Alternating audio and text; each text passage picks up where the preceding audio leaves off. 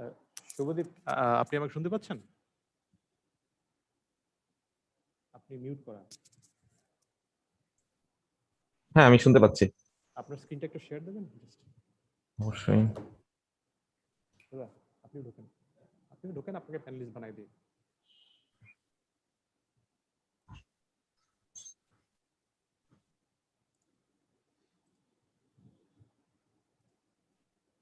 Presentation মোডে যাবেন।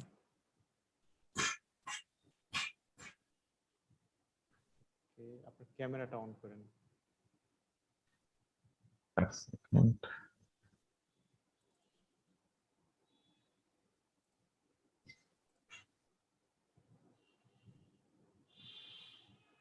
আপনার ওয়েবক্যামটা অন করেন। জি, অন করছি একটু। ওকে, গুড। আচ্ছা,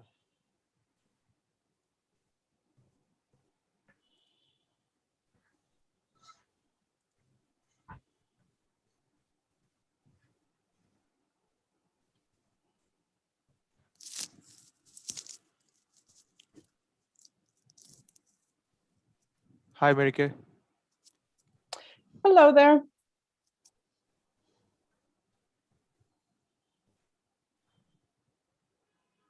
Merike, we will start the technical session right now. So after this session, after 1 hour is our opening plenary. Yeah, thank you for that. Okay.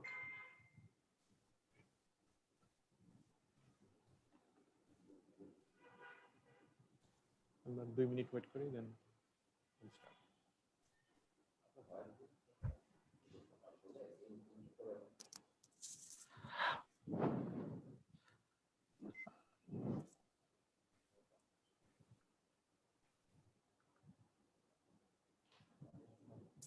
সবাইকে শুভ সকাল। আমরা আরো 2 মিনিট ওয়েট করছি, যেহেতু আমাদের অনেক অ্যাটেন্ডেন্স এখন জয়েন করছে। আর 2 মিনিট পরে আমরা আবার শুরু করব।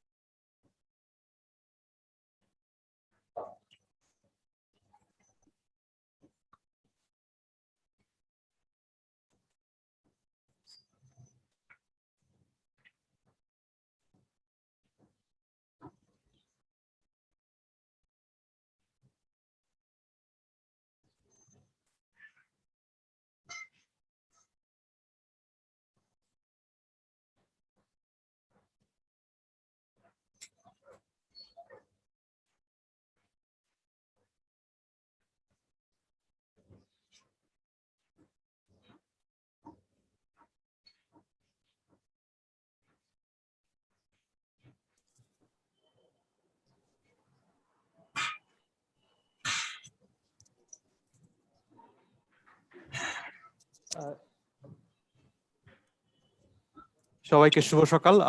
আমি সাইমন, bdNOG13 আছি। আজকে আমরা আমাদের কনফারেন্স শুরু করছি। সবাই আজকে আমরা এখন আছি bdNOG এর ছোট্ট একটি হাব আমরা তৈরি করেছি আইএসপিবি অফিসে। সেই জন্য আইএসপিবি কে ধন্যবাদ। এখন আমরা যে সেশনটি শুরু করবো একটি টেকনিক্যাল প্রেজেন্টেশন সেশন। এইটা হবে আমাদের সকাল 10টা থেকে 11:30 পর্যন্ত। আমাদের এখানে 4 জন স্পিকার আছেন। প্রথম স্পিকার হচ্ছে শুভদীপ রয়, উনি এমবারআইটিতে কাজ করছেন, এবং যে প্রেজেন্টেশনটি হবে সেটি হচ্ছে 31 get more from IPv4 resources. Shubhodeep, শুভ সকাল। শুভ সকাল। আপনাকে আপনার প্রেজেন্টেশন শুরু করার জন্য জানাচ্ছি। আপনার নির্দিষ্ট সময়ের মধ্যে প্রেজেন্টেশন শেষ করবেন। ধন্যবাদ সাইমন ভাই। আমি শুভদীপ রায়, এমবারআইটি লিমিটেডে কর্মরত। bdNOG13 অংশগ্রহণকারী সকলকে জানাচ্ছি শুভ সকাল। আমার আজকের presentation 31 get more from your IPv4 resources. শুরুর কথা যদি বলি, আমরা সকলেই জানি IPv4 এক্সশনের কথা, যার কারণে রিজিওনাল ইন্টারনেট রেজিস্ট্রিগুলো IPv4 অ্যালোকেট করতে পারছে না, অথবা নতুন অ্যালোকেশনে ব্লক সাইজটা অনেকটাই ছোট। নেটওয়ার্কিং জগতে IPv4 এর পরবর্তী যে ভার্সন IPv6 অলরেডি প্রোডাকশনে ব্যবহার হচ্ছে, তারপরেও IPv4 এর কিন্তু চাহিদা কমছে না। এর উল্লেখযোগ্য কারণ ইন্টারনেট জগতের এখনো বেশিরভাগটাই IPv4 কেবল উপলব্ধ। যদি বাংলাদেশের আলোকে বলি, বাংলাদেশে এখনো অনেক একটা বড় জনসংখ্যা আছে যাদের আমাদের ইন্টারনেট কানেক্ট করতে হবে এবং যার জন্য নতুন করে IPv4 এর দরকার, যদিও তার সাপ্লাইটা অ্যাকচুয়ালি নেই। এরকম একটা অবস্থাতে একটা RFC, যা RFC 3021 using 31-bit prefix on IPv4 point-to-point links, এটাকে আমরা বড় পরিসরে ব্যবহার করতে পারি। একটা ISP-তে শতকরা 80 থেকে 90% লিঙ্ক কিন্তু আসলে single home point to point link. তো RFC 3021 ডিসেম্বর 2000-এ রিলিজ হয়। যদিও এটা অনেক আগে রিলিজ হয়েছে, বাট স্টিল নাও অনেক ভেন্ডর এবং ডিভাইস আছে যা এটাকে সাপোর্ট করে না, এবং ফলশ্রুতিতে এটার কনফিগারেশনে কিছুটা ভিন্নতা পাওয়া যায় device to device and vendor to vendor. যদি এক্সাশন জিনিসটার দিকে একটু সংক্ষিপ্ত আলোচনা করি, তবে রিজিওনাল রেজিস্ট্রির 5টার মধ্যে অলরেডি অ্যারিন অ্যান্ড রাইপেনেন্সি সি 2015 এবং 2019-এর মধ্যে স্টক আউট হয়ে গেছে, এবং অন্য যে 3টা আছে তার মধ্যে আমাদের নিজস্ব অ্যাপনিক তার ফাইনাল লাস্ট 8-এ আছে, যা আমরা 103.x.x.x/8 হিসাবে জানি। এবং অ্যালোকেশন এখনের অ্যাপনিকের সর্বোচ্চ সীমাটা হলো /23, এবং IP ট্রান্সফারের মাধ্যমে হয়তো বা এর থেকে বড় কিছু ব্লক পাওয়া যায়, কিন্তু সেটা অনেক একটা কমপ্লেক্স জিনিস। নিচে যে একটা লিঙ্ক দেওয়া আছে সেখানে IPv4 এর বর্তমান যে কি অ্যাভেলেবিলিটি আছে সেটা দেখা যায়। ওকে, দেন ডিসকাসিং অ্যাবাউট দ্য RFC 3021, যেটা নিয়ে আজকে মূল আলোচনা। RFC 3021 এর যে মূল বিষয়বস্তু, সেই বিষয়বস্তু হলো আমরা 31 বিটকে IPv4 এর লিঙ্কে ব্যবহার করতে পারবো, যার দরুন আমাদের প্রচলিত যে রাউটিং প্রোটোকল গুলো আছে এবং কমিউনিকেশন, ব্রডকাস্ট, ইউনিকাস্ট, মাল্টিকাস্ট এর উপরে কোনো ইফেক্ট ফেলবে না। এবং 31 বিট যেহেতু ডিরেক্টেড ব্রডকাস্ট, সো একটা বেনিফিশিয়ারি সাইড ইফেক্ট হলো এটা ডস প্রিভেনশন করতে পারে। নিচে যে লিঙ্কটা দেওয়া আছে সেই লিঙ্কটাই মূলত RFC 3021 এর IETF এর ডাটা ট্রেকার। সেখানে গেলে আমরা RFC 3021 সম্পর্কে আরো বিস্তারিত জানতে পারবো। তো এটা একটা 31 বিট প্রিফিক্স, 31 বিটের সাথে তার বাইনারি রিপ্রেজেন্টেশন। তো 31 বিটে মূলত অ্যাড্রেস থাকে দুটি, একটা হোস্ট মিনিমাম এবং একটা হোস্ট ম্যাক্সিমাম হিসেবে কাউন্টেড হয়। আমরা যে ট্রেডিশনাল কনভেনশনালি এতকাল যে পয়েন্ট টু পয়েন্ট লিঙ্ক করে আসছি, তাতে সবসময় আমরা 30 বিট ইউজ করেছি, এবং আমরা সবাই জানি এটা কিভাবে করতে হয়, খুবই জানা একটা জিনিস। সেই একই রিসোর্সকে আমরা যদি 31 বিটে কনভার্ট করি, হ্যাঁ, তাহলে আমরা সেই রিসোর্সকে ব্যবহার করে আমরা দুটো point to point link generate করতে পারি। 31 বিটটাকে কোথায় ইউজ করা যায়? একটা আইএসপির হিসেবে যদি বলি, তবে তার পয়েন্ট টু পয়েন্ট যে ইনফ্রাস্ট্রাকচার লিঙ্ক আছে লাইক ব্যাকবোন, সেটা যদি পাবলিক আইপিতে রান করে, সেখানে 31 বিট ইউজ করা পসিবল।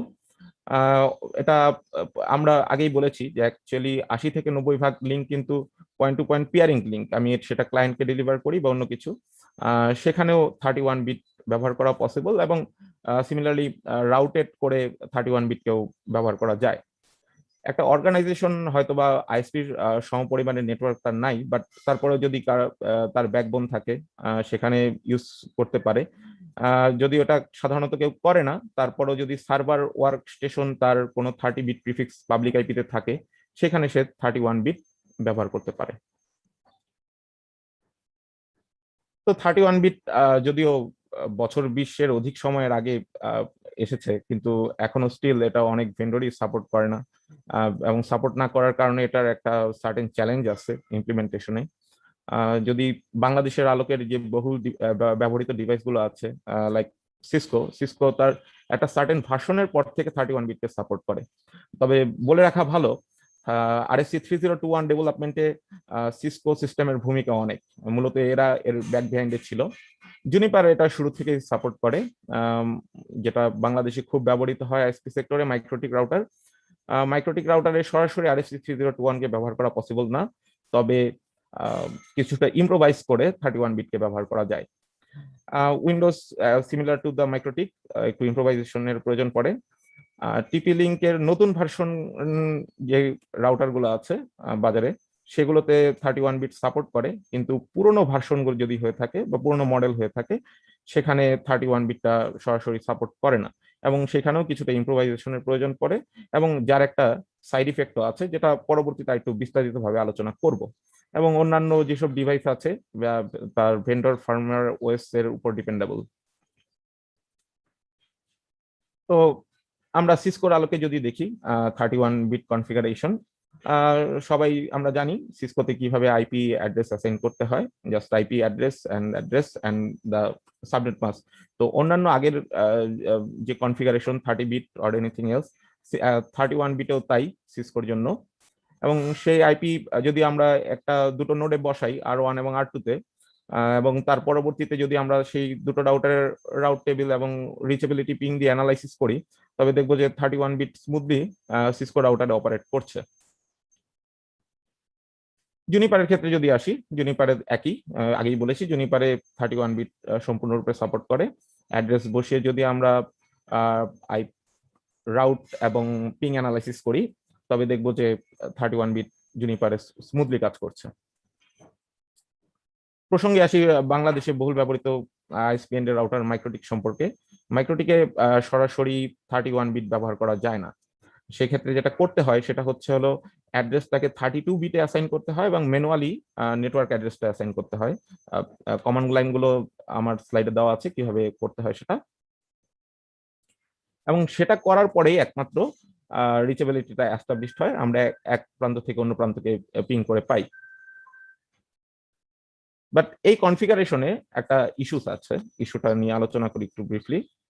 সেটা হলো যদি আমরা আমাদের আগের চিত্রটাতে যাই, R1টাকে আমরা যদি একটা পপ এবং R2 কে যদি একটা ক্লায়েন্ট হিসেবে চিন্তা করি, এবং R1 হয়তো বা ক্লায়েন্ট পপ প্লাস সেটা ডাইনামিক রাউটিং প্রোটোকলে আইএসপি কোর এগ্রিগেশনের সাথে কানেক্টেড, এবং সেখানে কানেক্টেড রাউট গুলো রিডিস্ট্রিবিউট করা হয় over the dynamic route.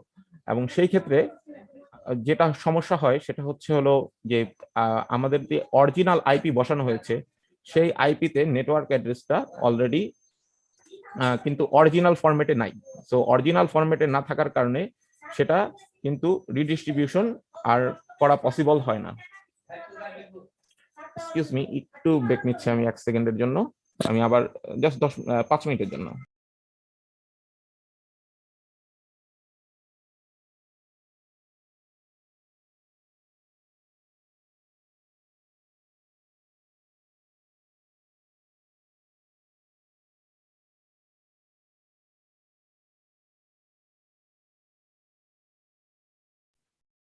Sorry, একটু ইন্টারাপশন হলো, একটু সময় নিলাম। আচ্ছা, সো যেখানে ছিলাম আমরা, নেটওয়ার্ক অ্যাড্রেস এখানে ম্যানুয়ালি সেট করতে হয়। ম্যানুয়ালি সেট করার পরবর্তীতে আমরা সেই রিচেবিলিটিটা পাই। ওকে, রিডিস্ট্রিবিউশনের জন্য এই প্রবলেমটার জন্য দুটো সলিউশন আছে। একটা সলিউশন হতে পারে আমরা যদি 31 বিট প্রিফিক্সটাকে আমাদের পপ সাইডে ডাইনামিক রাউট দিয়ে অ্যাডভার্টাইজ করি, সেটা একটা পসিবল ওয়ে। দ্বিতীয়ত ওয়ে হতে পারে যে আমাদের যে হোস্ট মানে অ্যাড্রেস ম্যাক্সিমাম অ্যাড্রেস যেটা আছে 2.1, সেটাকে আমরা যদি আমাদের কি বলবো পপ সাইডে বসাই, এবং যেটা হোস্ট ম্যাক্সিমাম আছে সেটাকে ক্লায়েন্ট সাইডে অ্যাসাইন করি, এবং ক্লায়েন্ট সাইডে যখন অ্যাসাইন করব তখন সেই আগের মতোই 32 বিট প্রিফিক্সে ম্যানুয়ালি নেটওয়ার্ক অ্যাড্রেসটা অ্যাসাইন করব, আর পপ সাইডে আমরা 31 বিট হিসাবেই এটাকে ডিক্লেয়ার করব, যাতে করে দুটো জিনিস কাজ করবে। একটা হলো আমার পপ সাইডের রিডিস্ট্রিবিউশনটাও কাজ করবে, এবং পয়েন্ট টু পয়েন্ট রিচেবিলিটিটাও থাকবে। ওকে, আমরা নেক্সট স্লাইডে যাই। নেক্সট স্লাইডে টিপি লিঙ্ক রাউটার নিয়ে কথা বলবো। টিপি লিঙ্ক রাউটারে 31 বিট নতুন ভার্সনটাতে স্মুথলি সাপোর্ট করে, তাতে কোনো সমস্যা নাই। কিন্তু যদি আমরা ওল্ডার ভার্সনের দিকে তাকাই, তাহলে সেখানে 31 বিট সরাসরি সাপোর্ট করে না, এবং আমরা যদি এটা কনফিগার করতে যাই, লাইক 31 বিটের অরিজিনাল ডিফল্ট যে সাবনেট মাস্ক আছে 254, সেটা সেখানে বসানো যায় না, এবং সিমিলারলি 32 বিটেও সেটাকে অ্যাসাইন করা যায় না। যদি করতে যাই তাহলে সেটা হবে একটা ইনভ্যালিড হোস্ট নাম্বার হিসাবে আমাদের একটা মেসেজ দেবে। ওকে, এটার এই প্রবলেমটা ওভারকাম করার জন্য একটা সলিউশন আছে। সলিউশনটা যদি আমি আমার যে কনফিগারেশন এখানে দেওয়া আছে তার হিসাবে আলোকপাত করি, যে আমাদের ব্লকটা হয়েছে 118.179.84.12/31। ওকে, সেখানে অ্যাড্রেস হচ্ছে 12 এবং 13। তো 12 এবং 13 যেহেতু 255 অথবা 254 কোনোটাতেই নিচ্ছে না, তো আমরা কাছাকাছি নিয়ারেস্ট যে সাবনেট মাস্ক পাই সেটা হচ্ছে 248। সো 248-এ আমরা যদি সেটাকে অ্যাসাইন করি তাহলে 12 এবং 13 ব্রডকাস্ট বা নেটওয়ার্ক অ্যাড্রেসের মধ্যে পড়ে না অন দ্য /29। সেই ক্ষেত্রে রাউটারটা কনফিগারেশনটাকে একসেপ্ট করে।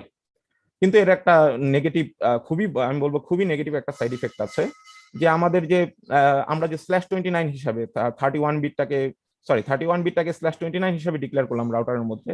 সো টিপি লিঙ্কের রাউটারের রাউট টেবিলে এটা 8/29 হিসাবে থেকে যাবে বা অ্যানাউন্স হবে, যে কারণে আমি যদি পরবর্তী যে অ্যাড্রেসটা আছে 84.14/31, এটা যদি আমি কোনো একটা অন্য একটা ক্লায়েন্টকে দেই, তবে এরা এর মধ্যে রিচেবিলিটি পাবে না, কারণ অলরেডি যেহেতু 8/29 কানেক্টেড রাউট হিসেবে টিপি লিঙ্কের রাউট টেবিলে আছে, সো রাউট ফরওয়ার্ড করবেন না।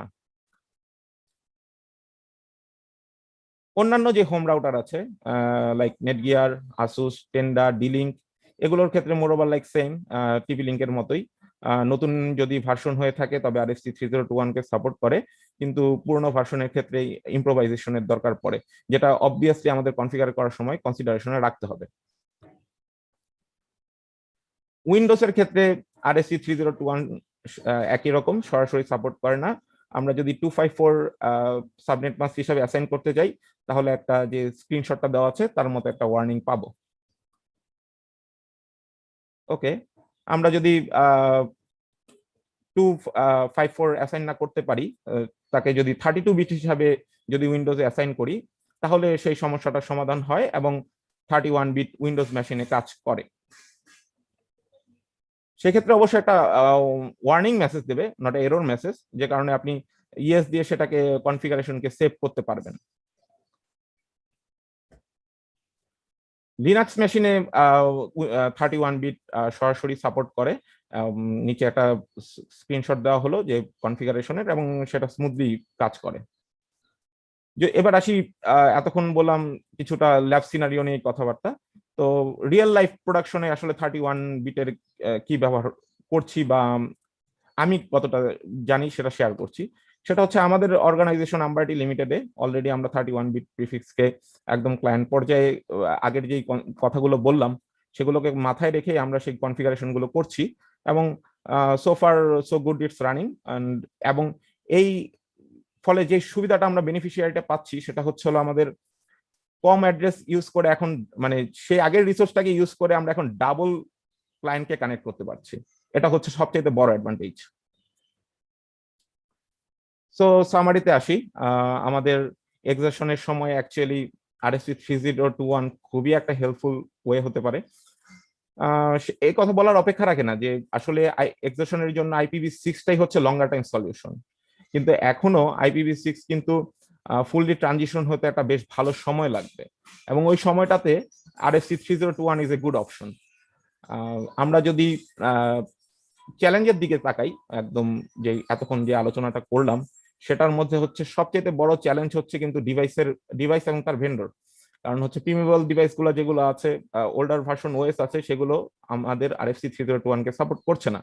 সেই ক্ষেত্রে ইম্প্রোভাইজেশন করতে হচ্ছে, কিছুটা নেগেটিভ সাইড ইফেক্ট আমরা পাচ্ছি, এবং যদি ভেন্ডরগণ আমাদের নতুন করে ফার্মওয়্যার ওএস আপডেট দিয়ে রোল আউট করে তাহলে এটা সবার জন্য উপকারী হবে এবং আমরা RFC 3021-টাকে ব্যবহার করতে পারবো। আমার এই প্রেজেন্টেশনের জন্য আমি প্রথমে bdNOG কমিটিকে ধন্যবাদ দিতে চাই, যারা আমার এই প্রেজেন্টেশনটাকে অ্যাপ্রুভ করেছেন, যার ফলে আমি আপনাদের সামনে এই প্রেজেন্টেশনটা করতে পারছি, এবং যারা RFC 3021 নিয়ে কাজ করেছেন, আমি ওদের ফুল লিস্টটাই এখানে অ্যাকনোলেজ করেছি। তাদেরকে অবশ্যই অবশ্যই আমরা কৃতজ্ঞতা দিতে চাই। আরো কৃতজ্ঞতা দিতে চাই আমি, ধন্যবাদ দিতে চাই অ্যাকচুয়ালি আমার কর্মস্থল আম্বার আইটি লিমিটেডের সকল সহকর্মীকে, এবং যারা মাঠ পর্যায়ে এখন এই প্যান্ডামিকের সময় কাজ করে ইন্টারনেট সেক্টরে আমাদের অর্থনৈতিক যে ক্ষতিটা, সেই ক্ষতির হারটাকে কমিয়ে আনছে, তাদের প্রতি রইল কৃতজ্ঞতা। আমরা প্যান্ডামিকের সময় আছি, সো সবাইকে রিকোয়েস্ট করব যে মাস্ক পরবেন, এবং আপনি মাস্ক পরলে আমি সেফ থাকবো, আমি মাস্ক পরলে আপনি সেফ থাকবেন। That's all. Thank you Shubhadeep, it was a very nice presentation. যেহেতু আমাদের এখন কোনো কিউএনএ আমি এখনো পাইনি, সেহেতু আশা করি শুভদীপের অলরেডি কন্ট্যাক্ট নাম্বার এবং ডিটেলস এবং প্রেজেন্টেশনটি আমাদের ওয়েবসাইটে দেওয়া থাকবে। কেউ যদি চায় তাহলে শুভদীপের সাথে personally off the line contact করতে পারবেন। Thank you Shubhadeep. সবাইকে স্বাগত। সাইমন ভাই ধন্যবাদ। আমাদের নেক্সট প্রেজেন্টেশন হচ্ছে আরপিকে ডেপ্লয়মেন্টের উপরে। আমাদের প্রেজেন্টেশন দেবেন হচ্ছে আব্দুল আওয়াল। আব্দুল আওয়াল, আমরা সবাই আওয়াল ভাই নামে পরিচিত, খুবই একটি কমন মুখ আমাদের জন্য। আওয়াল আরপিকেআই নিয়ে বাংলাদেশে এবং সাউথ এশিয়াতে আমার মনে হয় আমার দেখা অনুসারে সবচেয়ে বেশি কাজ করেছে। আওয়ালকে সেজন্য ধন্যবাদ, এবং তার জন্য আমরা আজকে বাংলাদেশে আরপিকেআই এর যে অবস্থাটা এরকম একটা সাফল্যজনক অবস্থায় নিয়ে যেতে পারছি। এবং আমি আশা করি যে আওয়াল খুব শীঘ্রই আমরা হয়তো 100% মানে পুরোপুরিভাবে আরপিকেআই ডিপ্লয় হয়ে যাবে বাংলাদেশে, যেমন ভুটানে হয়েছে, সেরকম একটা অবস্থায় চলে যাব। Awal, thank you for joining bdNOG conference. The floor is yours. Thank you Simon ভাই। সাইমন ভাই, আমার স্লাইড দেখা যাচ্ছে এবং আমার কথা কি শুনতে পাচ্ছেন? জি, শুনতে পাচ্ছি আওয়াল। Thank you. আসসালামু আলাইকুম, গুড মর্নিং, শুভ সকাল।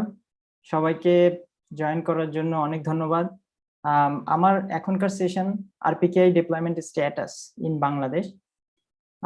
আমি আগামী প্রায় 25-30 মিনিট এই টপিকটার উপরে কথা বলবো।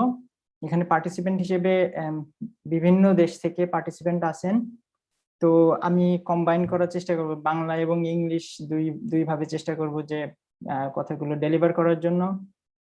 আর আমি শুরু করব মূলত, যেহেতু আরপিকেআই অনেকদিন ধরেই এই ইন্ডাস্ট্রিতে আছে, RPKI is not new, but still আমাদের মধ্যে বেশ কিছু আরপিকেআই রিলেটেড কিছু কনফিউশন আছে, তাছাড়া বিভিন্ন অডিয়েন্স আছেন। সো আমি যেটা করব সেটা হচ্ছে আরপিকেআই এর একটা ছোট্ট ব্রিফ দিব, দেন আমি বাংলাদেশে বর্তমানে আরপিকেআই স্ট্যাটাস কি আছে তার কিছু পরেই আমি মূলত কিছু সিনারিও দিয়ে বোঝানোর চেষ্টা করব, কিছু রিকমেন্ডেশন, বেসিক্যালি সাম কনসিডারেশনস হোয়াইল ডিপ্লয়িং আরপিকেআই।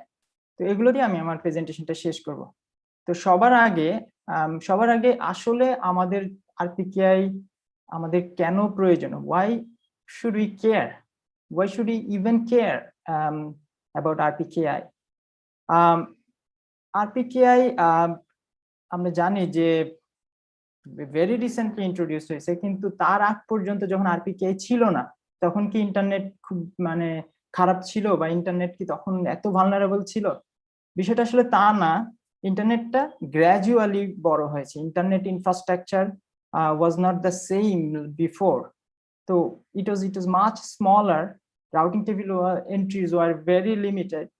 কিন্তু মোর অ্যান্ড মোর নেটওয়ার্ক যখন এখানে কানেক্ট হলো, বেশি পরিমাণে ইন্টারনেট কোম্পানিজ গুলা তারা আসলে ইন্টারনেটে জয়েন করতে করতে তাদের প্রিফিক্স গুলো এবং নেটওয়ার্ক গুলো অ্যাডভার্টাইজ করতে, এখন রাউটিং টেবিলটার আসলে অনেক বড় এবং এখানে কন্ট্রিবিউট করছে মিলিয়নস অফ নেটওয়ার্ক। এই ক্ষেত্রে সমস্যাটা কি? সমস্যা হচ্ছে সবাই যদি বেসিক প্রিন্সিপাল না মানে, তাহলে মূলত ইন্টারনেটে সমস্যা শুরু হয়।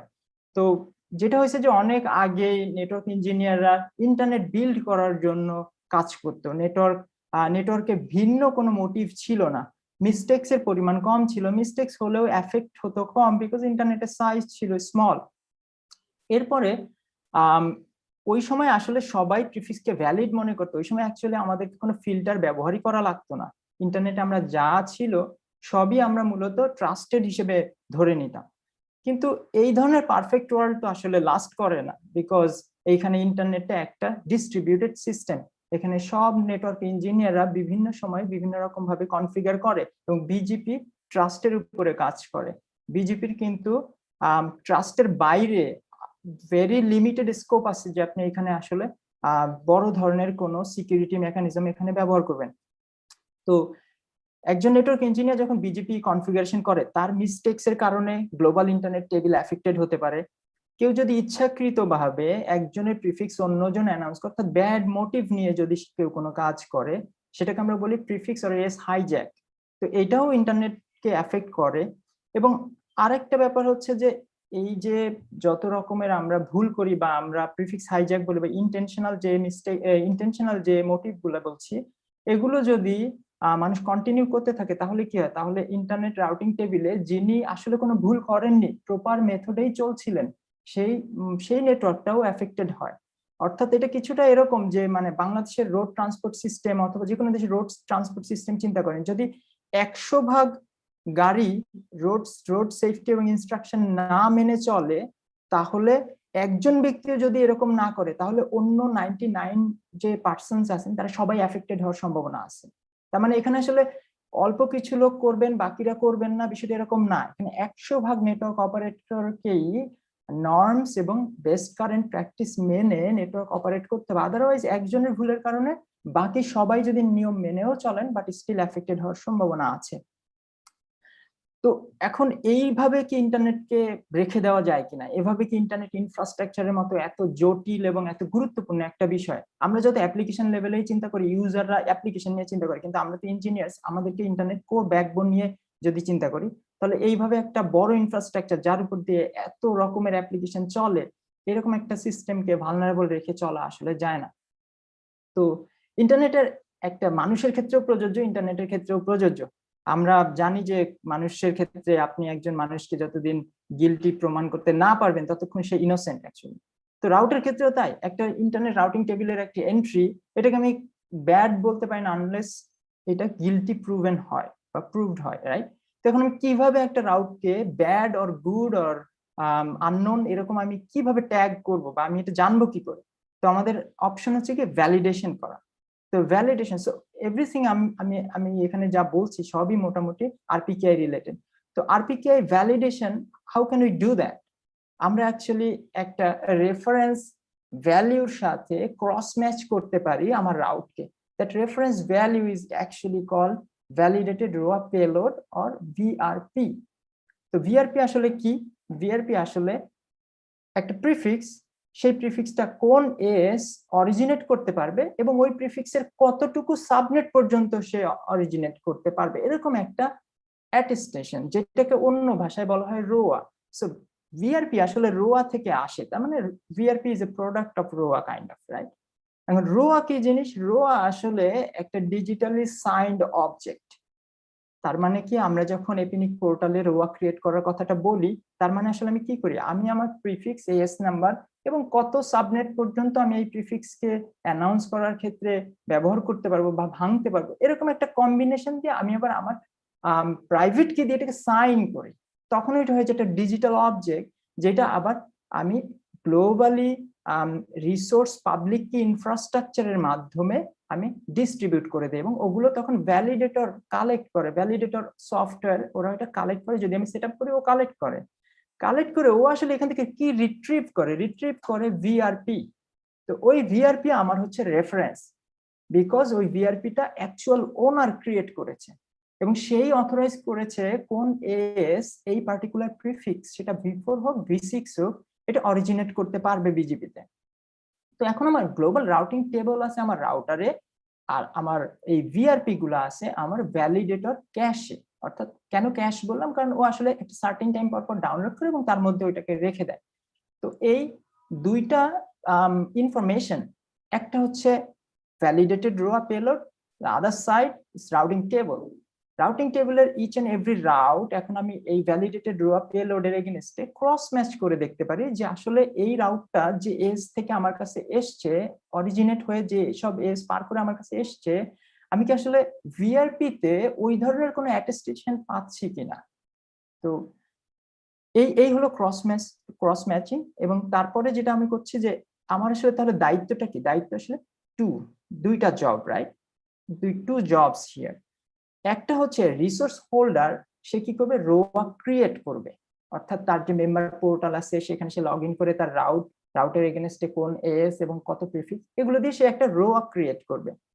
আর যেসব নেটওয়ার্ক অপারেটররা ভ্যালিডেশন করতে চায়, অন্য ভাষায় যেটাকে বলা হয় রাউট অরিজিন ভ্যালিডেশন, আরওভি, এইটা যে যারা করতে চায় তারা কি করবে, ওই রোয়া গুলোকে ডাউনলোড করবে এবং তার গ্লোবাল রাউটিং টেবল বা রাউটিং টেবল যেটাতে রাউটারের কাছে আছে সেটার সাথে সে ম্যাচ করে ভ্যালিড, ইনভ্যালিড অথবা নট ফাউন্ড, এই 3 রকম ক্যাটাগরিতে এটাকে বের করবে। বের করার পর সে কি অ্যাকশন নেবে, দ্যাটস সামথিং প্রত্যেক নেটওয়ার্ক অপারেটরকে চিন্তা করতে হবে আমি কি অ্যাকশন নেব। ইউজুয়ালি আপনি যদি বলেন ইনভ্যালিড রাউট, সেটাকে সবাই ড্রপ করে আর বাকি রাউট গুলো অ্যাকসেপ্ট করে। তো সামারি যদি করি, যে আরপিকে আসলে দুইটা বিষয়, একটা হচ্ছে রাউট অরিজিন অথরাইজেশন অথবা রোয়া, আরেকটা হচ্ছে রাউট অরিজিন ভ্যালিডেশন অথবা আরওভি। তো ফার্স্ট থিং ইজ রোয়া। আমি আগেই বললাম যে কোনো রিসোর্স হোল্ডার যার আইপি অ্যাড্রেস আছে, যে এপিনিক মেম্বার পোর্টাল থেকে হোক অথবা একটা আইএসপির কাছ থেকে হোক, তার দায়িত্ব হচ্ছে রিসোর্স পাওয়ার পরে সে এই রিসোর্সটার কোন সাবনেট গুলোকে বিজিপিতে অ্যানাউন্স করবে, ওই সাবনেট গুলোর জন্য রোয়া ক্রিয়েট করা। তো রোয়া ক্রিয়েট করা মূলত এখানে দেখতে পাচ্ছেন বাম পাশের ছবিটা দেখেন, যে আপনার যে আরআইআর আছে, অর্থাৎ আপনি যার কাছ থেকে রিসোর্স নেন, রিজিয়নাল ইন্টারনেট রেজিস্ট্রি, আমাদের ক্ষেত্রে এপিনিকের একটা আরপিকেআই ডেটাবেস আছে, আর আরপিকে সিস্টেম আছে, ওখানে একটা ইঞ্জিন আছে। আমরা যখন মেম্বার পোর্টাল থেকে লগ ইন করি, আমি 2 ফ্যাক্টর অথেন্টিকেশন করি, দেন আমি কি করি, আমার ক্রেডেনশিয়াল গুলোর কম্বিনেশন দিয়ে আমি একটা পাবলিক কি প্রাইভেট কি ক্রিয়েট করি ওখানে, যখন আমি আরপিকেআই ইঞ্জিনটা ব্যবহার করতে যাই।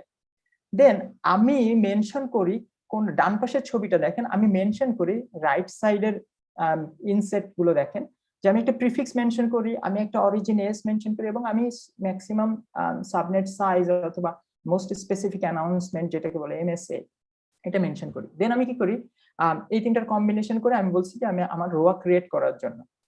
তার মানে হচ্ছে আমার এই যে পাবলিক কি প্রাইভেট কি, আমার এই প্রাইভেট কিটা মূলত আমার রিসোর্স গুলোকে সাইন করে দিচ্ছে, যাতে এটা আসলে প্রুভ হয় যে এটা অরিজিনাল রিসোর্স হোল্ডারই এটা তৈরি করেছে। তো এভাবে এটা আমি যখন তৈরি করি, এপিনিকের ডেটাবেজে এটা থাকে, সে আমাদের জন্য সিএ, সেটা ক্রস সাইন করে, এবং এটা ফাইনালি ভ্যালিডেটর, অর্থাৎ সেকেন্ড স্লাইডে আমি এখন যেটা দেখি সেকেন্ড পার্ট, অর্থাৎ ভ্যালিডেশনের বাম পাশের ছবি লেফট সাইডের পিকচারটা যদি দেখি আমরা, যে আমার আরপিকে রিপোজিটরি মেইনটেইন করে বিভিন্ন নেটওয়ার্কস, মেজর হচ্ছে গিয়ে 5টা আরআইআর।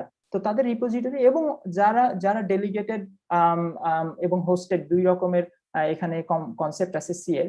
তো যারা নিজেরা মেইনটেইন করে তাদেরটাও মোটামুটি আমার যে ভ্যালিডেটর ক্যাশ, অর্থাৎ আমি ভ্যালিডেশন করতে চাই, আমি একটা সার্ভারে রিলাইং পার্টি সফটওয়্যার, যেটাকে আমরা সহজ ভাষায় বলি ভ্যালিডেটর, তাকে কনফিগার করি। সে কি করে, সে ফেচ করে নিয়ে আসে, অর্থাৎ সব রোয়া গুলো বিভিন্ন ডিস্ট্রিবিউটেড ডেটাবেস থেকে সে কালেক্ট করে নিয়ে আসে, কালেক্ট করে তার লোকাল ক্যাশে রাখে, এবং সার্টেন টাইম পর পর সে রিফ্রেশ করে ওই রিপোজিটরি গুলোর সাথে যদি কোনো নতুন চেঞ্জেস আসে। তো এই টাইমটা অবশ্যই কনফিগারেবল। দেন এই যে কমিউনিকেশন, এটাকে আমরা বলি আরসিঙ্ক আর আরআরডিপি প্রোটোকল, অর্থাৎ এই প্রোটোকলের মাধ্যমে সে রিসোর্স কালেক্ট করে নিয়ে আসলো।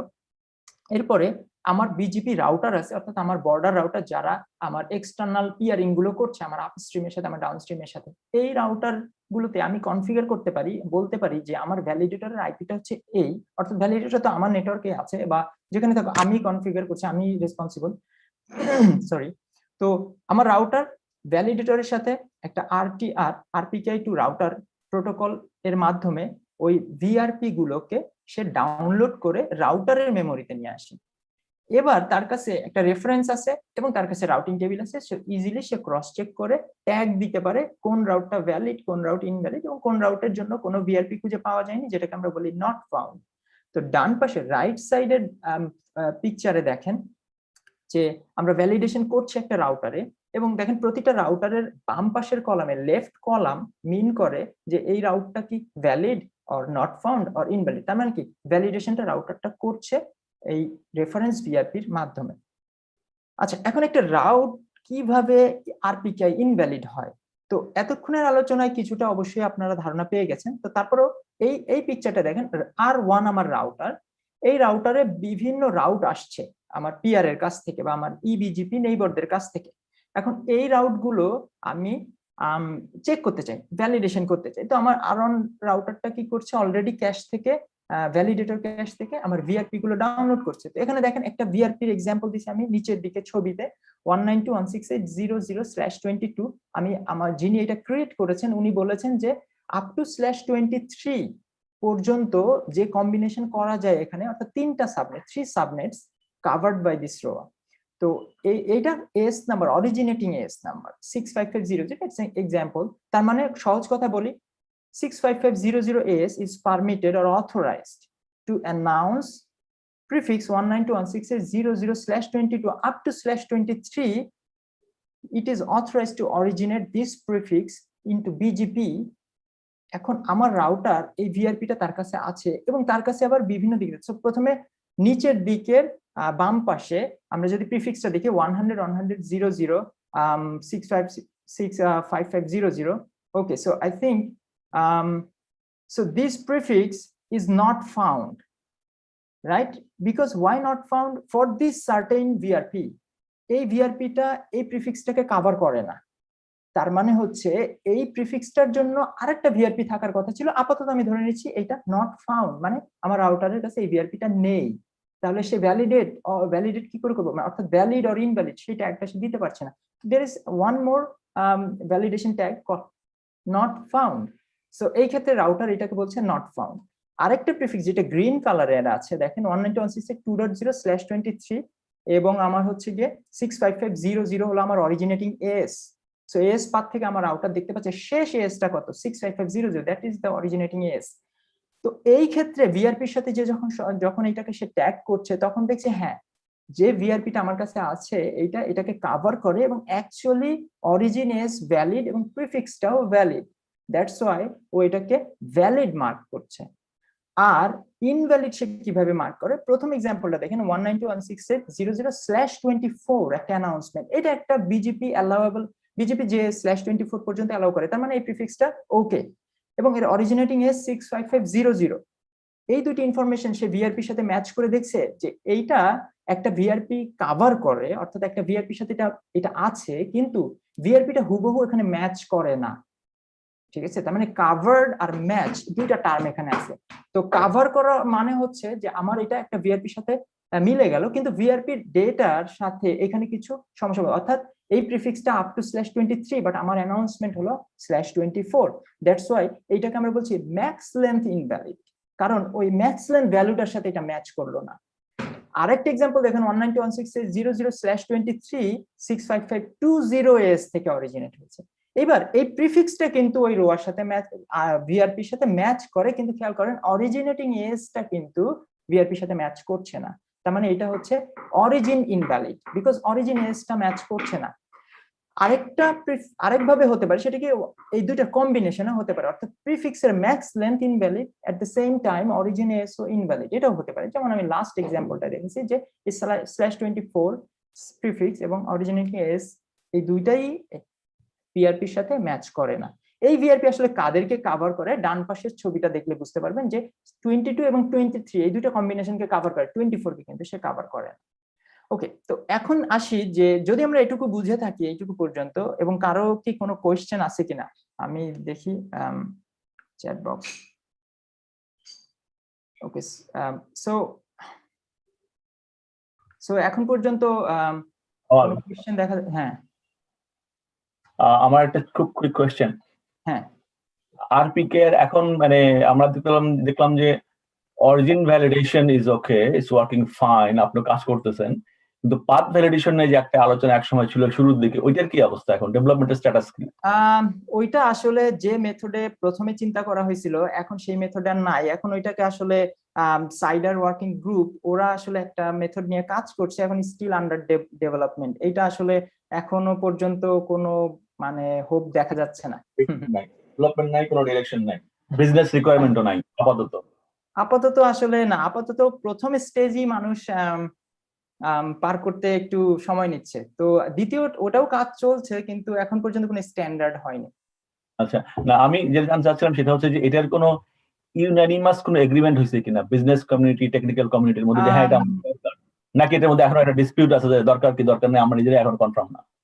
না, এখন পর্যন্ত এই আলোচনাই হয়নি। এখন পর্যন্ত যেটা হচ্ছে যে একটা প্রথম যে মেথডটা ছিল সেই মেথডে তো ক্রিপ্টোগ্রাফির একটা বড় রিসোর্স ইউটিলাইজেশন হতে পারে রাউটারে, এই কনসেপ্ট থেকে ওই কনসেপ্টটা বাদ।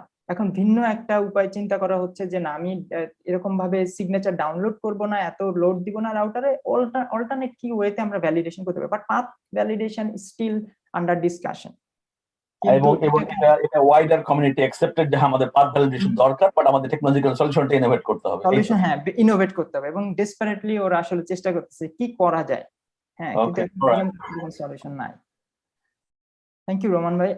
তো তো বাংলাদেশের যদি দেখি যে আমি এখানে প্রায় 2 বছরের একটা উইন্ডো দেখাচ্ছি, এবং এটা নেওয়া আছে হলো ম্যানার্স এর যে অবজারভেটরি, একটা নাইস টুল, গুই বেসড। আপনারা যে কেউ চাইলে ওটা একবার দেখতে পারেন, আমি নিচে রেফারেন্স লিংক দিয়ে দিচ্ছি। তো এই টুলটাতে আমি বাংলাদেশের অবস্থাটা বিভিন্ন মান্থে চেক করে করে আমি এটা তৈরি করলাম, যে সেখানে দেখা যাচ্ছে যে বাংলাদেশের অবস্থা খুবই ভালো, এবং একটা সময় এটার অবস্থা অতটা ভালো ছিল না। আমরা 29% মতো ছিল আমরা যখন জুলাই বা অগস্ট 19-এ দেখি, এবং একটা একটা একটা একটা ড্রাইভ ছিল যেটাতে মূলত আমিও অনেকটা ইনভলভ ছিলাম, যে আমরা চেষ্টা করেছি যে বাংলাদেশের মানুষকে আরেকটু অ্যাওয়ার করা। কারণ বাংলাদেশের মানুষের জন্য চ্যালেঞ্জ কিন্তু আরপিটিআই রোয়া তৈরি করা না, চ্যালেঞ্জটা হচ্ছে সে আসলে মানে তাকে জানা যে এরকম একটা বিষয় আছে এবং এটার বেনিফিটস এই। তো এরকম একটা ড্রাইভের পরে দেখা যাচ্ছে যে বাংলাদেশ বর্তমানে about 90% valid prefixes in terms of ROA, এবং আমাদের at the same time যখন এটা বাড়লো তখন আমরা কি মানে আমাদের নট ফাউন্ড প্রিফিক্সের পরিমাণ বেশি ছিল, অর্থাৎ রোয়া ক্রিয়েটই করা ছিল না। তো যখন ভ্যালিড প্রিফিক্স আমরা তৈরি করছি, আমরা তো নট ফাউন্ড থেকেই তৈরি করছি, that means most of the cases এই নট ফাউন্ড প্রিফিক্স গুলা আস্তে আস্তে কিন্তু আমার কমে আসছে, এবং এখন এটা লেস দেন 10%। এটা একটা মানে দিক। আর আমরা যতই চেষ্টা করছি, আসলে নিচের যে পার্পল কালারটা দেখতে পাচ্ছেন যে লাইনটা, এটা আসলে invalid, which is not good. Not found আলাদা discussion, not found, not good, not bad, that's something different, because ওর রোয়া এখনো তৈরি হয়নি, হয়তো সে জানে না। কিন্তু ইনভ্যালিড মানে হচ্ছে যিনি রোয়া তৈরি করেছেন ভুল করেছেন, অথবা যিনি রোয়া তৈরি করেছেন উনি ঠিক করেছেন, কিন্তু প্রিফিক্স যিনি বিজেপিতে অরিজিনেট করেছেন উনি ভুল করেছেন, অথবা ইচ্ছাকৃতও হতে পারে। তার মানে এখানে একটা বিষয় আছে, এবং এটা ভালো না বোঝা যাচ্ছে। তো এই ক্ষেত্রে এই যে 2% অ্যারাউন্ড আমাদের নট ইনভ্যালিড, এই 2% কে কিভাবে আমরা জিরোতে নামিয়ে আনতে পারি, এই জন্য কিন্তু সবার সচেতনতা দরকার, এবং আমি কিছু এক্সাম্পল দিব, তো তখন দেখবেন যে কোথায় আসলে প্রবলেমটা। তো এই ক্ষেত্রে আসলে আমরা দেখতে পাচ্ছি যে 2% বাংলাদেশে, এবং এই 2% কিন্তু প্রায় 100-র উপরে, 100, 110 এতগুলো প্রিফিক্স আমাদের, ঠিক আছে, এই 2% এর মধ্যে আছে।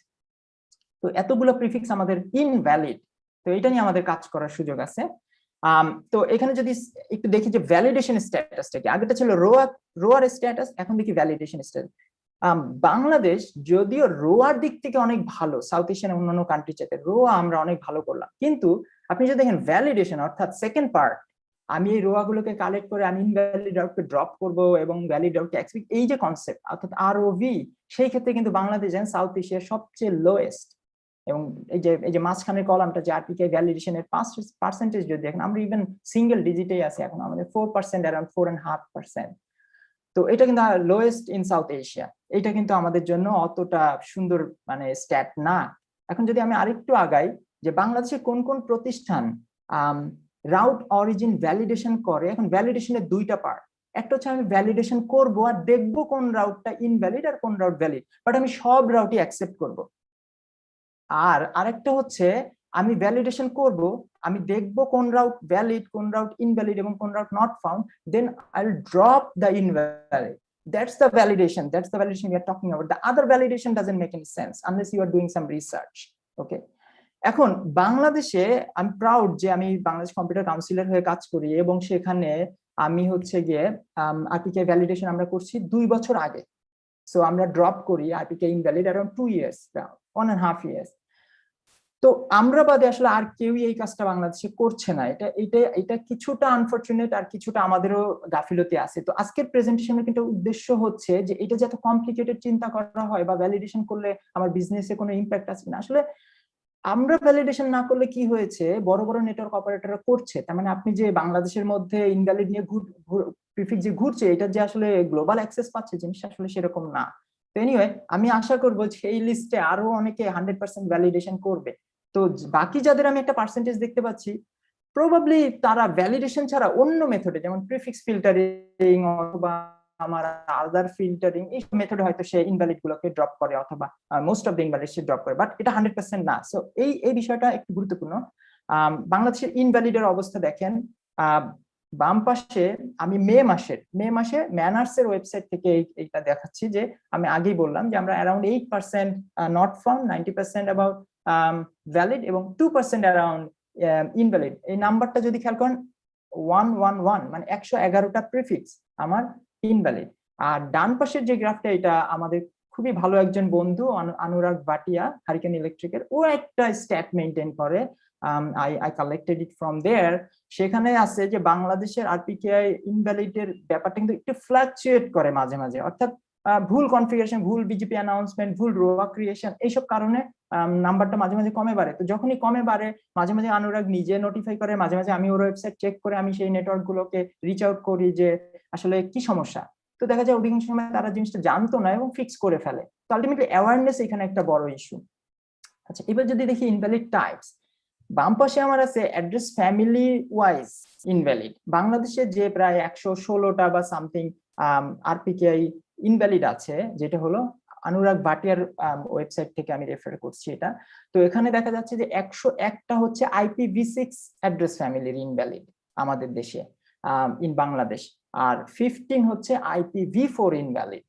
ওকে, আর ডান পাশে যদি আমি আসি তাহলে দেখি যে ইনভ্যালিড টাইপস, আমি যদি দেখি যে কি টাইপের ইনভ্যালিড, আমাদের আসলে 3 টাইপের ইনভ্যালিডের মধ্যে যে ম্যাক্স লেন্থ প্লাস অরিজিনের অর্থাৎ এই কম্বিনেশনটা আমাদের দেশে নাই। আমাদের দেশে আছে either origin invalid or max length invalid. এবং আপনি যদি প্রথম কলামটা খেয়াল করেন IPv4, সেখানে গ্রিন কালার হচ্ছে অরিজিন ইনভ্যালিড এবং পার্পল কালার হচ্ছে ম্যাক্স লেন্থ ইনভ্যালিড। অরিজিন ইনভ্যালিডের পরিমাণটা কিন্তু বেশি IPv4 এ, ঠিক আছে? তার মানে একজনের প্রিফিক্স অন্য এস থেকে অরিজিন, মানে বিষয়টা তা না, রোয়া ক্রিয়েট হয়েছে এক এস দিয়ে, অরিজিন বিজেপিতে অরিজিনেট হচ্ছে আর এক এস দিয়ে। এবং এটা কেন আমি একটু পরে দু একটা স্লাইডে আমার এটা আছে যে কি কারণে। বাট এই যে ম্যাক্স লেন্থ ইনভ্যালিডটাও কম না কিন্তু। এখন ম্যাক্স লেন্থ ইনভ্যালিডটা মানে আসলে কিন্তু যিনি রোয়া তৈরি করেছেন একটা সার্টেন ম্যাক্স লেন্থ বলে দিয়েছেন বা এমএসএ বলে দিয়েছেন, কিন্তু বিজেপিতে হয়তো বা পরে এক সময় এর থেকে ছোট একটা প্রিফিক্স অরিজিনেট করে দিয়েছেন অথবা একটা বড় প্রিফিক্স অরিজিনেট। দেখা যাচ্ছে যে ওই মানে সিঙ্ক নাই, তার রোয়া তৈরি করে তারপরে যে অ্যানাউন্স করতে হবে বিষয়টা ওনার খেয়াল নাই। কিন্তু আপনি সবচেয়ে ইন্টারেস্টিং হচ্ছে ডান পাশে রাইট সাইড রাইট কলাম, যেখানে কিনা মানে IPv6 এর ইনভ্যালিড টাইপ, যেখানে ম্যাক্স লেন্থ ইনভ্যালিড অলমোস্ট মানে ম্যাক্স লেন্থ ইনভ্যালিড সব। তার মানে কি, মানে হচ্ছে রোয়াটা যখন ক্রিয়েট করা হয়েছে তখন যে ম্যাক্স লেন্থটা বলা আছে কিন্তু প্রিফিক্স অ্যানাউন্সমেন্টের সময় আসলে তো এটা রিজনেবল, বোঝাই যাচ্ছে কি কারণ এটা অ্যাওয়ারনেস বোঝার সমস্যা। আচ্ছা, আরেকটা হচ্ছে বাংলাদেশে কোন কোন এস এবং টপ কন্ট্রিবিউটরস কারা এই ইনভ্যালিড গুলোর ক্ষেত্রে। তো লেফট সাইডের যে গ্রাফ আছে দেখেন, IPv4 অরিজিন ইনভ্যালিড করতেছে 10টা এস, তার মধ্যে সরি অরিজিন ইনভ্যালিড IPv4 এর অরিজিন ইনভ্যালিড অ্যাবাউট কত 60টা এস, আর 3টা এস করতেছে ম্যাক্স লেন্থ ইনভ্যালিড। আর IPv6 এর ক্ষেত্রে দেখেন যে আমরা জানি যে ম্যাক্স লেন্থ ইনভ্যালিডি বেশি এবং কতগুলো এস এই কাজটা করে, about 20 S max length invalid originate করতেছে, আর একটা হয়তো বা আপনার অরিজিন এস ইনভ্যালিড IPv6 এর ক্ষেত্রে। ডান পাশেরটা দেখেন যে এখানে কোন কোন এস কতগুলো আরপিকে ইনভ্যালিড কে অরিজিনেট করছে, ঠিক আছে? তো দেখা যাচ্ছে যে একটা এস তো ডেফিনেটলি অনেক অনেক বেশি, হয়তো বা তারা খেয়াল করেনি, এবং এটা মোস্টলি IPv6, তাদের কিন্তু IPv4 এর কোনো ইনভ্যালিড নাই, মোস্টলি IPv6। সো এটা ম্যাক্স লেন্থের কারণে আসলে। তো এই হচ্ছে মোটামুটি, এইটাই শুধু শেষ না, আরো আছে এবং বাংলাদেশে ভালো ভালো আইএসপিও আছে। হ্যাঁ, তো সবাইকে আমি টপ 10 নিয়েছি এখানে। এইটা একটা পিকচার যেটা সামারাইজ করে এই ইনভ্যালিড গুলো কিভাবে অরিজিনেট হয় বাংলাদেশে। মোটামুটি এই 4 picture সামারাইজেস all the invalid types or explains all the invalid types that we are having in Bangladesh. Left সাইডের উপরের ফটোটা দেখেন, ছবিটা দেখেন, এখানে আছে কি যে আসলে /64 এটা তো ইভেন ইন্টারনেটে থাকারই কথা না। তার মানে এটা প্রিফিক্স ফিল্টারিং রিলেটেড ইস্যু, আসলে সে ফিল্টার করে অ্যানাউন্স করছে না ইন্টারনেটে। আবার যদি আমরা দেখি লেফট সাইডের নিচের ছবিটা দেখেন, এখানে দেখেন খেয়াল করেন, আমি /22 এর জন্য করেছি, /24 এর জন্য করেছি, বাট 23 এর জন্য আমি করি নাই। বাট সামহাউ আমি অথবা আমার কোনো ইঞ্জিনিয়ার 23 ইন্টারনেটে বিজেপিতে অ্যানাউন্স করলাম। তো এই বিষয়গুলো খেয়াল রাখতে হবে যে আমি যে রোয়া ক্রিয়েট করছিলাম আমি জানতাম যে /22 অ্যানাউন্স করবো আমার অ্যাগ্রিগেট প্রিফিক্স, আর আমার সাবনেট /24 গুলো অ্যানাউন্স করবো। কিন্তু সাডেনলি আমি মনে করলাম না আমার 23 অ্যানাউন্স করতে হবে। তো আমি 23 অ্যানাউন্স করার আগে আমাকে এটা স্ট্যান্ডার্ড অপারেটিং প্রসিডিউরের মধ্যে রাখতে হবে যে if I announce something, first I need to check whether the ROA is there or not. That should be the standard operating procedure when you are announcing a new prefix into BGP. Middle picture এখানে আমি দেখেন যে আমি একটা প্রিফিক্সের aggregate প্রিফিক্সের রোয়া create করলাম আর subnet করলাম again 23। খেয়াল করেন এই ক্ষেত্রে কিন্তু এই 23টা কিন্তু আলাদা, অর্থাৎ এইটা আরেকটা সিনারিও যেটার জন্য বাংলাদেশে অধিকাংশ অরিজিন ইনভ্যালিড হয়। This is the reason, someone else is giving me a prefix to use, মানে বিজনেস রিলেশনের কারণে আমি একজনের কাছ থেকে একটা প্রিফিক্স নিছি এবং সেটা আমি বিজেপিতে অ্যানাউন্স করতেছি, ঠিক আছে, রাউট অবজেক্ট আছে, কিন্তু ওই লোককে যে বলতে হবে যে আমার এস দিয়ে আপনি এটার জন্য রোয়া ক্রিয়েট করেন, আমি এটা করছি না। তো ব্যাপারটা কি দাঁড়াচ্ছে, যেটা দাঁড়াচ্ছে সেটা হচ্ছে আমি প্রিফিক্সটা নিলাম ঠিকই, কিন্তু আমি কিন্তু এই প্রিফিক্স দিয়ে ইন্টারনেটের অনেক জায়গায় যেতে পারবো না। তো আপনি যখন বিজনেস আপনার আইপি শর্টেজ আছে, আপনার বিজনেস রিলেশন আছে অন্য অর্গানাইজেশনের সাথে, আপনি তার কাছ থেকে ডেলিগেশন নিচ্ছেন, তাহলে রোয়া ঠিক করে ডেলিগেশনটা নেন এবং সে তারপরে অ্যানাউন্স করেন। এটা check. We are running late. Oh, sorry. So okay, আমি কুইকলি যাওয়ার চেষ্টা করি। আর ডান পাশে যেটা আছে সেটা হচ্ছে আমার যত রকমের IPv6 আমি বললাম যে ম্যাক্স লেন্থ ইনভ্যালিড। তো সেক্ষেত্রে দেখেন যে 36 পর্যন্ত একটা প্রিফিক্সের হয়তো বা রোয়া ক্রিয়েট করা হয়েছে যে 32-36 MSA, বাট অ্যানাউন্স করা হচ্ছে 40 এবং অল দ্য 40s আর RPK invalid. Just like to go further, a quick advice. এই যে আগের স্লাইডে আপনি যেটা বললেন যে এই যে আমাদের মানে এই যে প্রিফিক্স লেন্থ আমরা অ্যাডভার্টাইজ করতেছি যেগুলো ভ্যালিড হচ্ছে না, এই জন্য আমরা ইনভ্যালিড ট্যাগ বা আসতেছে, এদিকে আপনি সিসকো ডেভেলপমেন্ট টিমের সাথে কোনো কথা বলছেন যে কোনো ওয়ার্নিং অ্যাসোসিয়েট করা যায় নাকি এর জন্য? কারণ সিসকো রাউটিং টেবিলে তো আছেই একটা ওয়ার্নিং, ইজিলি কনসোল দিতে পারে তোমার এটা ভ্যালিড রোয়া না, তুমি চেক করে দেখো। না ভাই, এই ক্ষেত্রে বিষয়টা হচ্ছে কি যিনি অরিজিনেট করতেছেন উনি কিন্তু ভ্যালিডেশন করছেন না এই ক্ষেত্রে, ফলে ওয়ার্নিং এর বিষয়টা আসলে রাউটারে যখন অ্যানাউন্স করতেছেন, রাউটারে যখন প্রিফিক্সটা অ্যানাউন্স করতেছে, হ্যাঁ আমার যেহেতু আমার ক্যাশের মধ্যে আছে ভ্যালিড প্রিফিক্স গুলো, একটা কিন্তু সিগন্যাল অটোমেটিক আসতে পারে, ওয়ার্নিং মেসেজ আসতে পারে। আপনি জাস্ট এটা আইডিয়া, এখন যেহেতু সময় নাই আপনি চিন্তা করে দেখেন এবং আলোচনা করতে পারেন না দেখেন। হ্যাঁ ভাই, এই ক্ষেত্রে যেটা হচ্ছে কি যিনি অ্যানাউন্স করতেছেন ওনার কাছে কিন্তু রোয়াটা নাই, ফলে উনি ওই রাউটার কিন্তু বুঝতে পারছেন না। But anyway that's a good point. আমরা যারা ভ্যালিডেশন করছি, যারা ভ্যালিডেশন করে তাদের কাছে কিন্তু মানে এই অ্যালার্টটা আসতে পারে। হ্যাঁ ঠিক আছে, মুভ অন। তো এই স্লাইডে আমি দেখতে পাচ্ছি যে রাউটিং ইনসিডেন্টের পরিমাণ বাংলাদেশে কমে নাই। বাম পাশের ডায়াগ্রামটা যদি গ্রাফটা যদি দেখেন যে রাউটিং ইনসিডেন্ট অলওয়েজ আছে, কেন থাকবে না? কারণ আমার ইনভ্যালিড আছে, ইনভ্যালিড থাকা মানে আমার রাউটিং ইনসিডেন্ট এখানে থাকবে। আর ইনসিডেন্ট এই মান্থেও দেখেন মে মাসে এগেইন ম্যানার্স অবজারভেটরি থেকে এই স্ট্যাট গুলো নেওয়া, এবং দেখেন এই মান্থেও আমাদের গত মান্থে আমাদের 22টি ইনসিডেন্ট ছিল। তো আমরা না করলে কি হয়েছে, গ্লোবাল অপারেটররা অনেকেই এখন ড্রপ করে, যেমন আপনি দেখেন কোজেন, ক্লাউডফেয়ার, নেটফ্লিক্স, আপনার এখানে টেলিয়া আছে, তো বড় বড় হারিকেন বড় বড় অপারেটর কিন্তু ড্রপ করে, অর্থাৎ আপনি ইনভ্যালিড দিয়ে কিন্তু ওদের নেটওয়ার্ক হয়ে কোথাও যেতে পারেন না। তো এক্ষেত্রে কনসিডারেশন গুলো কি, মানে ক্রিয়েট করার সময় একটা অ্যাওয়ারনেস করা আর কি, যে কি করা উচিত। দেখেন বাম পাশের ডায়াগ্রামে দেখাচ্ছে যে একটা /22 কে /22 দিয়েই আমি ম্যাক্স লেন্থ দিয়ে আমি এটা রোয়া করি, অর্থাৎ একটা সিঙ্গেল প্রিফিক্স 22 সেটা। আর ডান পাশে আমি যেটা করছি 22 থেকে 24 পর্যন্ত সব সাইন করছি। তো আসলে এই দুইটার মধ্যে কোনটা বেটার হচ্ছে আপনি যদি জানেন আপনি বিজেপিতে কোনটা অ্যানাউন্স করবেন শুধু সেটার জন্যই রোয়া তৈরি করেন, একেবারে সববার জন্য রোয়া তৈরি করার দরকার নেই। বাট আমি অনেককে সাজেস্ট করছি এই মেথডও, ডান পাশেরটাও, কারণ কি তারা আসলে এপিনিক পোর্টালে অতটা ফ্যামিলিয়ার না, তো তারা দেখা যাবে না বুঝে ইনভ্যালিড জেনারেট করতে। আমি অনেককে ছোট প্রিফিক্সের জন্য ডান পাশেরটাও সাজেস্ট করছি। সো এগেইন দেখেন যে আমি একটা প্রিফিক্সকে দুইটা এস দিয়ে সাইন করতে পারি, একই প্রিফিক্সের দুইটা এস দিয়ে দুইটা রোয়া তৈরি করবো, অথবা আমি একটা প্রিফিক্সের একটাই রোয়া তৈরি করবো একটা এস দিয়ে। তো অনেকের কিন্তু এটা হতে পারে যে আমার প্রিফিক্সটা আবার আরেকটা এস থেকে অরিজিনেট হতে পারে, অনেকেরই দুইটা এসও আছে, তো সে চাইলে এভাবে একই প্রিফিক্সের জন্য দুইটা করতে পারে। বাট আপনি যদি না দরকার হয় আপনি যে এস দিয়ে এটা অরিজিনেট করবেন শুধু সেটার জন্যই করেন। ভ্যালিডেশনের ক্ষেত্রে দেখেন আপনি দুইভাবে করতে পারেন, একটা হচ্ছে আমি শুধু ভ্যালিডেশন করব এবং ওই রাউটটা অ্যাকসেপ্ট করবো, অর্থাৎ বাম পাশের ডায়াগ্রাম দেখেন ইনভ্যালিড রাউটও কিন্তু বেস্ট ফার্স্ট সিলেকশনে পার্টিসিপেট করলো। আর আরেকটা কাজ করতে পারি আমরা, সেটা হচ্ছে ইনভ্যালিডকে ড্রপ করে দিব। দেখেন ডান পাশে ইনভ্যালিড রাউটের জন্য বেস্ট পাথ সিলেকশন হচ্ছে না, তার মানে এটা ভ্যালিডেশন উইথ ড্রপিং ইনভ্যালিড। আচ্ছা, আরপিকে ডিপ্লয়মেন্টের রিকমেন্ডেশন ভেরি কুইকলি, আপনি এগেইন সেম কথা, আপনি জানেন এই বিজেপি অ্যানাউন্সমেন্ট আমি করব, ওইটার জন্য রোয়া তৈরি করবেন।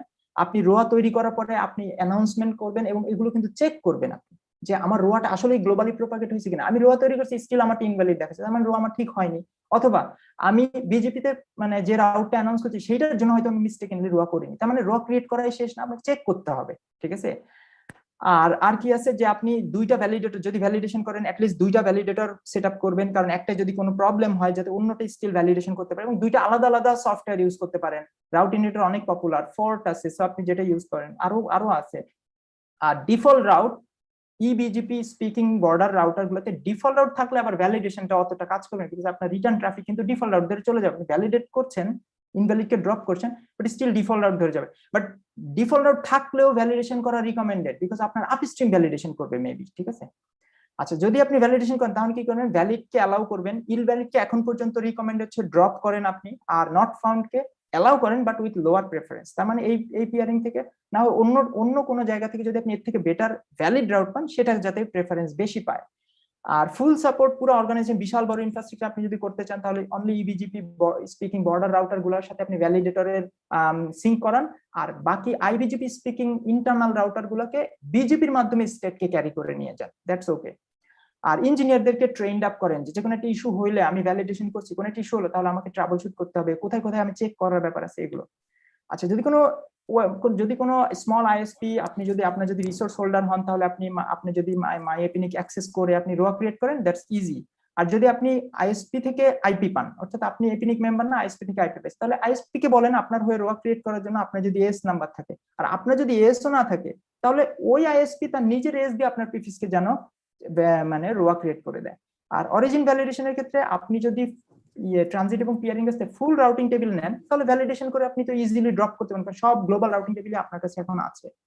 আর যদি আপনি পার্শিয়াল রাউট রিসিভ করেন, স্টিল আপনি ভ্যালিডেশন করেন যে যেতগুলো রাউট আপনি রিসিভ করেন, আর ডিফল্ট রাউটটা দিয়ে আপনার ইনভ্যালিডেড ডেস্টিনেশন গুলো ওখানে গেলেও আপনার আপস্ট্রিম যদি ভ্যালিডেশন করে, তাহলে কিন্তু ওকে। আর যদি আপনি শুধু ডিফল্ট রাউট নেন, তাহলে ভ্যালিডেশন আপনার জন্য আসলে প্রযোজ্য হচ্ছে না, কারণ ভ্যালিডেশন করে লাভ নেই, বিকজ আপনার একটা ডিফল্ট রাউট আছে। আর যদি স্ট্যাটিক রাউটিং করেন, এগেইন সেম, ওকে। তো এই হচ্ছে যে মোটামুটি আমার প্রেজেন্টেশন। হ্যাঁ ভাই, আওয়াল, থ্যাংক ইউ। খুব ভালো একটা প্রেজেন্টেশন। আমাদের সময় থাকলে আরো একটু মানে ডিটেইলস আমরা দেখতে পারতাম। নেক্সট আমি আসলে সময় নিলাম বিডিনগে কারণ আশা করি আগের প্রেজেন্টার একটু টাইম আমাকে বাঁচায় দিছিল, তো এই জন্য। Thank you all. নেক্সট বিডিনগে আশা করি একটা টিউটোরিয়াল বা এরকম কিছু তুমি দিতে পারলে আমাদের ইনশাআল্লাহ। খুব ভালো হবে, কারণ এটা খুবই জরুরি। নেক্সট প্রেজেন্টেশন হচ্ছে রাউট অরিজিন ভ্যালিডেশন এ ম্যানার্স অ্যাপ্রোচ। এই প্রেজেন্টেশন দেবে জোবায়ের খান। জোবায়ের বর্তমানে ম্যানার্স অ্যাম্বাসেডর হিসেবে কাজ করছে এবং as a day job Zobayer Fiber টমে কাজ করছে। Zobayer, the screen is yours.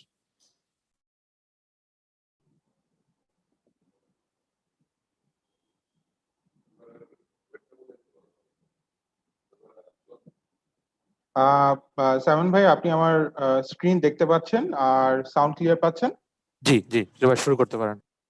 ধন্যবাদ।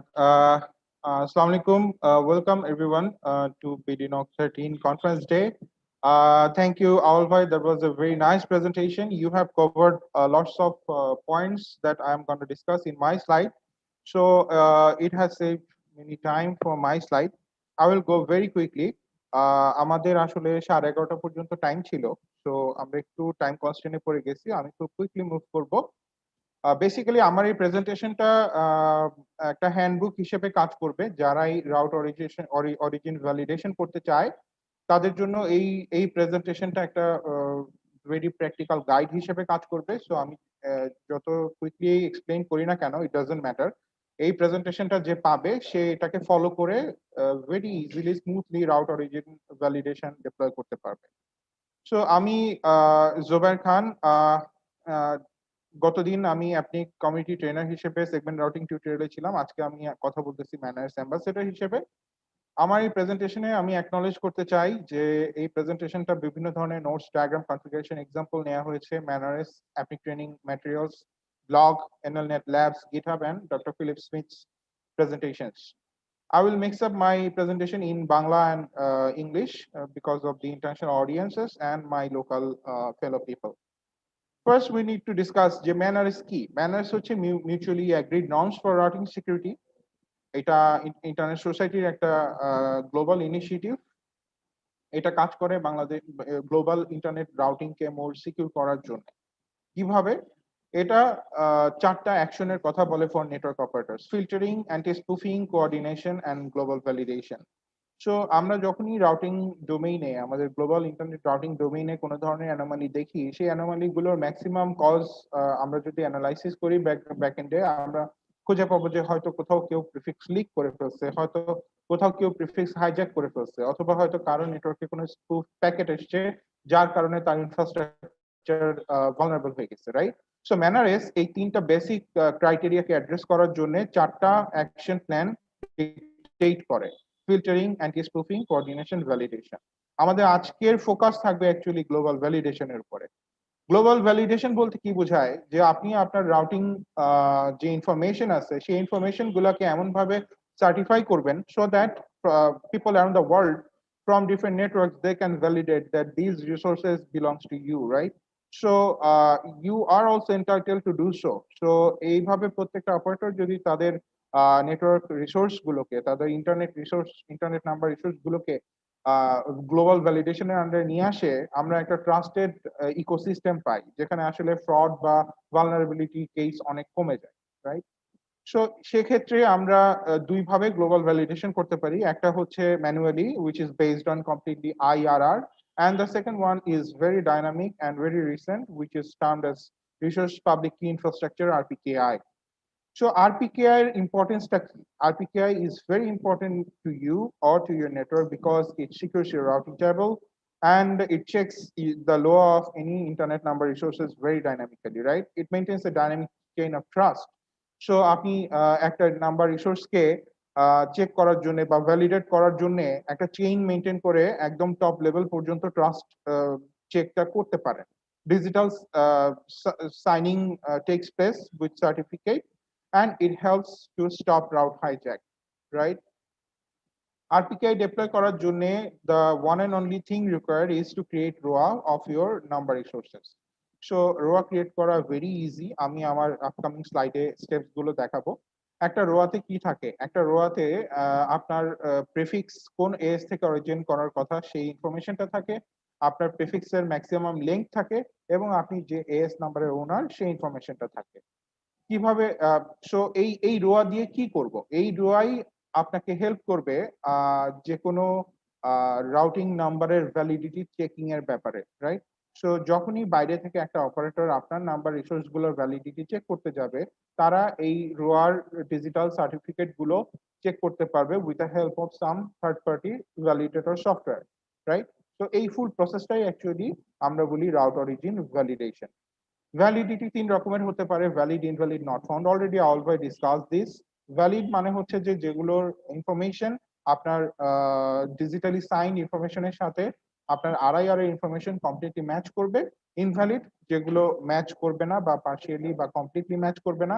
এবং নট ফাউন্ড যেগুলো আসলে কোনো রোয়া আপনি ক্রিয়েট করেনি। আমি RPKI বলার সময় বলতেছিলাম যে chain of trust. So this is the diagram of that chain of trust. So ISP LIR বা NIR এর কাছ থেকে রিসিভ করে বা মাঝে মাঝে RIR এর কাছ থেকে ডাইরেক্ট রিসিভ করে। তো প্রত্যেকটা লেয়ারে একটা রুট সিএ থাকে যে ভ্যালিডেট করে যে না এই রিসোর্সটা আমার থেকে সার্টিফাইড, এই রিসোর্সটা আমার থেকে certified. So it maintains a complete chain of trust, right? ইকোসিস্টেমের দিকে যদি তাকাই, কিভাবে আরওভি বা রাউট অরিজিন ভ্যালিডেশন ডিপ্লয় হয়, এইটার তিনটা কম্পোনেন্ট। একটা কম্পোনেন্ট হচ্ছে আরআইআর অথবা এনআইআর অথবা এলআইআর রিপোজিটরি, যেগুলোকে আমরা ট্রাস্ট অ্যাঙ্কর হিসেবে জানি। আরেকটা কম্পোনেন্ট যেটা মিডল ম্যান হিসেবে কাজ করে সেটা হচ্ছে রিলাইং পার্টি সফটওয়্যার অথবা ভ্যালিডেটর সফটওয়্যার বলেও আমরা এটাকে মেনশন করি। এই ভ্যালিডেটর সফটওয়্যার প্রত্যেকটা আরআইআর এর রিপোজিটরি থেকে একটা ভ্যালিডেটেড ক্যাশ নিয়ে আসে এবং সেই ক্যাশটা আপনার নেটওয়ার্কের রাউটারের সাথে আরপিকেআই আরটিআর সেশনের উপরে আপনার রাউটারকে ফিড করে। তখন আপনার রাউটার যদি আরপিকেআই এনাবল হয়, তা আপনার রাউটার সেই ভ্যালিডেটেড ক্যাশের এগেইনস্টে তার রাউটিং টেবিলকে ভ্যালিডেট করতে পারে, রাইট? ওয়ার্কিং স্টেপ: ফার্স্ট আমাদেরকে রোয়া ক্রিয়েট করতে হবে, সেকেন্ড আমাদেরকে ভ্যালিডেটর ইমপ্লিমেন্ট করতে হবে, and third আমাদেরকে পলিসি এনফোর্স করতে হবে based on that validation. First step যেটা বললাম, রোয়া ক্রিয়েট করা, very simple, very easy. My অ্যাপটিকে লগ ইন করেন, রিসোর্সে যান, রাউট ম্যানেজমেন্ট ওখানে ক্লিক করেন এবং ক্রিয়েট রাউট দেন। রাউট ক্রিয়েশনের সময় যে সাবধানতাগুলো অবলম্বন করা দরকার আওয়াল ভাই অলরেডি ডিসকাস করছে, যে আমাদের প্রেফিক্স বলতে হবে, আমাদের প্রেফিক্সের সাবনেট মাস্ক বলতে হবে এবং আমাদের অরিজিন এস বলতে হবে। সো এখানে একটা ডিসকাশন এসেছিল যে আসলে প্রেফিক্স লেংথ আমি /22 বলবো না /22 থেকে 24 বলবো। So you can choose either of them, right? You can do whatever you like, but আপনার এমন একটা নোটিফিকেশন, ডাইনামিক নোটিফিকেশন সিস্টেম থাকতে হবে যেটা যদি আপনি মাঝে মধ্যে ভুলে অন্য কোনো সাবনেট, সে ফর এক্সাম্পল আপনি এক্সাক্ট /22 অ্যারেঞ্জ করছেন, রাইট? তো সেই /22 এর রোয়া আপনি ক্রিয়েট করছেন এবং আফটার 1 ইয়ার আপনি ওটাকে ভাঙলেন, ভেঙে একটা নতুন /24 অরিজিনেট করলেন, রাইট? এবং মেবি সেই /24টা আপনি একটা ডিফারেন্ট এস নাম্বার থেকে অরিজিনেট করছেন যেটার মালিক আপনি নিজে। It's okay, right?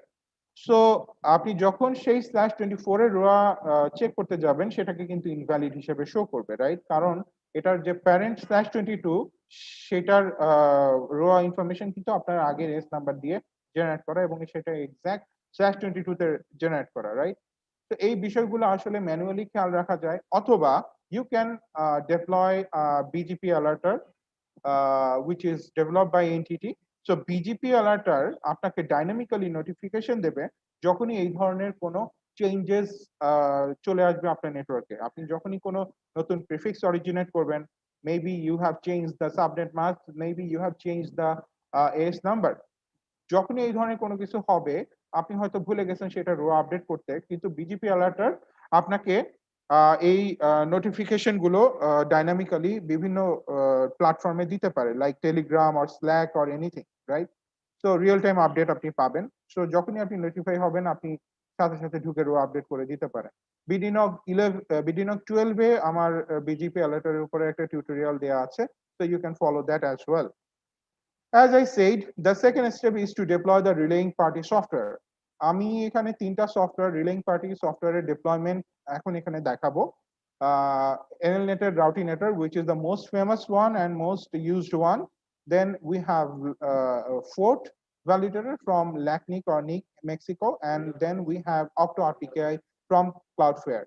Routinator যেটা আমি বললাম এটা ফ্রি ওপেন সোর্স এবং প্রত্যেকটা RIR এর থেকে ও ট্রাস্ট অ্যাঙ্কর নিয়ে এসে over RPKI RTR session validate ক্যাশটা আপনার নেটওয়ার্কে পুশ করে। রাউটিনেটর ইউজ করার মজা যেটা হচ্ছে যে এখানে যে RTR সেশন বিল্ড হয় সেটা রাউটিনেটরের ভেতরেরই একটা অংশ, রাইট? সো আপনি রাউটিনেটর ডিপ্লয় করলে ওর ভেতরেই আপনি RTR সেশন বিল্ড করার সবকিছু পাবেন, অন্য কোনো আলাদা মডিউল আপনাকে নামাতে হবে না। ইনস্টলেশন প্রসেসে যাই, আমি স্ক্রিনশট দিয়ে দিছি, কমান্ড দিয়ে দিছি। কিছুই না, আপনি শুরুতে আপনার এপিটি সোর্স লিস্টটা আপডেট করেন, সেখানে আপনি নতুন রিপোজিটরি গুলো যেগুলো দিতে হবে সেই লিস্টটা দেয়া আছে সেগুলো দেন। দেওয়ার পরে আপনি কি আপডেট করেন এবং আপনার রিপোজিটরি লিস্ট আপডেট করার পরে আপনি রাউটিনেটর ইনস্টল করেন। ইনস্টল করার পরে আপনি রাউটিনেটর ইনিশিয়েট করেন এবং সেটাকে সিস্টেম কন্ট্রোলে এনেবল করেন। and at last আপনি RTR সেশন বিল্ড করেন। RTR সেশন বিল্ড করার সময় আপনি পোর্ট বলে দেবেন, আপনার যে সার্ভারে এই সফটওয়্যারটা রান করতেছে সেটা বলে দেবেন, এবং HTTP সার্ভার হিসেবেও এটাকে রান করতে পারেন with your desired port. HTTP করার সুবিধাটা কি, HTTP চালানোর সুবিধাটা আমি সামনের স্লাইডে দেখাবো। Once you have done the configuration and the initialization, now you need to update your VIPS step, right? So valid ROA payloadটা যখন আপনি আপডেট করবেন with this command, then you are ready to establish the RTR command with your routers. So এর পরের step হচ্ছে আপনি রাউটিনেটর server হিসেবে যে IP এবং পোর্ট এবং HTTP সার্ভার হিসেবে আইপি পোর্ট এগুলো মেনশন করে আপনার সার্ভারে রাউটিনেটরকে হুক করলেন, রাইট? দেন আপনি আপনার রাউটারে যে RPKI এর কনফিগারেশন করবেন, আপনি সার্ভারে দেখতে পারেন গ্রেপ দিয়ে যে RTR সেশন চলতেছে রাউটিনেটরের জন্য with your desired server IP and port. আপনি রাউটারেও যে বিজিপি RPKI সার্ভার সামারি দেখতে পাবেন যে আপনার রাউটার রোয়া টেবিল ফিল হয়ে গেছে, ভ্যালিডেটেড ক্যাশ চলে আসছে যে পোর্ট দিয়ে আপনি কনফিগার করছেন সেটাই দিয়ে। আর ডান পাশে আপনি যে স্ক্রিনশটটা দেখতেছেন যেটা HTTP একটা স্ক্রিনশট। এইখানে আসলে রাউটিনেটর সব ডেটা গুলো প্রমিথিউসের ম্যাট্রিক্স ফরম্যাটে স্টোর করে। সো আপনি যদি HTTP সার্ভারটা রান করেন তাহলে আপনি আপনার রাউটিনেটরের সবগুলো ইনফরমেশন আপনি এই ম্যাট্রিক্সের ভেতরে যেয়ে দেখতে পারবেন। আমাদের সেকেন্ড ভ্যালিডেটর সফটওয়্যার হচ্ছে OctoRPKI, which is developed by Cloudflare. So OctoRPKI problem না, I should not say it's a problem. OctoRPKI যেটা ডিফারেন্স সেটা হচ্ছে যে এটার RTR সেশন Go RTR নামে একটা সেপারেট মডিউল হ্যান্ডেল করে, রাইট? সো আমি যদি ইনস্টলেশন প্রসিডিউর দেখি, very much straightforward, pretty much simple. আপনি গিটহাবে যান, সেখান থেকে ক্লাউডফেয়ারের OctoRPKI এর রিলিজ থেকে আপডেটেড রিলিজটা নামান wget দিয়ে। নামানোর পরে আপনি সেটা ইনস্টল করেন Debian ফাইলটা, এন্ড দেন আপনি OctoRPKI স্টার্ট করার পরে আপনি যে টালগুলো আছে ট্রাস্ট অ্যাঙ্কর, যেগুলো প্রত্যেকটা RIR থেকে এই ভ্যালিডেটর কালেক্ট করবে, সেই ট্রাস্ট অ্যাঙ্কর গুলো ম্যানুয়ালি ডাউনলোড করে নেন। এখানে অ্যাডিনো আছে, তো অ্যাডিনেটটা ডাউনলোড করার সময় আলাদা করে কনফার্মেশন দিতে হয়। So that is how it goes.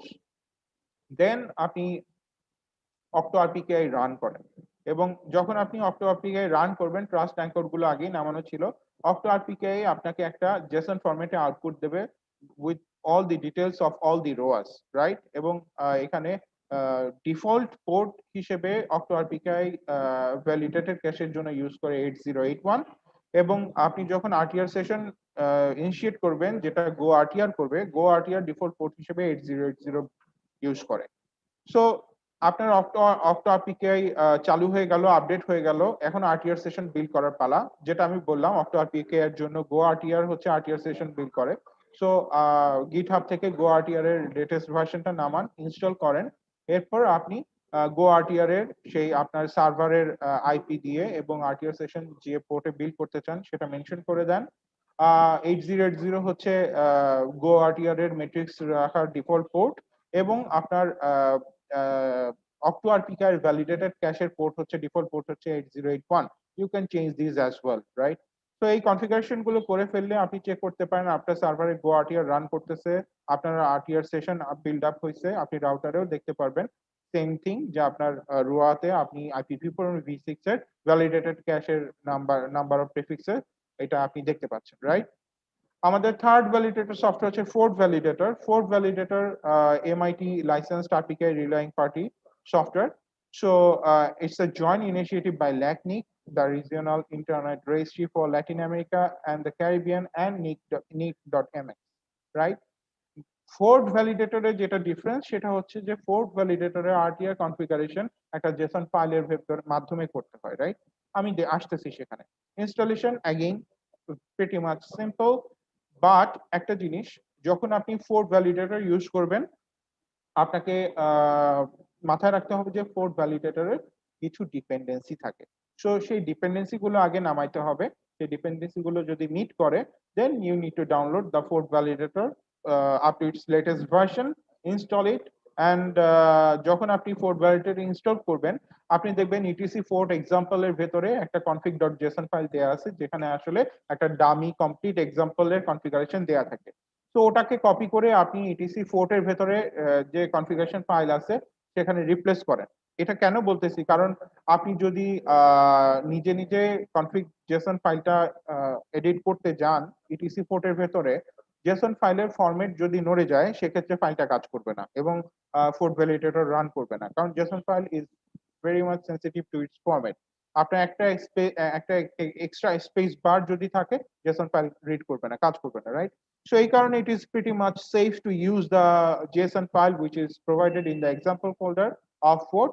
So ওইটাকে নিয়ে কপি করে আপনি আপনার ফোর্টের ভেতরে যে কনফিগ ফাইলটা আছে সেটাকে রিপ্লেস করেন, এবং আপনি আপনার খুব বেশি চেঞ্জ ওখানে করা লাগবে না। আপনার টালের যে লোকেশন আছে, ট্রাস্ট অ্যাঙ্কর লোকেটরের যে ফাইল পাথ লোকেশন আছে, local repository file path location, আপনার সার্ভারের অ্যাড্রেস এবং আপনার সার্ভারের ডিজায়ার্ড পোথ, এই কটা ইনফরমেশন এডিট করলে হয়ে যাবে। এবং এর পরের পালা হচ্ছে যে সবগুলো ট্রাস্ট অ্যাঙ্কর ডাউনলোড করা। তো অ্যাগেইন অ্যাডিনেটটা আলাদাভাবে init tells সেই কমান্ডটা ইউজ করতে হয়। সো এটা করলে আপনি সবগুলো ট্রাস্ট অ্যাঙ্কর পেয়ে গেলেন। পেয়ে যাওয়ার পরে আপনি এবার রেডি এই 4K সার্ভিস হিসেবে রান করার জন্য। 4K সার্ভিস হিসেবে রান করলে আপনি অ্যাকনলেজমেন্ট পাবেন আপনার সার্ভারে যে ইটস অ্যাক্টিভ রানিং, এবং আপনি প্রসেস চেক করতে পারেন সার্ভারে যে পোর্ট রান করতেছে কিনা। At the same time you can check your router as well, right? আমি যদি বলি যে আসলে আমার নেটওয়ার্ক ডিভাইস আদৌ আরপিকে সাপোর্ট করে না, করে কি করে না আমি জানি না, এটা একটা হেল্পফুল স্লাইড। সেজন্য Juniper, Cisco, Nokia, Arista, MikroTik, ওয়াই প্রত্যেকটা ডিভাইসের কোন ফার্মওয়্যার কোন সফটওয়্যার আরপিকে সাপোর্ট করে সেই ইনফরমেশনটা এখানে দেওয়া আছে। তো কেউ যদি কনফিউজ থাকেন যে আপনার নেটওয়ার্কে আপনি আদৌ আরপিকে রান করতে পারবেন কিনা because of the firmware, you can take reference from here, right? Router configuration আমি এখানে iOS XR এর কনফিগারেশন ইনক্লুড করে দিছি, বাট iOS XE কনফিগারেশন বা Juniper configuration very much easy. So এগুলো ইন্টারনেটে পাবলিকলি পাবলিশ করা আছে, আপনি একটু গুগল করলেই পাবেন, কিছুই না। রাউটার বিজিপির ভেতর যে আরপিকে সার্ভার হিসেবে সার্ভারের আইপিটা বলে দিতে হয়, ট্রান্সপোর্ট টিসিপি পোর্ট হিসেবে পোর্টটা বলে দিতে হয় উইথ এ রিফ্রেশ রেট, এবং অ্যাড্রেস ফ্যামিলির ভেতরে যে আপনি বিজিপির অরিজিন এজ ভ্যালিডেশন ইউজ করতে চান সেটা বলে দিতে হয়। That's it. জুনিপারের কনফিগারেশন এখানে একই রকম ভাবে দেয়া আছে, you can take this reference. Now the third point, first এটা ছিল রোয়া ক্রিয়েট করা, সেকেন্ড এটা ছিল ভ্যালিডেটর সফটওয়্যার ইনস্টল করা, আর থার্ড এটা হচ্ছে ডিসিশনের পালা। আমি যেহেতু নিয়েছি আমার আরপিকে রান করে ফেলেছি, সো এখন আমি ডিসাইড করব আসলে আমি এই রোয়া গুলো দিয়ে কি করব। আমি একটা কাজ করতে পারি, আমি ইনভ্যালিড গুলোকে একটা লোকাল প্রেফারেন্স সেট করে আমার রাউটারের ব্যাকএন্ডে আইডল হিসেবে বসায় রাখতে পারি, অথবা আমি কমপ্লিটলি ড্রপ করে দিতে পারি। দুই ধরনের পলিসির এক্সাম্পল কনফিগারেশন এখানে দেওয়া আছে। অ্যাগেইন আমি iOS XR এর এক্সাম্পল এখানে ইউজ করছি। যদি আপনি আপনার নেটওয়ার্কে কমপ্লিটলি সবগুলো ইনভ্যালিড ড্রপ করতে পারেন, দেন আপনি এখানে যে লিংকটা দেওয়া আছে সেই লিংকে ক্লিক করলে you will get a smiley face, এবং you will get the information that আপনার রোয়া ভ্যালিড টেস্টিং পাস হয়ে গেছে, রাইট? যতক্ষণ না পর্যন্ত এটা স্মাইলি হবে ততক্ষণ পর্যন্ত আপনাকে মনে রাখতে হবে যে সামথিং ইজ নট কমপ্লিট। কি হতে পারে? মেবি ডিফল্ট রাউট হতে পারে, রাইট? মেবি ডিফল্ট রাউট নিয়ে রাখছেন, সব ইনভ্যালিড ড্রপ করতেছেন, ডিফল্ট রাউটের থ্রুতে সেগুলো চলে যাচ্ছে। সো এই নিটিকিটি জিনিসগুলো আসলে মেইনটেইন করতে হবে, চেক করতে হবে, right? One last thing, Erin just announced a surprise maintenance of 30 minutes in July 2021, and they made the announcement on 2nd June 2021. এই মেইনটেনেন্স সম্পর্কে ডিটেইল এই লিংকে দেওয়া আছে, এবং জব স্নাইডার আমাদের নেটওয়ার্ক কমিউনিটিতে ভেরি ইম্পর্টেন্ট ইনফরমেশন প্রোভাইডার, উনি এই মেইনটেনেন্স সম্পর্কে কিছু ইনসাইট শেয়ার করছেন। তো সেই লিংক এখানে দেওয়া আছে। আমাদের আসলে লার্নিং কি? আমাদের লার্নিং হচ্ছে যে যখন আমরা আরপিকে ডিপ্লয় করব, আমাদের আরপিকে ইনফ্রাস্ট্রাকচারের উপরে আসলে চোখ রাখতে হবে যে এটা পারফরমেন্স কোথায় যাচ্ছে। অ্যাট দ্য সেম টাইম যদি কোনো মেইনটেনেন্স ওয়ার্ক হয়, ওয়ে অ্যাহেড আমাদের ক্লায়েন্টদেরকে সিং করতে হবে, এবং আরআইআর গুলো তাদের আরপিকে ইনফ্রাস্ট্রাকচার নিয়ে কি প্ল্যান করতেছে, কি কাজ করতেছে বা কি চলছে তাদের ডোমেনে, সেটা সম্পর্কেও আপডেট রাখতে হবে। আমি এখানে সব ধরনের রেফারেন্স লিংক এখানে দিয়ে দিয়েছি। আমার এই স্লাইডে যত ধরনের যে আলোচনা ছিল সেগুলোর বিভিন্ন আসপেক্ট, এইসব লিংকে যদি কেউ স্টাডি করে আরো অনেক কিছু এক্সপ্লোর করতে পারবে।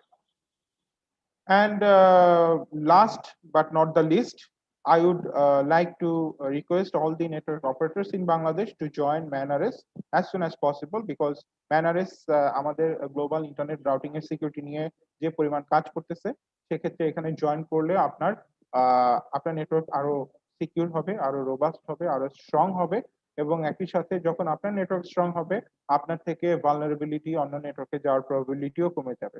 এভাবে একটা গ্লোবাল সিকিউর প্ল্যাটফর্ম গ্রো করবে। So that's all, and thank you everybody. If there is any query, Simon bhai, I will take it right now. Otherwise, I want to stop my sharing.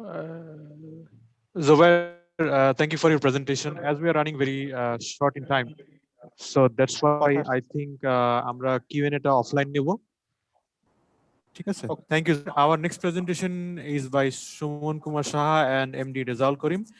It's secure internet gateway for ISP with PFSense and FRR. Sumanda, the floor is.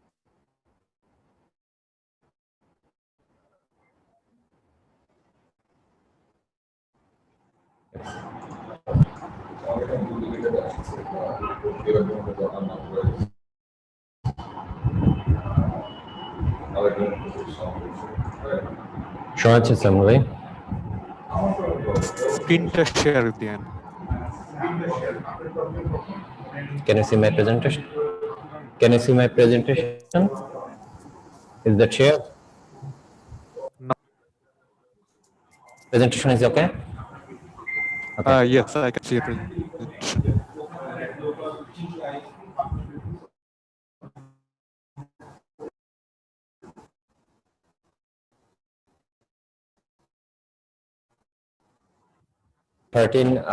Online কনফারেন্সে join করার জন্য আজকে আমরা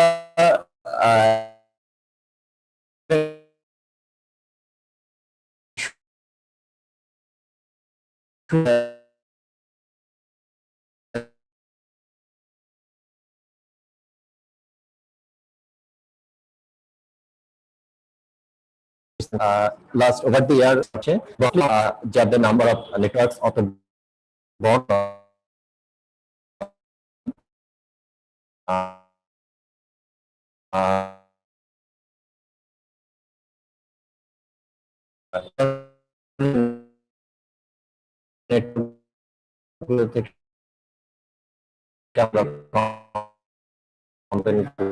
একটু বেশি শুনি। তো এটা নিয়ে আমরা কিছু কাজ করার চেষ্টা করি।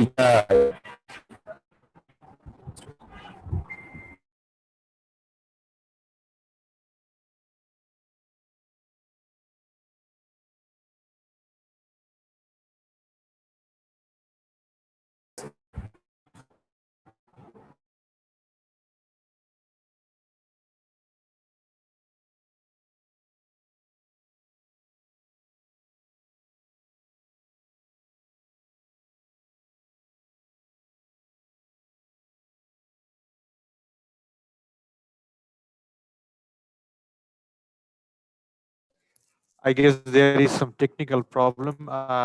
Just give us a second. Sumanda got disconnected.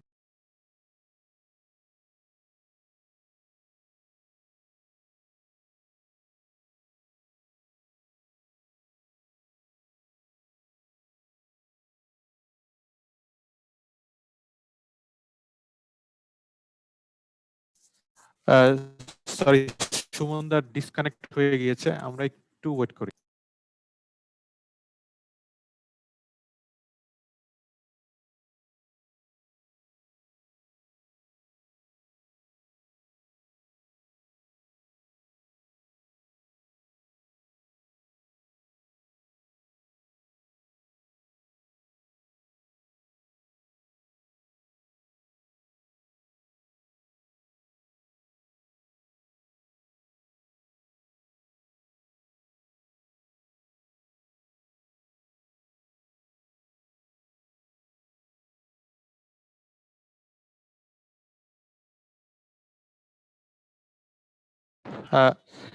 Rezaul ভাই, আপনি কি প্রেজেন্টেশনটা করবেন, কন্টিনিউ করবেন? হ্যাঁ, আমি করতে পারি, যেহেতু উনি ডিসকানেক্টেড হয়ে গেছেন। আপনি তাহলে স্ক্রিন শেয়ার কন্টিনিউ দিচ্ছি। করেন প্লিজ। জি।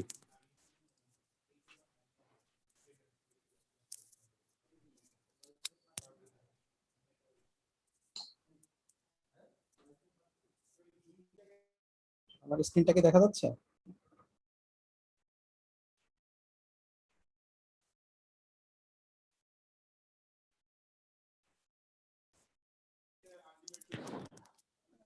হ্যাঁ রেজাল ভাই, আপনার দেখা যাচ্ছে। জি, আশা করি আপনি কন্টিনিউ করেন প্লিজ। ওকে, আচ্ছা, আমরা যেটা চেষ্টা করছি আর কি, আমাদের দেশে তো যে সমস্ত বিশেষ করে মিড সাইজ আইএসপি আছে বা এলএসপি আছে, তাদেরকে আসলে টার্গেট করে হচ্ছে আমাদের এই প্রেজেন্টেশনটা করা। নর্মালি যেটা হয় যে আমরা সাধারণত যে ডিভাইসগুলো ইউজ করি, বিশেষ করে মাইক্রোটিক অথবা কেউ কেউ হয়তো জুনিভার বা সিসকো ইউজ করি, বাট সেটার পার্সেন্টেজ আসলে কম। তো যারা মূলত মাইক্রোটিক ইউজ করেন বা এই রিলেটেড ডিভাইসগুলো ইউজ করেন, তাদের আসলে সিকিউরিটির দিকে হয়তো আমরা অতটা নজর দিই না। তো এই জিনিসটা আসলে কিভাবে ওপেন সোর্স সফটওয়্যার অথবা x86 আর্কিটেকচারে কিভাবে করা যায় আর কি, তো এটা নিয়ে আমরা কিছু কেস স্টাডি করছি, আর&ডি করছি, আমরা কিছু আউটপুট পেয়েছি, আর কিছু ভালো আউটপুট পাইছি। তো এই আউটপুটের উপর বেস করে আসলে আমাদের এই প্রেজেন্টেশনটা করা। তো আমি কন্টিনিউ করছি। তো এই ক্লাসে সুমন সাহেবের কিছু স্লাইড ছিলেন, উনি হয়তো ভালো বলতে পারতেন এই ব্যাপারে। মানে আমাদের এখানে একটা বিষয় হচ্ছে যে আমাদের এখন ডিডস অ্যাটাকের পরিমাণটা খুব বেড়ে গেছে। তো এটার অন্যতম কারণ হইতেছে যে কিছু আছে টার্গেটেড অ্যাটাক, সেটা ভিন্ন জিনিস, যেটা আসলে একজন আরেকজনকে টার্গেট করে যে অ্যাটাকগুলো করে। আরেকটা কিছু একটা আছে যে না, টার্গেটেড অ্যাটাক না, কিন্তু এই অ্যাটাকগুলো হইতেছে আমাদের বিভিন্ন বটনেট, স্পাইওয়্যার, ম্যালওয়্যার এগুলোর মাধ্যমে আমাদের ওয়ার্ক স্টেশন হোক বা আমাদের যে ডিজিটাল ডিভাইসগুলো হোক, এগুলো ইনফেক্টেড হওয়ার কারণে এইগুলা থেকে কম জেনারেট অ্যাটাকগুলো জেনারেট হয়, অথবা বাইরের কোনো কমান্ড অ্যান্ড কন্ট্রোল সার্ভার এই যে ডিভাইসগুলোকে নিয়ন্ত্রণ করে, এদেরকে ইউজ করে আসলে তারা যে প্যাকেটগুলো জেনারেট করে, যেটা প্যাকেটের সাইজগুলো খুবই ছোট হতে পারে।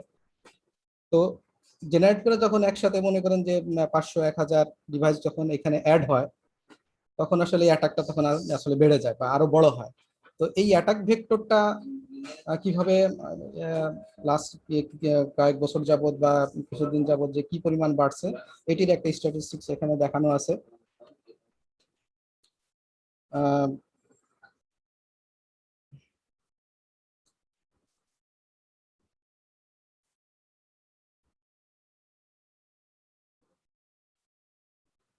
অ্যাটাকে দেখা যাচ্ছে যে 42% অ্যাটাক লাস্ট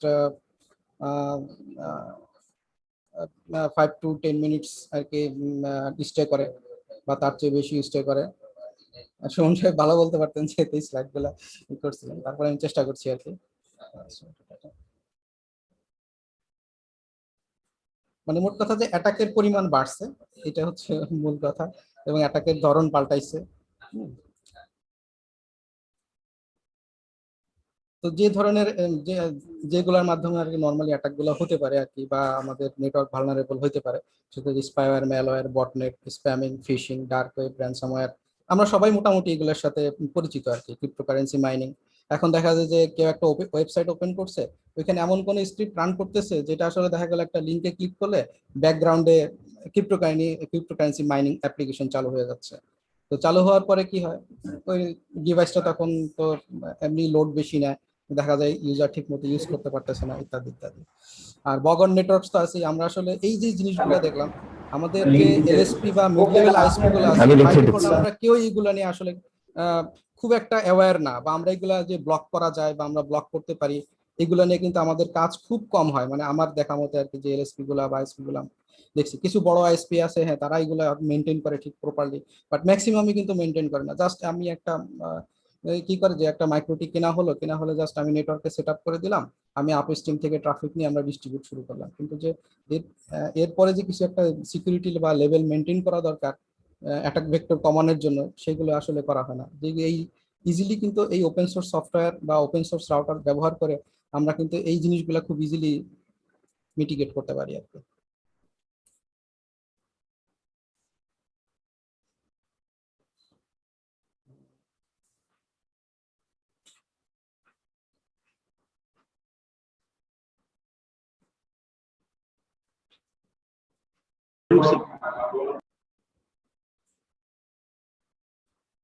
আচ্ছা, এই যে আমরা যে ভালনারেবিলিটি গুলোর কথা বললাম, যে অ্যাটাক হোক অথবা র্যানসমওয়্যার হোক বা বটনেট হোক, যেগুলো হোক, আমরা আসলে কতটুকু মিটিগেট করতে পারি, বা মিটিগেট করার জন্য যে আসলে আমরা কি করতে পারি, সেটার জন্য হচ্ছে আমরা একটা কিছু আর&ডি করছি আমরা। সেটা হচ্ছে পিএফ সেন্স হচ্ছে সফটওয়্যার হিসেবে ইউজ করছি আমরা, সিকিউরিটি সফটওয়্যার বা রাউটার, আর এফআরআর কে আমরা রাউটিং ডেমন হিসেবে ইউজ করছি আর কি। তো এটা দিয়ে যেটা করা যায়, যে কোনো x86 আর্কিটেকচারের যে কোনো সার্ভার হোক, পিসি হোক, সেটাতে ইনস্টল করে আমরা এই গোলটা আসলে অ্যাচিভ করতে পারি।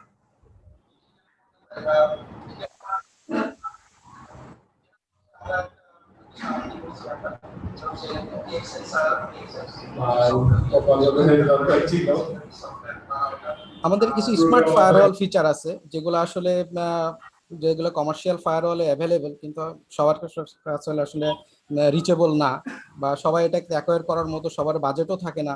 তো এইটাই আর কি, যাতে আমরা ওপেন সোর্স দিয়ে করতে পারি, ওপেন সোর্স ফায়ারওয়াল দিয়ে করতে পারি, সেজন্য আমরা পিএফ সেন্স সিলেক্ট করছি। এবং পিএফ সেন্সের মধ্যে আমাদের যে ফিচারগুলো আছে, সেটা হচ্ছে এটা হচ্ছে FreeBSD বেসড, ব্যাক এন্ডে FreeBSD রান করে। স্মার্ট ফায়ারওয়ালের যে অপশনগুলো আছে, ফায়ারওয়াল আছে, রাউটিং আছে, রিডান্ডেন্সি করা যায়, ট্রাফিক শেপিং করা যায়। আর সুমন সাহেব বোধহয় জয়েন করছেন, সুমন সাহেব কি কন্টিনিউ করবেন? তাহলে আমি পরের স্লাইডগুলো করতাম। I can start. Please. Sorry for the technical difficulties. So as I was saying, mostly we heard over the air the incidents are DDoS attack that is on volumetric. So আমরা আসলে কয়েক ধরনের DDoS attack আছে, কিন্তু বাংলাদেশে আমরা যে incident গুলো দেখেছি বেশিরভাগ আসলে দেখেছি যে ভলিউমেট্রিক অ্যাটাক, এবং এই অ্যাটাক গুলোতে বেশিরভাগ এফেক্টেড হয়েছে সেই সমস্ত অপারেটররা যাদের কোরে মাইক্রোটিক ইউজ করে। এটা আসলে আমি মাইক্রোটিকের কোনো ভালনারেবিলিটিস বলবো না, এটা হচ্ছে যে হয়তো নেটওয়ার্ক কে যে হাইজিন যেগুলো আছে প্রপারলি হাইজিন গুলো মেনটেন করা হয় না কখনো, বা হচ্ছে যে ফিল্টারিং নিয়ে ওইভাবে অতটা চিন্তা করা হয় না, প্রপারলি ম্যানেজড থাকে না, ভিজিবিলিটি থাকে না নেটওয়ার্কে। তো এই জিনিসগুলোর ল্যাকিং এর কারণে অনেক সময় ইনসিডেন্ট গুলো হয়। অনেক সময় আমি অনেক গল্প শুনি যে হচ্ছে যে someone their enemy are doing this, তাদের কোনো শত্রু হচ্ছে যে তাদেরকে উদ্দেশ্যমূলক ভাবে এটা করছে। বাট যদি আসলে প্রপারলি এগুলো ম্যানেজ করা যায়, শত্রু যদি করেও থাকে, শত্রু খুব বেশিক্ষণ সুবিধা করতে পারবে না। আমি একটা স্ট্যাটিস্টিক্স দেখাতে চাচ্ছি। ডিডস অ্যাটাকের আসলে মোস্টলি ডিউরেশন হচ্ছে যে less than 5 to between 5 to 10 minutes। So এর থেকে বড় যে ইনসিডেন্ট গুলো হয় অনেক সময় ধরে, highest 24 hours plus, but mostly actually 1 ঘন্টার নিচে হচ্ছে যে অ্যাটাক গুলোর ডিউরেশন। এবং আমরা যেটা স্ট্যাটিস্টিক্সে দেখি 2020-তে 10 মিলিয়ন ডিডস অ্যাটাক রিপোর্টেড হয়েছে। এর বাইরেও আসলে অনেক বেশি অ্যাটাক অবভিয়াসলি হয়েছে যেগুলো রিপোর্টেড না, but 10 million was the highest number in the history. এবং রিসার্চাররা এক্সপেক্ট করছে in 2020-21 it will be more than 10 million. So the days are coming worse for us। এবং ডিডস মিটিগেশনের কোন টুলস অ্যাকচুয়ালি ফুল প্রুফ না। এটা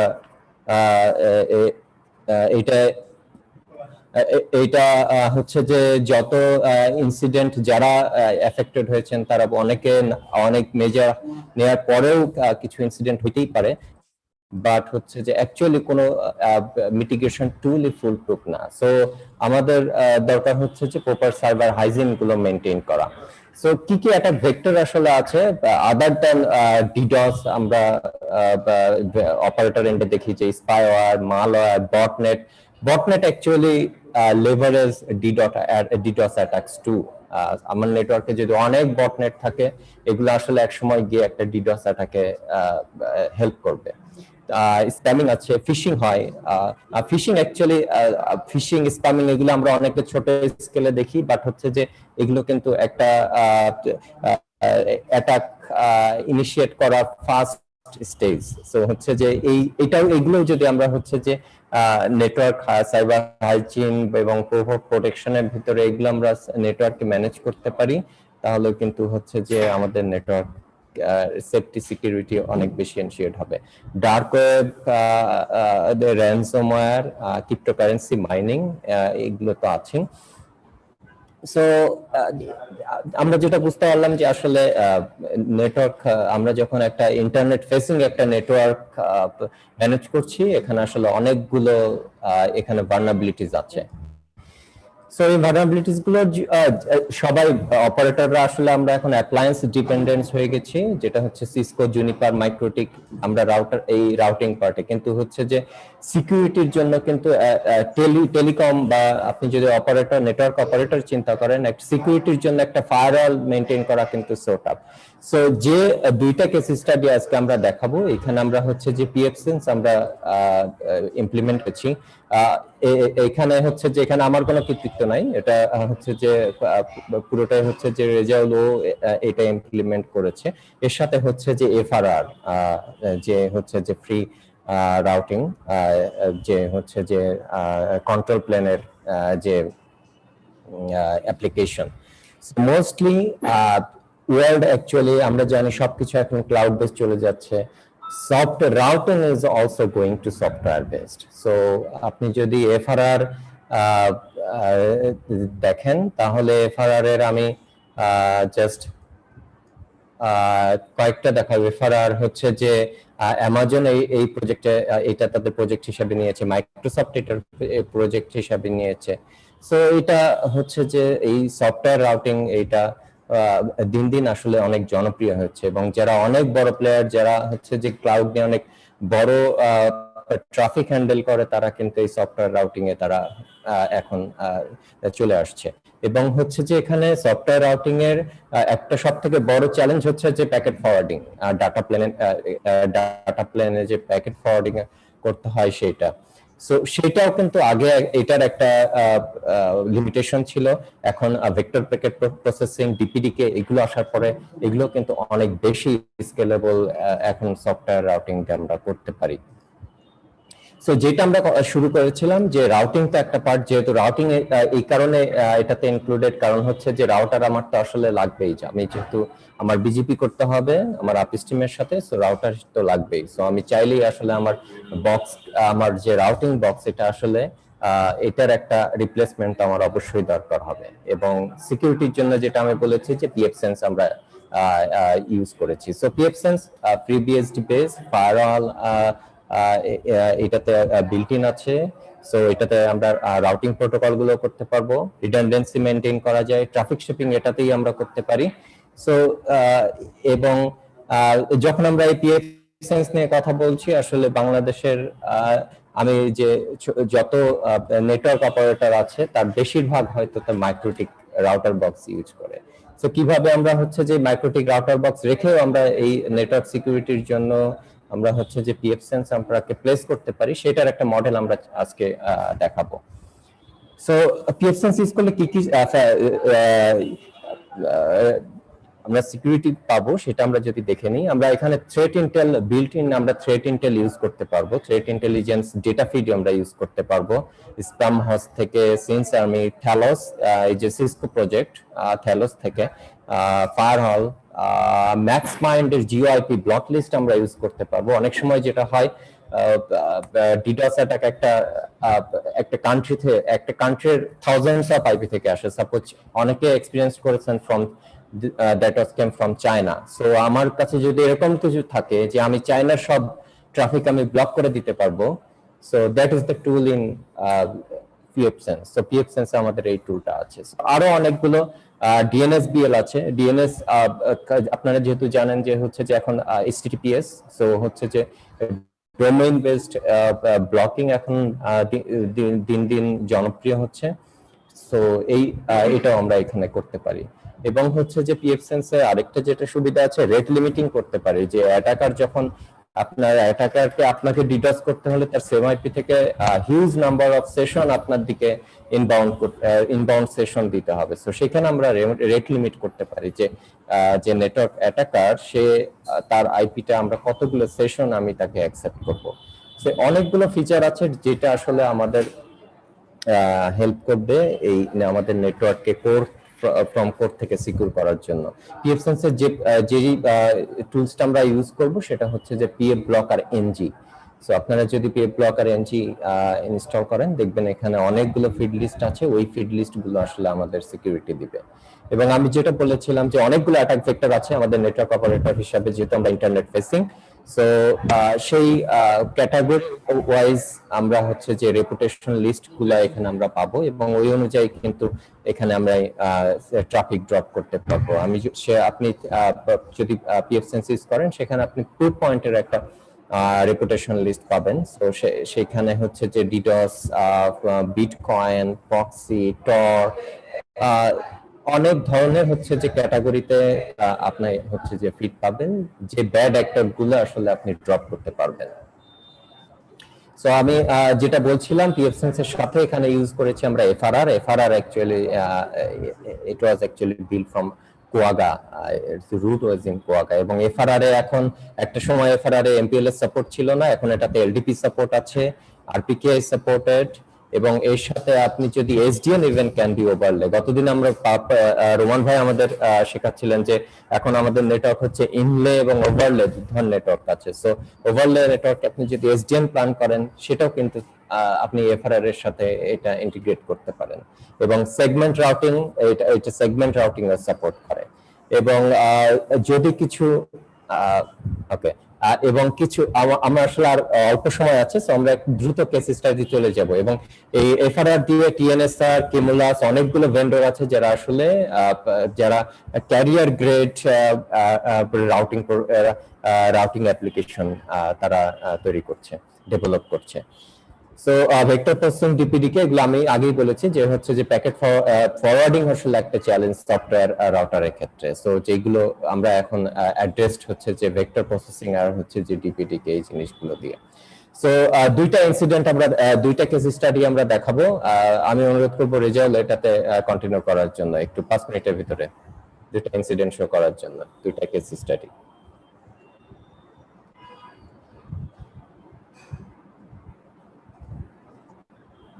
স্লাইডটা কি দেখা যাচ্ছে?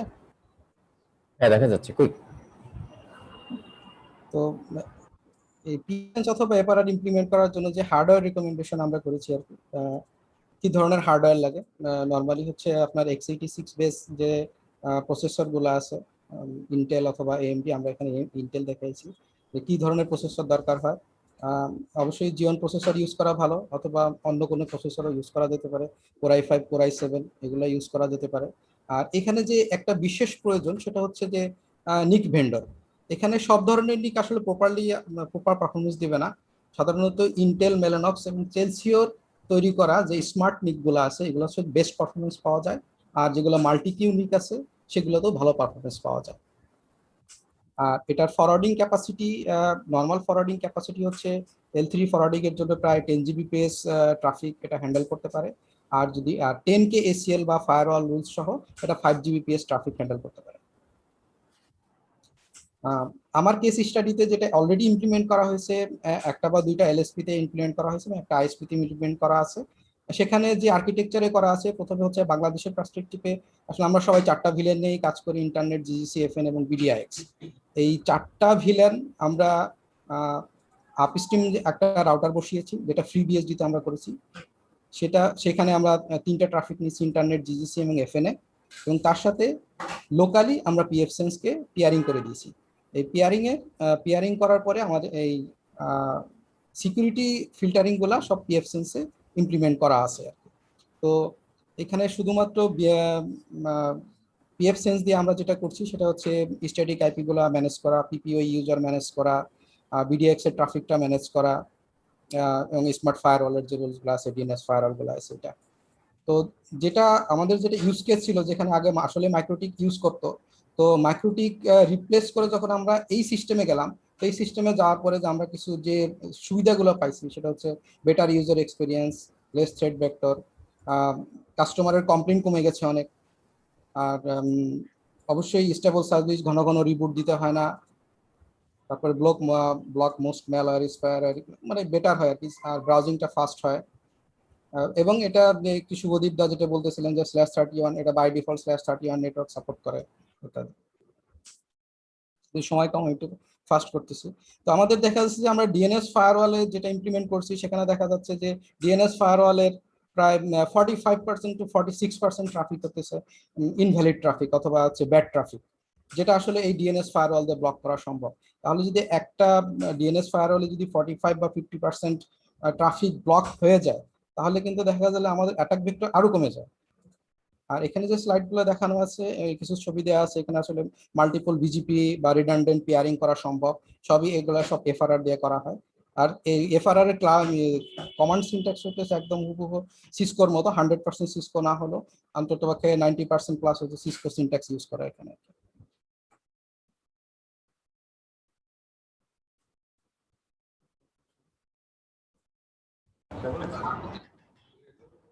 আর যে ফিল্টারিং ফিডগুলো আছে ফিল্টারিং ফিডগুলো সম্পর্কে শুধু শেয়ার করছি যে বিভিন্ন দেশ কান্ট্রি ওয়াইজ অথবা অ্যাটাক ওয়াইজ থ্রেড ওয়াইজ সেগুলো সবকিছু ফিল্টারিং করা যায় এখানে। এখানে একটা স্ট্যাটিস্টিক্স দেওয়া আছে, স্ট্যাটিস্টিক্সে যেটা আছে যে দেখা গেল ম্যাক্সিমাম অ্যাটাক গুলো হয় চায়না থেকে, তারপরে ইউএস, গ্রেট ব্রিটেন, রাশিয়া। তো এই ট্রাফিক গুলো যদি আমরা আইপি ব্যাড অ্যাক্টর আইপি ধরে যদি আমরা ব্লক করে দিতে পারি, যেটা আসলে পিএফ সেন্সে করা সম্ভব বা আমরা অলরেডি করেছি, এটা কিন্তু লাইভ ট্রাফিক থেকে নেওয়া। তো এই জিনিস দেখা যাচ্ছে যে আমাদের কিন্তু এইগুলো থ্রেড গুলো কিন্তু এখানে সব ব্লক হয়ে যাচ্ছে।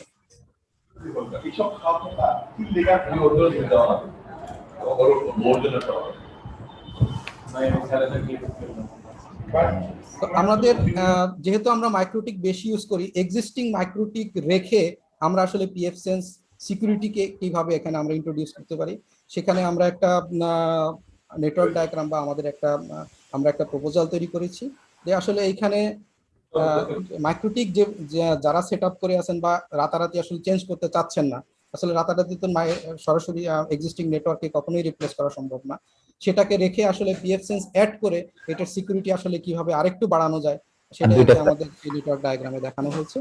যে এখানে আমরা আপস্ট্রিম পেয়ারিংটা যদি আমরা পিএফ সেন্স দিয়ে করি এবং বাকি ট্রাফিক গুলা যদি আমরা মাইক্রোটিক দিয়ে হ্যান্ডেল করি, তাহলে দেখা যাবে যে বাই ডিফল্ট আমার যে ইন্টারনেট ফেসিং যে ইন্টারফেস গুলো আছে সেগুলো কিন্তু আমার এখান থেকে মানে বাই ডিফল্ট সিকিউর হয়ে যাচ্ছে আর কি।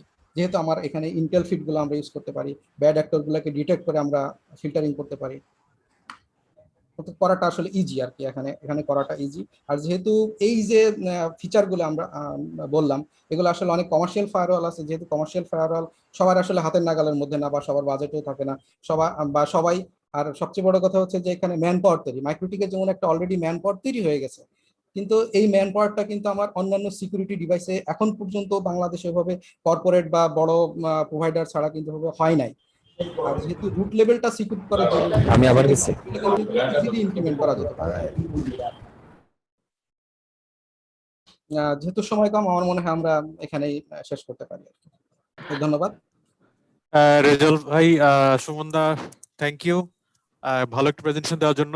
সবার জন্য বলছি যে এই প্রেজেন্টেশন গুলো আসলে আমাদের ওয়েবসাইটে আপলোড করা থাকবে। সো আজকে যে টেকনিক্যাল কারণে যে প্রেজেন্টেশন ঠিক মতো দেখা গেল না, আশা করি এগুলো আপনারা পরে দেখতে পারবেন এবং অফলাইনে সুমনদা এবং রেজাল্ট ভাইয়ের সাথে কানেক্ট করতে পারবেন। আমরা 5 মিনিটের একটা ব্রেক নেব। ব্রেক নেওয়ার পরে আমরা একটা প্ল্যানারি সেশন শুরু করব। সবাইকে ধন্যবাদ।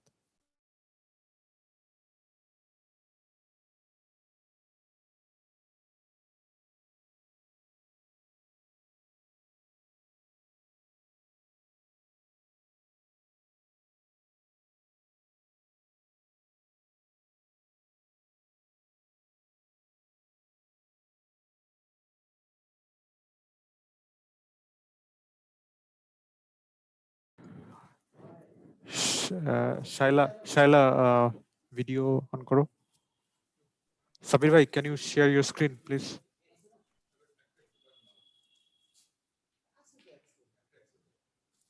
সাইমন ভাই, আমাকে দেখা যাচ্ছে?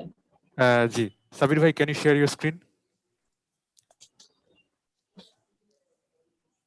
Okay, Sabir bhai share করতে থাকবে। In the meanwhile, I'm start করি। I think we are ready to start already. So, Assalamu alaikum. I'm Shaila Sharmin, EC member of bdNOG. I would like to say good morning, good evening, and good night to everyone, wherever you are watching this around the world. A warm welcome to you all at bdNOG opening plenary and keynote session. As you can see, it's our second virtual event, but bdNOG has been going since 2014. Today, I'm very much delighted to say that with this community's help and ongoing commitment, support, and participation, bdNOG has arranged its 13th event despite of the challenge of COVID-19 pandemic. Before I start, I would like to give you all a reminder that if you want to ask any question related to the presentation, please use the question answer button at the bottom of Zoom screen. I will read out the question. If you have any other comments in general, just please use the Zoom chat. Now let's make a start to the session. We have some excellent lineup, guest speakers who have given their precious time to us. Without any further delay, I will call our first speaker, Sabir Ahmed Bhai, a member of bdNOG EC, to present bdNOG update. Sabir Bhai? আসসালামু আলাইকুম, আপনারা কি শুনতে পাচ্ছেন? শুনতে পাচ্ছি। Thank you আমাকে opportunity দেওয়ার জন্য। আমি সবাইকে, সব পার্টিসিপেট এবং bdNOG অন্যান্য মেম্বারদেরকে থ্যাংক ইউ জানাচ্ছি। তো আমি এখন bdNOG এর আপডেটটা প্রেজেন্ট করব। তো আমাদের যে bdNOG আছে সেটার ফুল ফর্ম হচ্ছে bdNOG, that means Bangladesh network operators group.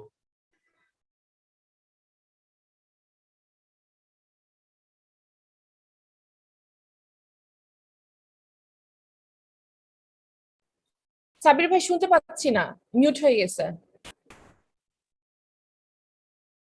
জি, এখন শুনতে পাচ্ছেন? এখন শুনতে পাচ্ছি, please continue. bdNOG stands for Bangladesh network operators group. তো আমি এখন এই bdNOG এ একটা প্রেজেন্টেশন দিব, সেখানে আমরা bdNOG সম্পর্কে আপডেট দিব। তো bdNOG কি, সেটা হচ্ছে bdNOG is a forum of computer professionals working in several ICT based organization in Bangladesh, namely in ISP, telco, bank and academia. মানে bdNOG হচ্ছে আইএসপি, টেলিকমিউনিকেশন কোম্পানিদের এবং মোবাইল অপারেটর এবং ব্যাংক এবং একাডেমিকদের একটা সম্মিলিত একটা প্ল্যান, মানে একটা স্থান যেখানে আমরা bdNOG এর মেম্বাররা বিভিন্ন বিষয় নিয়ে আলাপ আলোচনা করি, এবং এটা নন profitable. And this community works on voluntary basis and not for profit interest. And why is bdNOG? bdNOG is to work together to build better internet in Bangladesh, build a platform to share operational work experience, conduct operational research locally, promote local talent to global internet community, and facilitate discussion of local issues. bdNOG আমাদের found হয়েছিল 2014 সালে, এবং এখানে semi annual event হয়, বছরে 2 বার হয়। আর meeting গুলো হয়, ওয়ার্কশপ হচ্ছে 4 দিনের ওয়ার্কশপ গুলো হয়, আর 1 দিন বা 2 দিনের কনফারেন্স গুলো হয়ে থাকে। আর ওয়ার্কশপ গুলো যে বিষয়গুলোর উপর হয়ে থাকে সেগুলো হচ্ছে IPv4 and IPv6 routing for ISPs, advanced routing and BGP, Linux sysadmin and security DNSSEC, MPLS, IP telephony, cloud computing and Linux shell programming, and আরো অনেক বিষয় নিয়ে হয়। মূলত এই বিষয়গুলো নিয়ে ওয়ার্কশপ গুলো হয়ে থাকে। আর যেসব টপিক গুলো কভার করা হয়, যে কোনো টেকনিক্যাল এবং অপারেশনাল বিষয়গুলোর নিয়ে টপিক গুলো কভার করা হয়। তো আমাদের মেইলিং লিস্টে 3500-র বেশি মেম্বার আছেন, যাদেরকে আমরা রেগুলার মেইল দিয়ে আপডেট দিই। এবং আমরা এই bdNOG এর মধ্যে সেলস এবং মার্কেটিং রিলেটেড বিষয়গুলোকে আমরা মানে আলোচনা করতে চাই না, হাইলি ডিসকারেজ করি। তো bdNOG এ এই পর্যন্ত 12টি ইভেন্ট হয়েছে, এবং এটা 13তম ইভেন্ট চলছে। তো এই ইভেন্ট গুলো হয়েছে ঢাকাতে হয়েছে bdNOG 1, 3, 5, 7 এবং 9, কক্সবাজারে হয়েছে 2, 11, শ্রীমঙ্গলে হয়েছে 4, বগুড়াতে হয়েছে 6, যশোর হয়েছে bdNOG 8, চিটাগাং হয়েছে 10, এবং গত বছর প্যান্ডেমিকের কারণে আপনারা সবাই জানেন যে আমরা অফলাইন ইভেন্ট করতে পারিনি। তো bdNOG 12 যে ইভেন্টটা ছিল সেটা অনলাইনে হয়েছিল। তো আমরা যদি দেখি bdNOG এর পার্টিসিপেটরা কোন সালে কিভাবে করেছে, কতজন পার্টিসিপেট করেছে, সেটা যদি দেখি তাহলে দেখবো যে bdNOG 1 এ 180 জন পার্টিসিপেট ছিল, bdNOG 2 তে 97, bdNOG 3 তে 200, bdNOG 4 এ 86 জন, bdNOG 5 এ 220 জন, bdNOG 6 এ 115 জন, bdNOG 7 এ হাইয়েস্ট নাম্বারস অফ পার্টিসিপেন্ট ছিল 235 জন, bdNOG 8 এ ছিল 106 জন, bdNOG 9 এবং SANOG 32 একসাথে হয়েছিল, সেখানে পার্টিসিপেট ছিল 218 জন, bdNOG 10 এ ছিল 123 জন, bdNOG 11 এ ছিল 186 জন, bdNOG 12 তে ছিল 130 জন। bdNOG 13 এটা একটা অনলাইন ইভেন্ট, এখানে 1 দিনের কনফারেন্স এবং 2 দিনের টিউটোরিয়াল সেশন ছিল। আর এটা জুমে, মানে প্ল্যাটফর্ম হিসেবে জুম ব্যবহার হয়েছে। এখানে রেজিস্ট্রেশন 250 জনের মতন করেছেন, এবং কনফারেন্সে যে টেকনিক্যাল প্রেজেন্টেশন ছিল এবং প্যানেল ডিসকাশনে নেটওয়ার্ক এভলিউশন এন্ড ট্রেন্ডস এর উপরে কনফারেন্স প্যানেল ডিসকাশনটা হচ্ছে, এন্ড টিউটোরিয়াল ছিল ইভিপিএন নেটওয়ার্ক ম্যানেজমেন্টের উপরে। bdNOG মিটিং যেসব বিষয়গুলো মূলত নিয়ে আলাপ আলোচনা করে সেগুলো হচ্ছে IPv6, security, DNS, convergence, Linux, cloud, routing or MPLS, network automation, infrastructure, NAP, IXP, governance and IETF। আমাদের যে ওয়েবসাইট আছে সেখানে মানে দুটো ভাষাতে আপনারা দেখতে পাবেন। তো আপনারা যদি ইংলিশ ভাষাটা প্রেফার করেন সেক্ষেত্রে আপনারা www.bdnog.org তে ভিজিট করতে পারেন। আর যদি বাংলাতে দেখতে চান সেক্ষেত্রে www.bdnog.org/বাংলাতে আপনারা ভিজিট করতে পারেন। আর যদি কেউ মেইলিং লিস্টে অ্যাড হতে চান সেক্ষেত্রে আমাদেরকে মেইল করতে পারেন nog@bdnog.org তে। bdNOG13 যেহেতু একটি অনলাইন ইভেন্ট এবং কনফারেন্স এবং টিউটোরিয়াল গুলো আমাদের 10 থেকে 12 জুন হচ্ছে। তো এখানে আমাদের বেশ কিছু স্পন্সর আছে। আমাদের প্লাটিনাম স্পন্সর হচ্ছে টিম সাইমরু এন্ড গোল্ড স্পন্সর হচ্ছে ইন্টারনেট সোসাইটি। এন্ড আমাদের ভার্চুয়াল ইভেন্টের বেশ কিছু স্পন্সর রয়েছে যেখানে বাংলাদেশের বেশ কিছু আইএসপি আছে, এপিনিক আছে, circle network, Dolly IT center, Mazeda network, one sky, skynet, Sam online, Stargate, অন্তরঙ্গ.com, sky view online and KS network. আর এটা কো-হোস্ট করেছে আমাদের সংগঠন internet service providers of Bangladesh ISPAB। এটা সার্বিক সহযোগিতায় ছিল বিপিসি। তো আমার লাস্ট যে প্রেজেন্টেশনের স্লাইড সেটা হচ্ছে যে আপনারা যদি আমাদের ট্রেন্ড গুলো ফলো করতে চান তাহলে আপনারা আমাদের সাইটে যেতে পারেন bdnog.org এবং আমাদেরকে আপনারা চাইলে যে কোনো বিষয়ে জানতে হলে মেল করতে পারেন info@bdnog.org। এন্ড যদি টুইটারে ফলো করতে চান Twitter, Facebook, Flickr, YouTube, slide share এবং উইকি এই সবগুলো প্ল্যাটফর্মে আমাদেরকে পাবেন। তো এটাই ছিল আমার presentation. Thank you very much. Thank you Sabbir ভাই আপনার চমৎকার প্রেজেন্টেশনের জন্য। Now I would like to invite our for organizer remarks. I would like to invite our EC President bdNOG, Rashid Amin Biddut Bhai. Can you please kindly share your screen?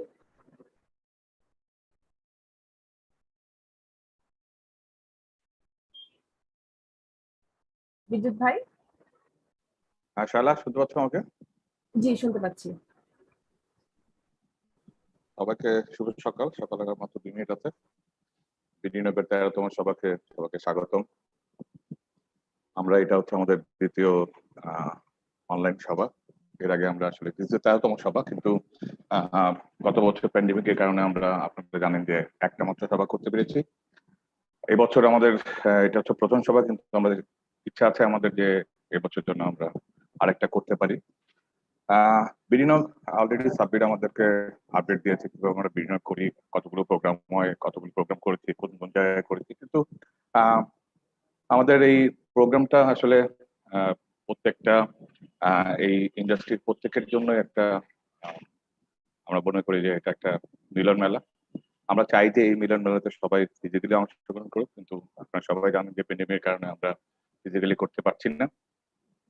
তো আশা রাখছি যে আমরা সহসাই এই পরিস্থিতি যখনই দূর হবে আমরা একটা বড় ধরনের একটা মেগা প্রোগ্রাম করব bdNOG-এর, কেন আমরা সবাই যে আকাঙ্ক্ষাটা আমাদের রয়ে যাচ্ছে প্রতি বছরই সেটা যেন আমরা পূরণ করতে পারি। ধন্যবাদ আজকের চিফ গেস্ট আব্দুল রহিম, জয়েন্ট সেক্রেটারি আইপিভিসি কোঅর্ডিনেটর, ISPAB-র সভাপতি সহ সকল ইসি মেম্বারদেরকে। আমি এই প্রোগ্রামটা এই ISPAB-র আমাদের কো-হোস্ট এবং প্রতিবারই ওনারা আমাদেরকে সর্বোত্তম সহযোগিতা করে থাকেন। এছাড়া আমাদের এখানকার এই কমিটির পিসি মেম্বার, ইসি মেম্বার প্রত্যেকেই আসলে ইভেন্ট ট্রাস্টি বডিতে যারা আছেন প্রত্যেকেই আমাদের এই প্রোগ্রামটাকে সাফল্যমণ্ডিত করার জন্য প্রত্যেকেই তাদের নিজ নিজ জায়গা থেকে আমাদের কাজ করে যাচ্ছেন। আপনারা যদি দেখেন যে আমরা যদিও আমরা একটা অনলাইন সভা করছি, কিন্তু তারপরে আমাদের পার্টিসিপেন্টের সংখ্যা কমেনি, এটা একটা গুড সাইন। গত বছর অনলাইন রেজিস্ট্রেশন ছিল 338, এবছর সেটা আমরা বেড়ে দাঁড়িয়েছে 341 জন। যদিও জুম পার্টিসিপেন্ট আমাদের, তারপরেও পার্টিসিপেশনের কোনো ঘাটতি নেই, আমাদের ইচ্ছা আকাঙ্ক্ষার কোনো ঘাটতি নেই। সবাইকে ধন্যবাদ জানাও আমাদের এই প্রোগ্রামটাকে আমরা চালিয়ে নিয়ে যেতে পারি। সবচেয়ে বড় যে ইম্পর্টেন্ট যে বিষয়টা সেটা হচ্ছে যে আমরা এই অনলাইন, এখন দেখেন সবকিছু অনলাইন, আমরা কেনাকাটা থেকে শুরু করে ক্লাস করছি অনলাইনে, কেনাকাটা করছি অনলাইনে, বাজার করছি অনলাইনে। তো আমাদের নেটওয়ার্কটাকে আসলে আগে যেরকম আমাদের যতটা সিকিউর ছিল তার চেয়ে অনেক বেশি সিকিউর করতে হচ্ছে এবং সিকিউর করতে লাগবে। আদারওয়াইজ আমাদের কিন্তু সামগ্রিক এই পরিস্থিতিকে আমরা উত্তরণ করতে পারবো না। তো এখানে যতগুলো টিউটোরিয়াল হচ্ছে, আমরা চেষ্টা করেছিলাম এর আগে ওয়ার্কশপ গুলোতে প্রত্যেকটা সিকিউরিটি মেজার কিভাবে নিতে হয়, কিভাবে আপনারা এটাকে আরো সিকিউর করতে পারবেন। প্রত্যেক এক্সপার্ট কিন্তু এখানে সেইভাবে এক্সপ্লেন করেছে। এবার একটা নতুন টপিক আসছে ইভিপিএন। রোমানকে অনেক ধন্যবাদ। পাপু এবার মনিটরিং এর উপর একটা সুন্দর একটা টিউটোরিয়াল করেছেন। তো তারা অনেক যে আমাদের উপর দিচ্ছেন এই বিডনগের প্ল্যাটফর্ম মধ্যে এটা সুবিধাটা আমরা পাচ্ছি। এই সুবিধা থেকে যেন আমরা এই সুবিধা ভোগ করে আমরা আমাদের নেটওয়ার্ককে সিকিউর করতে পারি। আমাদের এখানে সবাইকে আমাদের যারা স্পন্সর করে সহযোগিতা করেছেন তাদেরকে অবশ্যই ধন্যবাদ জানাচ্ছি এই জন্য যে তাদের এই সহযোগিতা ছাড়া আসলে এই প্রোগ্রামগুলি করা খুবই মুশকিল, কারণ আপনারা জানেন যে এটা নন প্রফিট অর্গানাইজেশন, আমাদের ফান্ড খুব সীমিত। আইএসপিবি প্লাস আমাদের স্পন্সরদের যে সহযোগিতা পাই ফরেন এবং লোকাল, এদের সহযোগিতায় আমরা কিন্তু এই প্রোগ্রামটা করে থাকি। তো আমরা আশা করছি যে এই আপনাদের স্পন্সর যে হাত আমাদেরকে বাড়িয়ে দিয়েছেন, এটা প্রতিবারের ন্যায় এটা আরো উত্তর বৃদ্ধি পাবে। সবাইকে আবার ধন্যবাদ জানাচ্ছি। সবাই ভালো থাকবেন এই প্যান্ডেমিকের সময়, সবাই সেফ থাকবেন, ডিস্টেন্স মেনটেন করবেন এবং সবাইকে শুভকামনা। ধন্যবাদ সবাইকে। ধন্যবাদ বিদ্যুৎ ভাই আপনার কন্টিনিউয়াস সাপোর্টের জন্য over the years on bdNOG। আমি নেক্সট ইনভাইট করব আমার for next I'm going to invite for special guest remarks bdNOG Board of Trustee and Pesir Hakim bhai, please.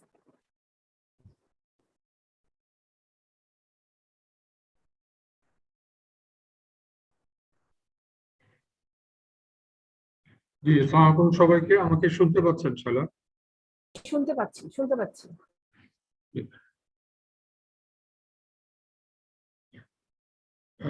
সবাইকে শুভ সকাল।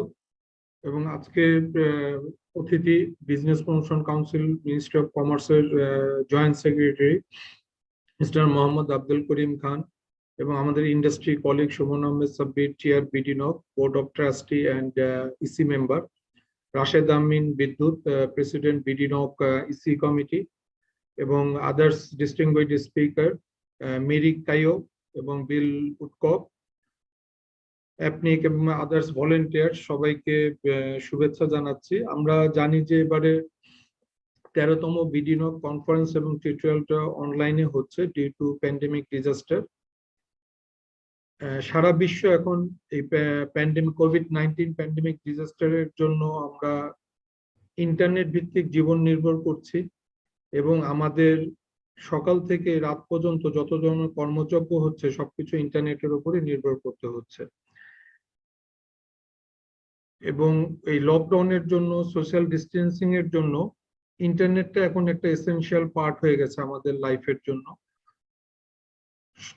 অনলাইন শপিং, ই ব্যাংকিং, এন্টারটেনমেন্ট, সোশ্যাল মিডিয়া এবং যত ধরনের সরকারি government information আছে, ইভেন করোনা ভাইরাসের যে আমরা রেজিস্ট্রেশন, করোনা ভাইরাসের যে টেস্ট রিপোর্ট, সবকিছু আমাদের অনলাইন নির্ভর হয়ে যাচ্ছে। তা ডেফিনেটলি আমাদের ইন্টারনেটের যে প্রয়োজনীয়তাটা রয়েছে কিংবা ইন্টারনেটের যে এখন ইম্পর্টেন্সটা, এটা আমরা সবাই এখন রিয়েলাইজ করতে পারছি এবং আশা করি bdNOG এখন একটা সুন্দর ইন্টারনেট জগৎ আমাদেরকে উপহার দিবে এবং আমাদের যে ইন্ডাস্ট্রিতে যারা টেকনিক্যাল কাজ করছে কিভাবে আমাদের নিজস্ব নেটওয়ার্কটাকে সেফ সাইডে রাখা যায় এবং এই ডিজিটাল লাইফটাকে আমরা কিভাবে এনজয় করতে পারি, কিভাবে আপটাইম এনশিওর করা যেতে পারে এবং আগামী দিনগুলোতে ইন্টারনেটের যে বিভিন্ন চ্যালেঞ্জগুলি আছে সেগুলোর বিষয়ে আমাদেরকে bdNOG সবসময় সহযোগিতা করছে এবং লোকাল যে ট্রেনার কিংবা লোকাল এক্সপার্টিস যারা আছে তারা আমরা বিশ্বমানের তাদেরকে তৈরি করতে পারছি। ইন্টারন্যাশনালি তারা বিভিন্ন পেপার সাবমিশন থেকে কনফারেন্সে অ্যাটেন্ড করছে। এটা ডেফিনেটলি bdNOG এর জন্য এবং bdNOG এর প্রতি আমরাও কৃতজ্ঞ ইন্ডাস্ট্রির পক্ষ থেকে। এবং দ্বিতীয়ত এবং মেইনলি আমরা সবসময় দেখে আসি যে হচ্ছে গিয়ে bdNOG কনফারেন্স গুলোতে টেকনিক্যাল সেশনগুলি বেশি জোরদার দেওয়া হয়, কিংবা টেকনোলজি আপকামিং যে টেকনোলজি গুলি আছে সেগুলো নিয়ে আলোচনা করা হয়। bdNOG এর প্রতি একটা আহ্বান থাকবে যে আমাদের ইন্ডাস্ট্রিতে বিশেষ করে বাংলাদেশে কিন্তু এখন পলিসি খুব র্যাপিড চেঞ্জেস হচ্ছে।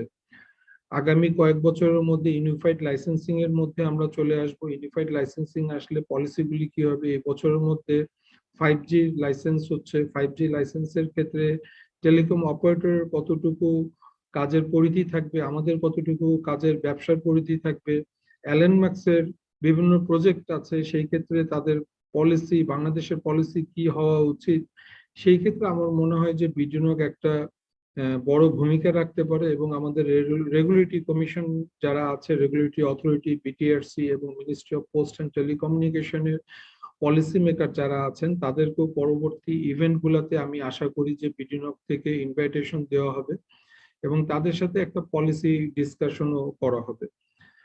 এই আশাটাই আমি রাখছি bdNOG ইসি কমিটির কাছে। এবং সর্বোপরি আমি স্পেশাল থ্যাঙ্কস দিচ্ছি আমাদের এই প্রোগ্রামের স্পন্সর যারা আছে, টিম কিমরু, আইসক এবং আদার্স যারা লোকাল স্পন্সর আছে, লোকাল আইএসপি যারা আছেন, যারা আর্থিকভাবে সহযোগিতা করে এই ইভেন্টটা সার্থকভাবে করছেন, তাদের প্রতি কৃতজ্ঞতা জ্ঞাপন করছি। এবং আমি আশা করি যারা পার্টিসিপেন্ট এই ট্রেনিং প্রোগ্রাম, ওয়ার্কশপ এবং কনফারেন্সে অ্যাটেন্ড করেছেন, আপনারা ইনশাল্লাহ সবকিছু ভালো মতন শিখেছেন। এবং ট্রেনার যারা আছে তাদের প্রতি অনুরোধ থাকবে তাদেরকে অফলাইনে বিভিন্ন সময় সাহায্য সহযোগিতা করার জন্য। আমি এই বলেই আমার বক্তব্য শেষ করছি এবং ভবিষ্যতে একটা বেটার ইন্টারনেট সোসাইটি যেন বাংলাদেশে তৈরি হয়, এই বলে আমি শেষ করছি। সবাইকে ধন্যবাদ। Thank you so much, Hakim Bhai, for the remarks. For chief guest remarks, I would like to request Muhammad Abdur Rahim Khan, Joint Secretary at Ministry of Commerce, Government of People's Republic of Bangladesh. Can you please give your speech? Shaila, Secretary sir is busy with a meeting. He will join after the keynote session.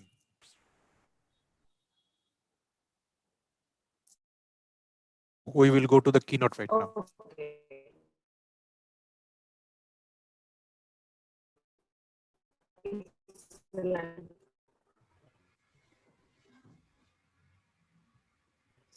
So, without any further delay, I will move into our keynote. Okay, fine. So, next, I would like to invite our first keynote speaker.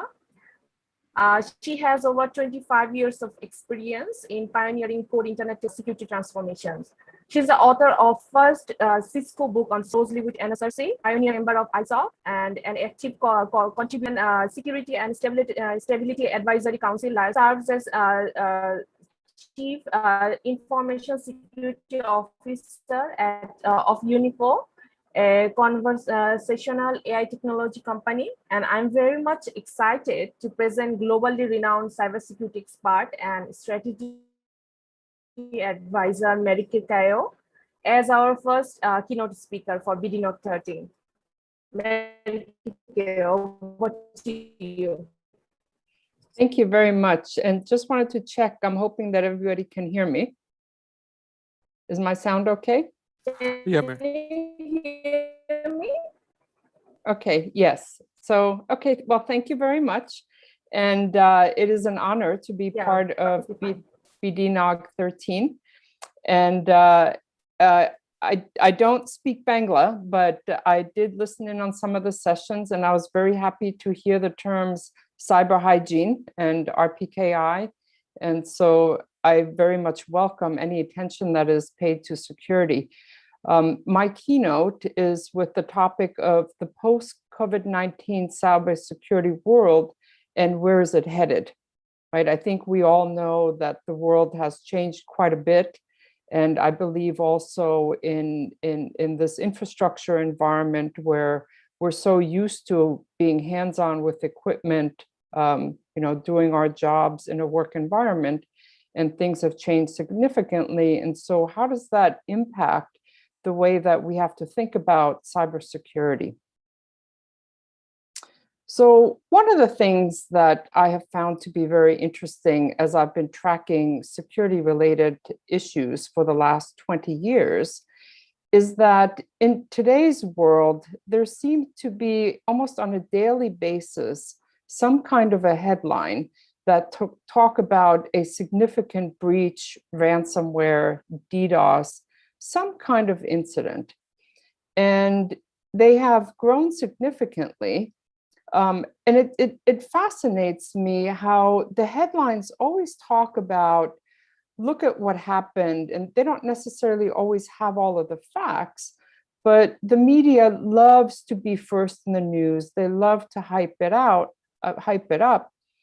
And my first question is always, I wonder how that actually happened, right? What was the first vector in that allowed some of these sophisticated hacks to happen, or breaches? Or why did some corporation get hit with ransomware? And if you look at some of these headlines that I pick up, every time I give this talk, I look at what some of the latest headlines are, but I leave some of the older ones in there also, because in the dark web, right, in the underground economy, the credentials that are hacked from different environments, they get sold and they never go away. And so it's one of the reasons when, we always think about passwords, username passwords, and that you need to change them with some frequency, but not too often, right? Because then you end up writing them down. And even better is using a password manager. But we really need to think about what are the good hygiene practices that make sense when we realize that all of these breaches are trying to get information so that they collect reconnaissance, which then be utilized to create more sophisticated attacks. Because most of what is done with all of these breaches is to really gather intelligence. And this intelligence then is utilized to create much more sophisticated attacks, one of which I believe has made the world news, which is the SolarWinds attack, right? As we see that corporations are being attacked, that whose services are trusted, right, in various environments.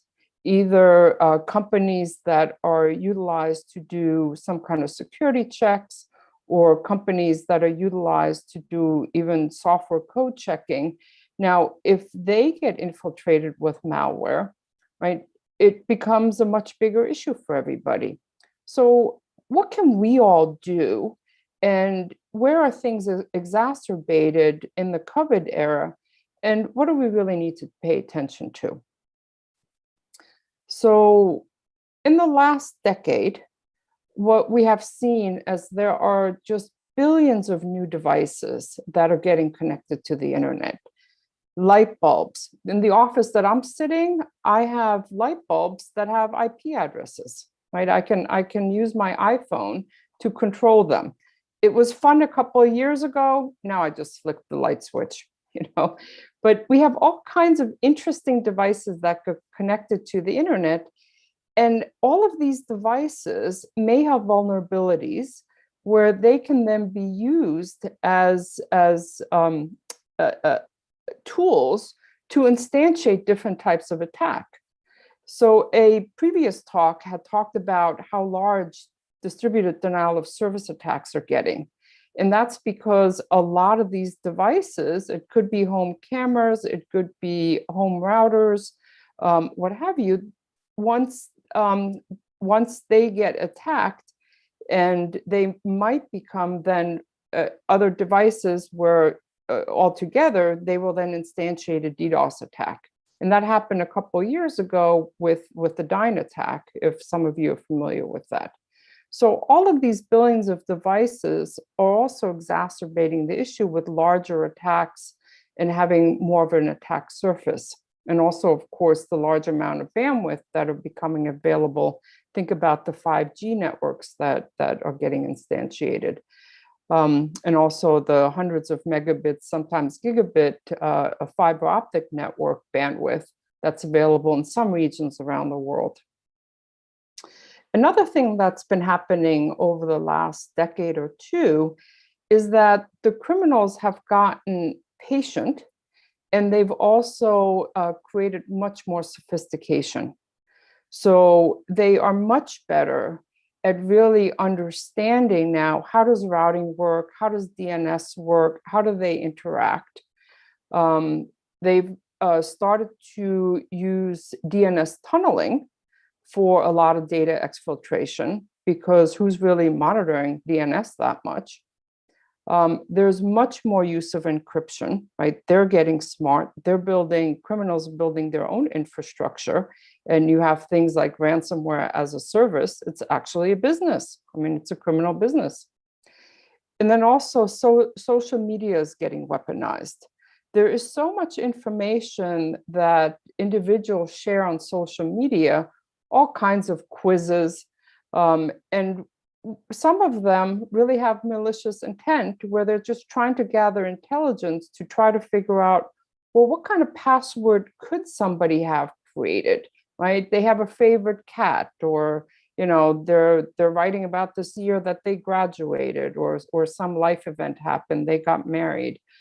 And for a lot of people, if they don't use a password manager today, they still, to be able to remember large, complicated passphrases, they may use a common phrase like, I married the name, Muhammad, and on whatever year it is. And by gathering information from social media sites, it might be that a password could be more easily guessable than it should be. And then also you have the automation, right? You have a lot of outsourced infrastructure, and the persistence of attacks is quite fascinating.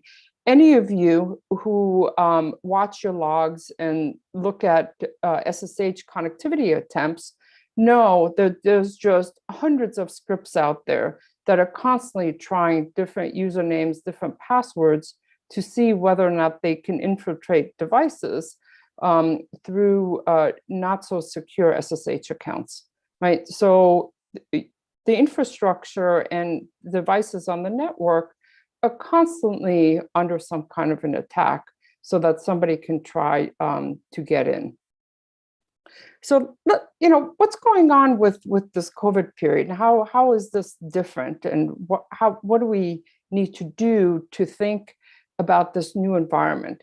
When I saw this cartoon over a year ago, it really made me laugh. But then I started thinking that it's not really funny, because there's so many environments that are creating added stresses for us all. Right? We're in a home environment. We don't go to the office yet. Maybe some of us do, but I think for the large amount of the global community, right, you're working from home. You have your spouse that may also be working from home. You may have your children that are trying to do schoolwork. And there's so many demands that rather than just being able to concentrate on your emails and replying to them and logging into an environment and thinking about what we have to do, there's a lot of sense of urgency, right, for getting things done and trying to deal with your kids, trying to handle all the other things that you have going on at home. Rather than just being in a more quiet, business-like environment. And so the criminals are really taking advantage of that.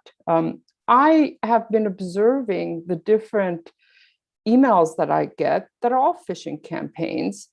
And they've gotten to the point now where they target individuals, and they play on this sense of urgency. So for example, some of the emails that I get is, your password account sorry, your email account is oversubscribed, and we're going to turn off your email if you don't reply immediately. And I know for a fact it's fake because it does not come from my email provider. There's other things that say, if you don't pay this right now, then your invoice is going to be invalid. And it might even be something that's purporting to be from a colleague that says, oh, we need to talk today. Can you please click here? And while when we have time, we will read it and we'll say, oh, that can't be real. But when we're in a hurry and when we have all of these other stresses at home, or people demanding our time, then we don't necessarily always stop and think. We might click before we think, oh, wait a minute, ooh, that was a bad idea, right? And so we really need to think about those situations and kind of stop and think a little bit before we take some action, especially when it comes in email, because business email compromise is one of the largest vectors where any kinds of attacks start from. Another thing, and I'll talk about this in a little bit more depth, is we need to think about how home networks are utilized, because we don't necessarily have a virtual private network into a business environment. And so we need to start thinking about, well, wait a minute, where is the traffic going, and how is DNS resolved, right? So what kind of path does all my traffic take? Where before I was in an office, I was in a secured business environment, but now if not all my communication is encrypted, who might be able to use Wireshark or some other mechanism to sniff, what the traffic is and potentially get access to usernames and passwords.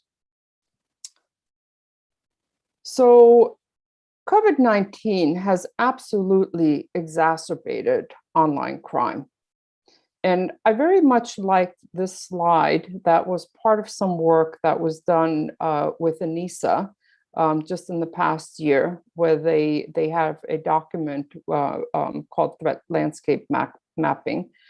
And it kind of shows just the route that criminals take. And these are criminal organizations where they use a number of different mechanisms to instantiate attacks to gather information. So, attacks against the teleworking infrastructure, like your home router, or SMS phishing, right? That's also becoming very prevalent. You get an SMS message that says, hey, I need information, click here. And then your mobile phones are infiltrated. Sometimes you use those to do business related aspects. And so the criminals get more and more intelligence and infiltrate the business.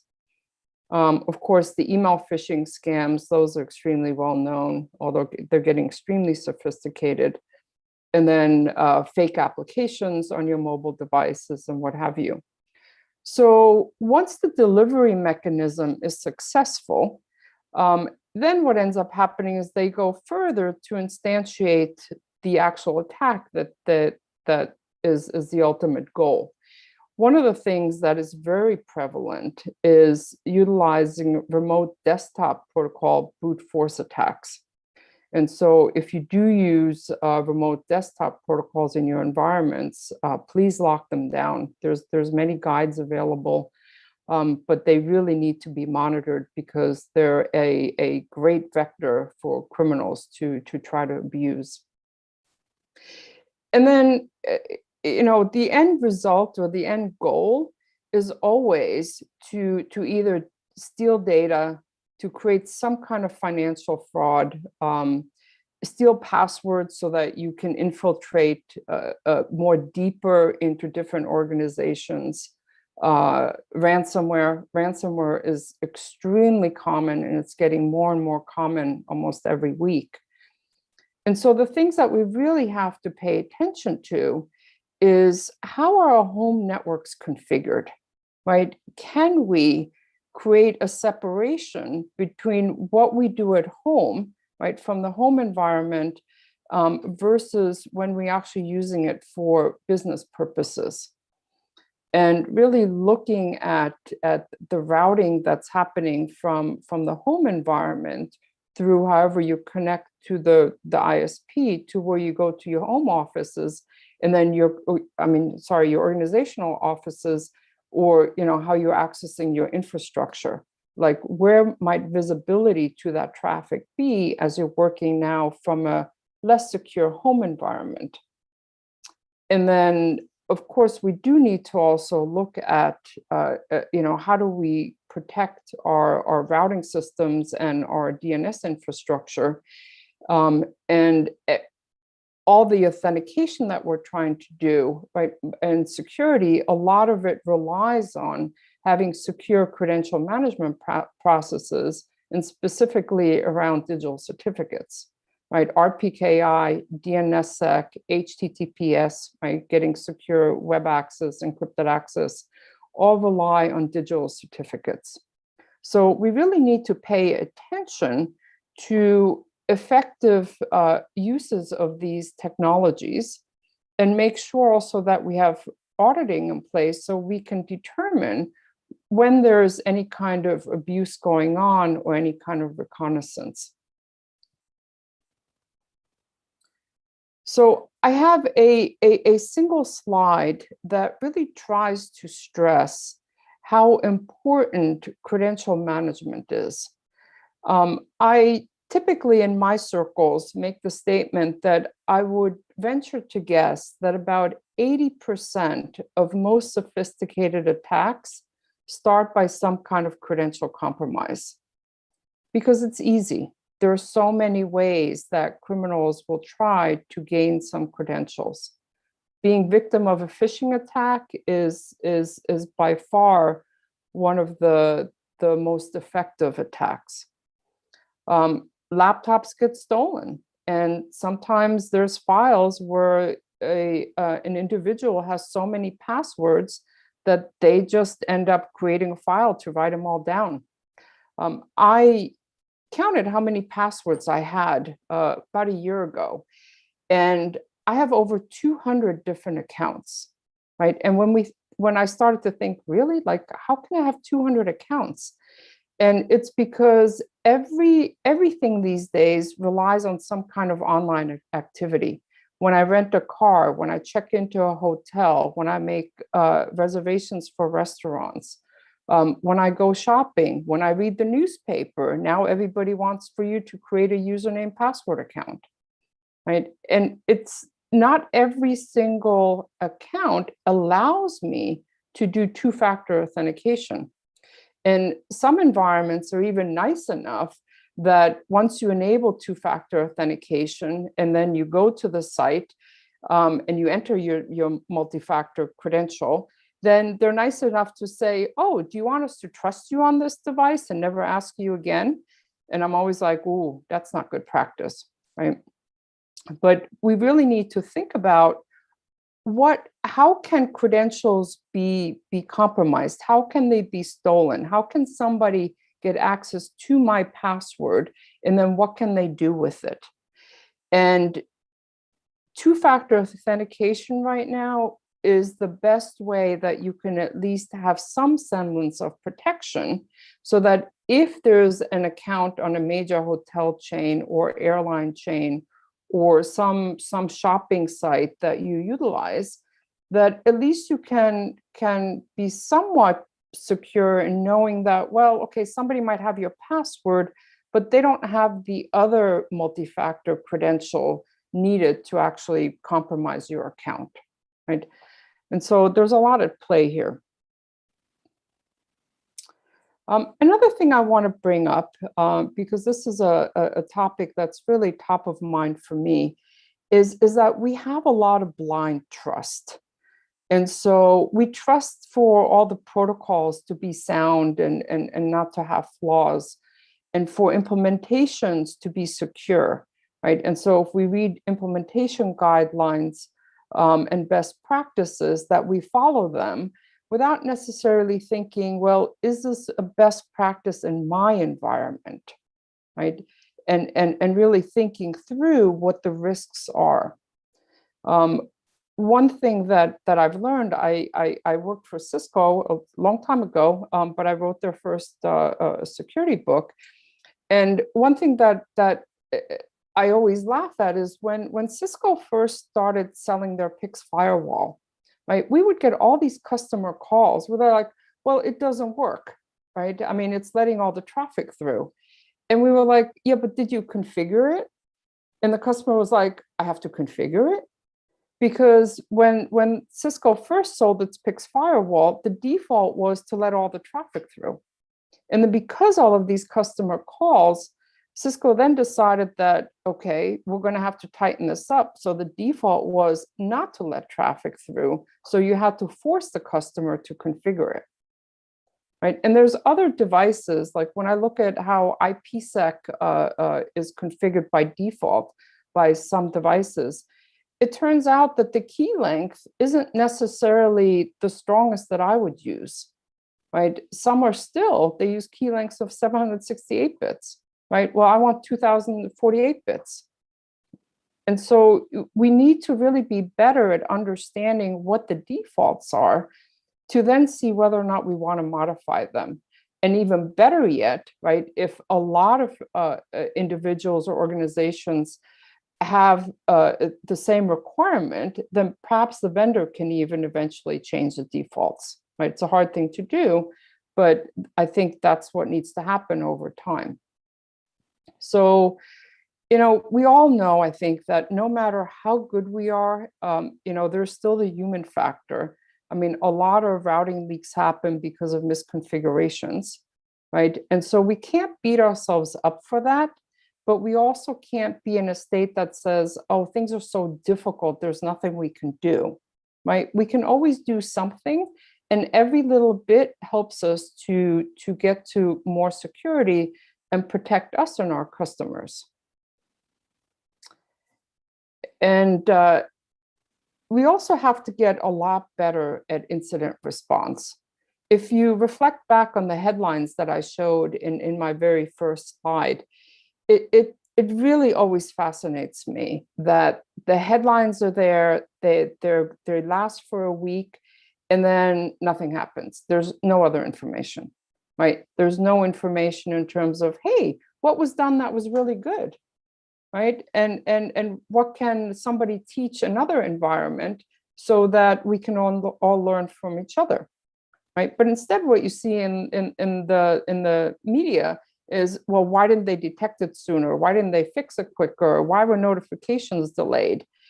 And it's ludicrous to me, because also when it comes to notifications, right, every organization has to really look at, well, what is the actual impact to the entire environment before you can then send out notifications. Also, when you have breach notifications, there's different laws for different environments, right? In the US, we have 50 states, there's 50 different requirements for breach notifications. Some as short as 3 months, where if you detect an incident, you need to notify. Others are as long as 12 months.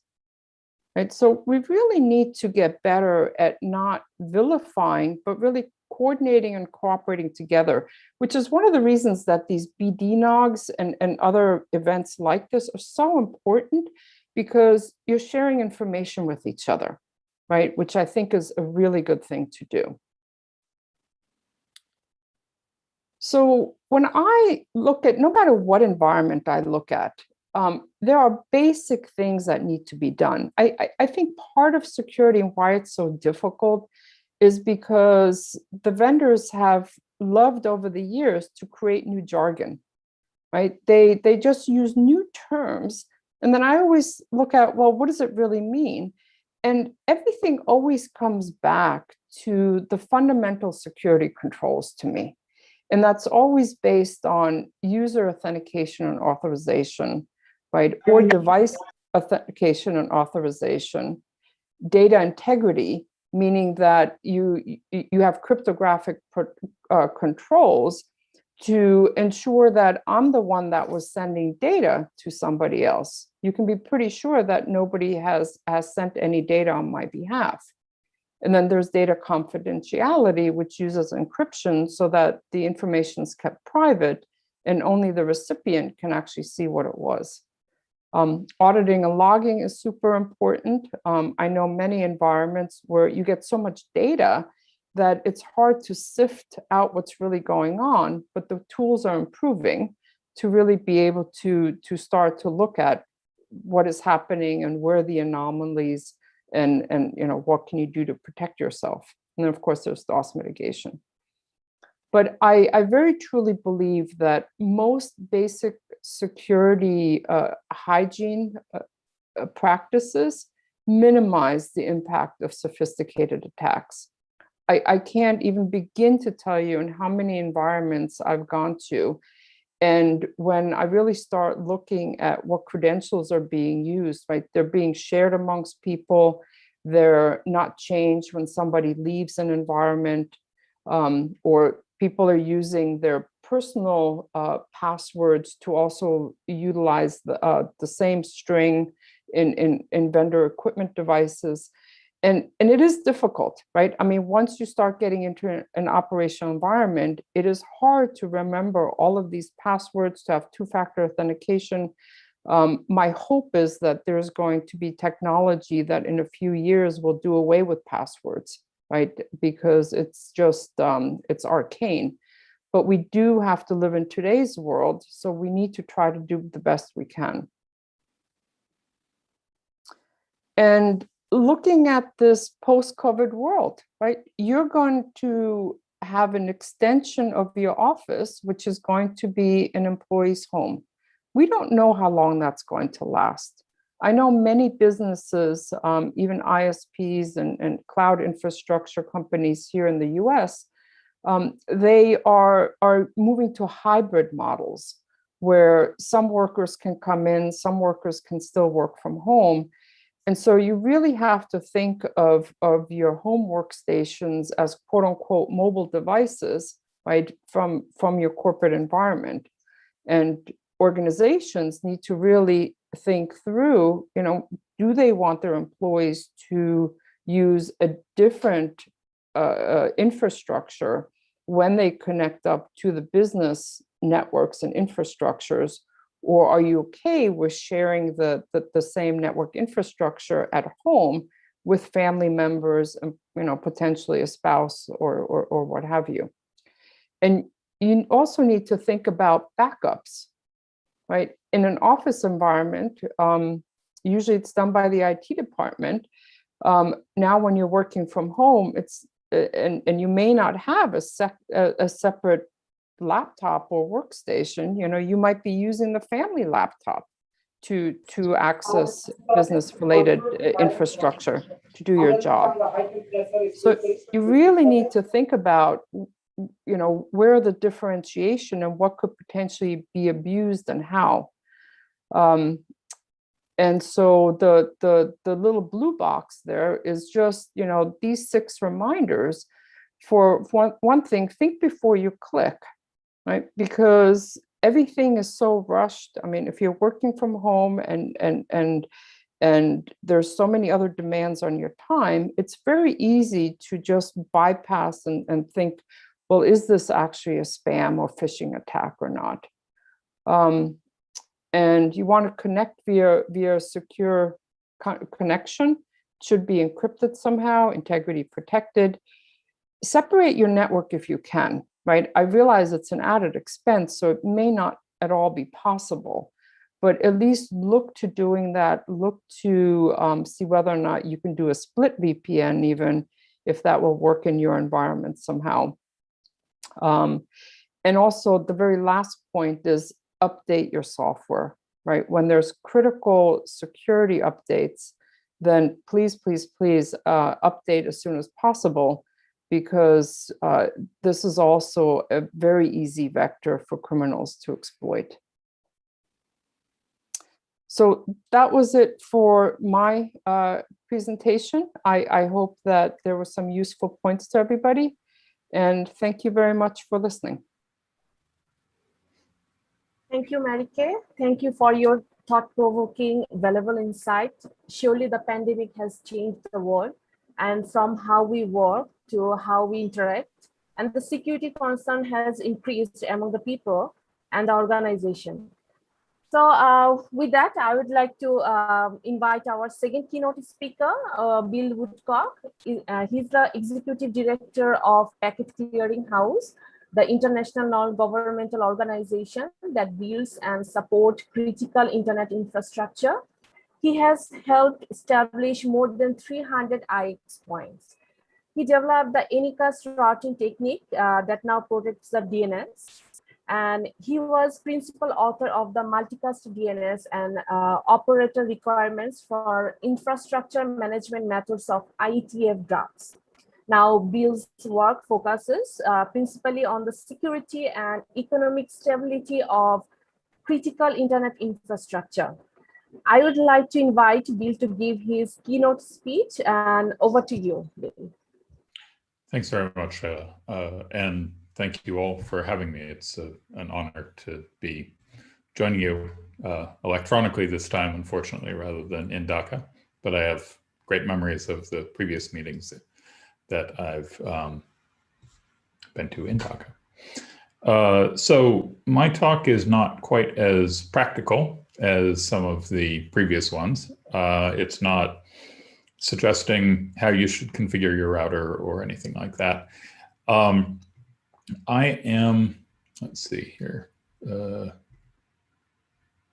trying to share my screen at the moment.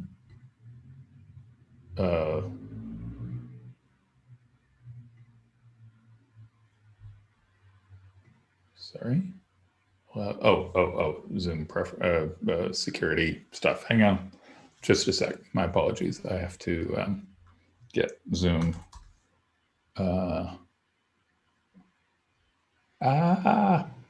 This is the problem with not using Zoom very much is I'm not set up properly to share my screen. My abject apologies. Share system preferences. Do you guys want to, does anyone else have anything that they need to say while I am trying to get You can take your time. It's okay. Apologies. Zoom there.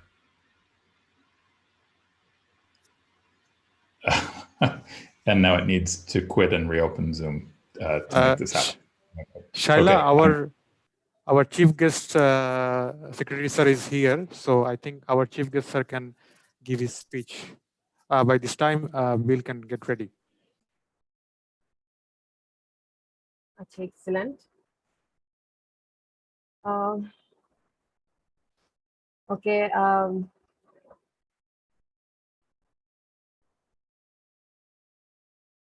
Next up, I would like to invite our chief guest, Mohammad Abdul Rahim Khan, Joint Secretary.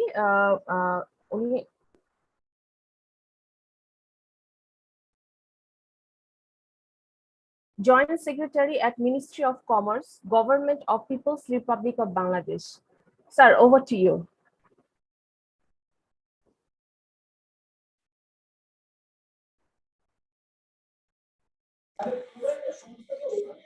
Okay, thank you. Basically, I just want to thank the organizer to organize this training program, and I'm sure this is going to benefit the participants today, as many as 60 participants, I understand, from the law. And I hope the speaker will be able to meet the expectations from the participant. And once again, I want to reiterate that Business Promotion Council would be very glad to collaborate with your organization, I mean the ISP Association, to venture this kind of beneficial program in their future. So today's participants, I hope they will come across with the updated information about the issue we are discussing today. So I will not take much time because our speaker is ready by this time. And I wish you all success again. And may Almighty keep us all in good health. Thank you all. Thank you very much. I'll be in touch. Thank you so much, sir, for your chief guest remarks. I would like to get back to Bill for his keynote speech. Bill, you there? Yeah, let me try. There, that looks better. Share. Yes, I can see the presentation And slides. You may continue. play. There we go. All right. My apologies for that. That was, yeah, one of those things that one does and then never lives down. Okay, so what I'm here to talk about is why it is that people measure the internet, traffic volumes, directions, all that kind of thing, why it's a useful thing to do, some basics about how you do it. And, you know, if there's Q&A about it, I can explain why it is that this is something that I wind up having to deal with people on a lot. So first, there are the sort of tactical reasons for measuring the internet. The main thing is just, you know, we're selling internet bandwidth as internet service providers. So, you know, what is that product? How much of it are we selling? Where is it going? Where is it coming from? If you don't have the quantities, you can't really figure out the costs associated with those or the revenue associated with those in any meaningful way. You're just looking at aggregates. So being able to quantify the amount of traffic that you have and where it's going allows you to do more interesting kinds of billing. And it allows you to plan your network expansion, your upgrading peering sessions, going to new exchange points, all that in a more forward-looking way, not just guessing, but really knowing where your customers are trying to send traffic. And then in the big picture, there are sort of strategic reasons for wanting to do this. Obviously, if you're a regulated entity, you need to be able to discuss your business in informed terms with your regulator and with policymakers. And also, you want government to help the industry and to make investments out of taxpayer money to support the internet and telecommunications. And so if you've got the numbers to back that up, it makes for a much more compelling argument. So economists argue a lot about methodology, and there are as many different methods of calculating things as there are economists. But you can get basic agreement that somewhere between a quarter and a third of all new economic growth since, you know, the turn of the last century in OECD countries where a lot of statistics are kept is down to the internet and ICT enabled or internet enabled ICTs. And it's a double-digit percentage globally, although once you start including 200 countries, you get a broader range. And obviously there's sort of apples to oranges collection of data. So about the economy as well as about the amount of traffic. Although one of the things that PCH spends a lot of time doing is trying to make that collection of data about the internet side of things more uniform so that people can compare numbers between countries and over time. So it's government's responsibility to understand how the economy they're responsible for works.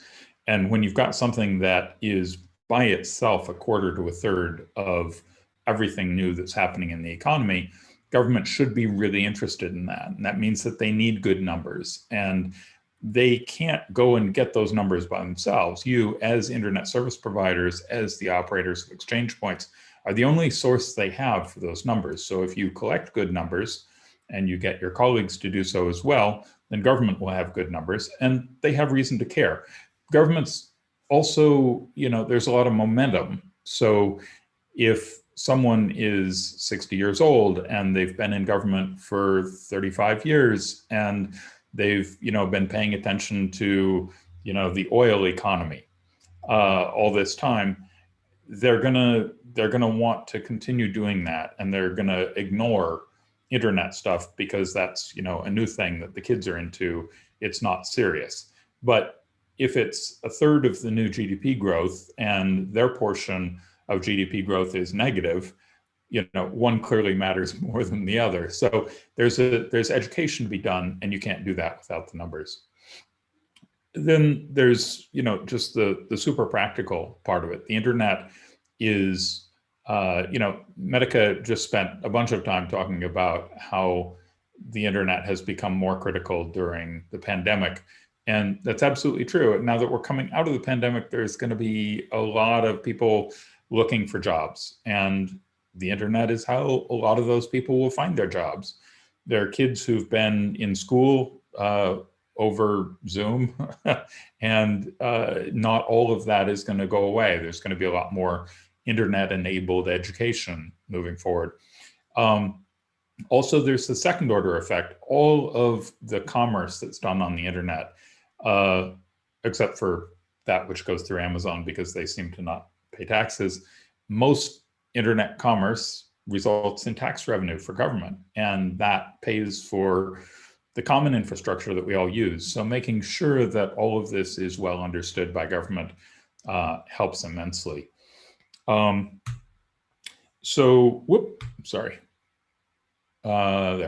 So the network effect is the thing that creates the value in the internet. People use the internet to talk to each other, to talk to resources out there, to download movies, to publish things. The more other people they can talk to, the greater the value. So the value increases as a function of the number of users of a compatible service. And in the internet, that means the number of people connected to the internet. So to look at that in a more concrete way, if we've got 2 users connected to a network, the value is 1. There's 1 interconnection there that they are using, and they share that. So the value per user is 0.5. But if we add 1 more user, the marginal value of that 1 additional user is 2, because we've gone from 2 users to 3 users. Now there are 3 interconnections. Each of those users can talk to 2 other users. The marginal value of the next one we add, when we go up to 4, is 3. Now you see 6 interconnections there between 4 users. So every user that's added creates more new value than the last user. As the network gets bigger, every additional user that's connected to it brings new value to everybody else who's already connected, not just to that new user. So as an internet service provider, you're recouping from your users the value or the cost associated with the value that they're getting from that. So the more people they can talk to, the more value you're providing, the more money you can charge, although obviously you need a pricing mechanism that will do that for you. But we don't have 3 users or 6 users. We've got 4.5 billion users. So the internet is big, and these numbers, when they start multiplying out, get really, really huge. And it's not just the physical connections between users that make the difference. This is true throughout the network stack. So at layer 2, Ethernet adjacencies, right? Your Ethernet network is going to provide you with more value if there are more things connected to it. Layer 3, IP, this is really what we're talking about here, is the global reachability, the ability for someone in Dhaka to reach someone in Sao Paulo, to reach somebody in Washington, DC, and that's all provided by layer 3 IP protocol. Up at layer 5, routing, BGP, route servers are about 20 years old now.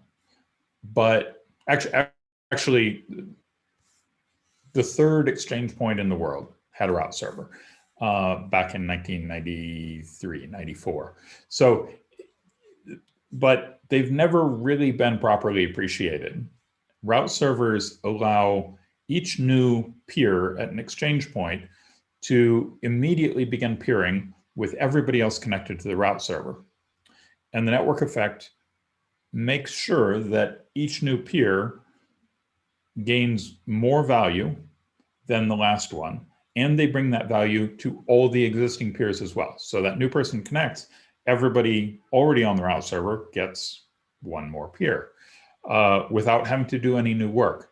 And so taking route servers seriously is what allowed Jakarta and Sao Paulo to overtake the big exchanges in Europe and the United States. That's why they have faster growth rate. That's why they're bigger. I think there's a huge degree of complacency in big developed economies where people don't care that much about the money. It's not so personal. And so they just assume that, well, it's a developed economy, it's big, it's important, we're always going to be the biggest. And they don't really put in the effort to analyze what needs to happen to continue the growth to keep accelerating. Whereas folks who have a stronger incentive to make sure that they're profitable will often do that analysis. And they're not spending a lot of time out there promoting themselves, so you don't hear that much about it.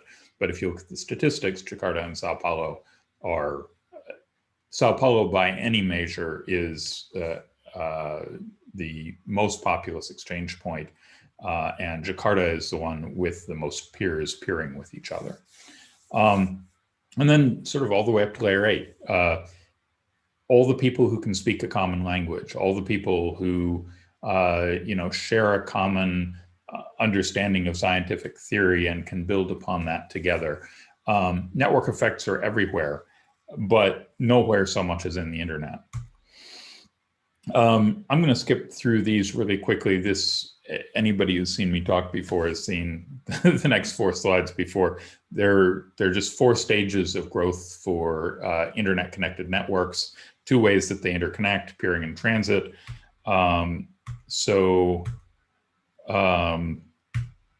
That allows you to build a diagram of the internet that consists of networks in these 4 different stages of growth and exchange points. The networks are connected either through transit, which are these red arrows, or through peering, which are the green lines. And transit is obviously a service you pay for. Peering is cost neutral between parties. And everybody's got customers. And these customers are what are bringing value. We wouldn't build this network if we didn't have customers who wanted to talk to each other. So a customer that wants to talk to another customer, it's our job as internet service providers to route that traffic and to find a path that's going to be efficient for the users, but also cost effective for us. So we pass that traffic over transit up to whoever. They find a peering connection over to another like-size network that's got a path down to the other customer that you want to talk to. They pass that traffic down across a downhill peering connection, and again, and now you've got a path between those 2 customers. The red arrows show that money is flowing upwards towards the exchange point, but no money flows through the exchange point. That's one way of understanding the internet economy. There's sort of these 2 ways. One is to say, from a theoretical perspective, from whence does the value originate? And the value originates from the point of interconnection. The point of interconnection here, the center of it is in the middle of the internet exchange point. The other way is to say, well, follow the money. Where does the money go? The money comes from the customers, and they spend it, and it goes to their transit providers and so on up until it's balanced out and there's no more money flowing. And that again happens at the center of the internet exchange point. So all the value of the internet by and large is coming from the center of internet exchange points.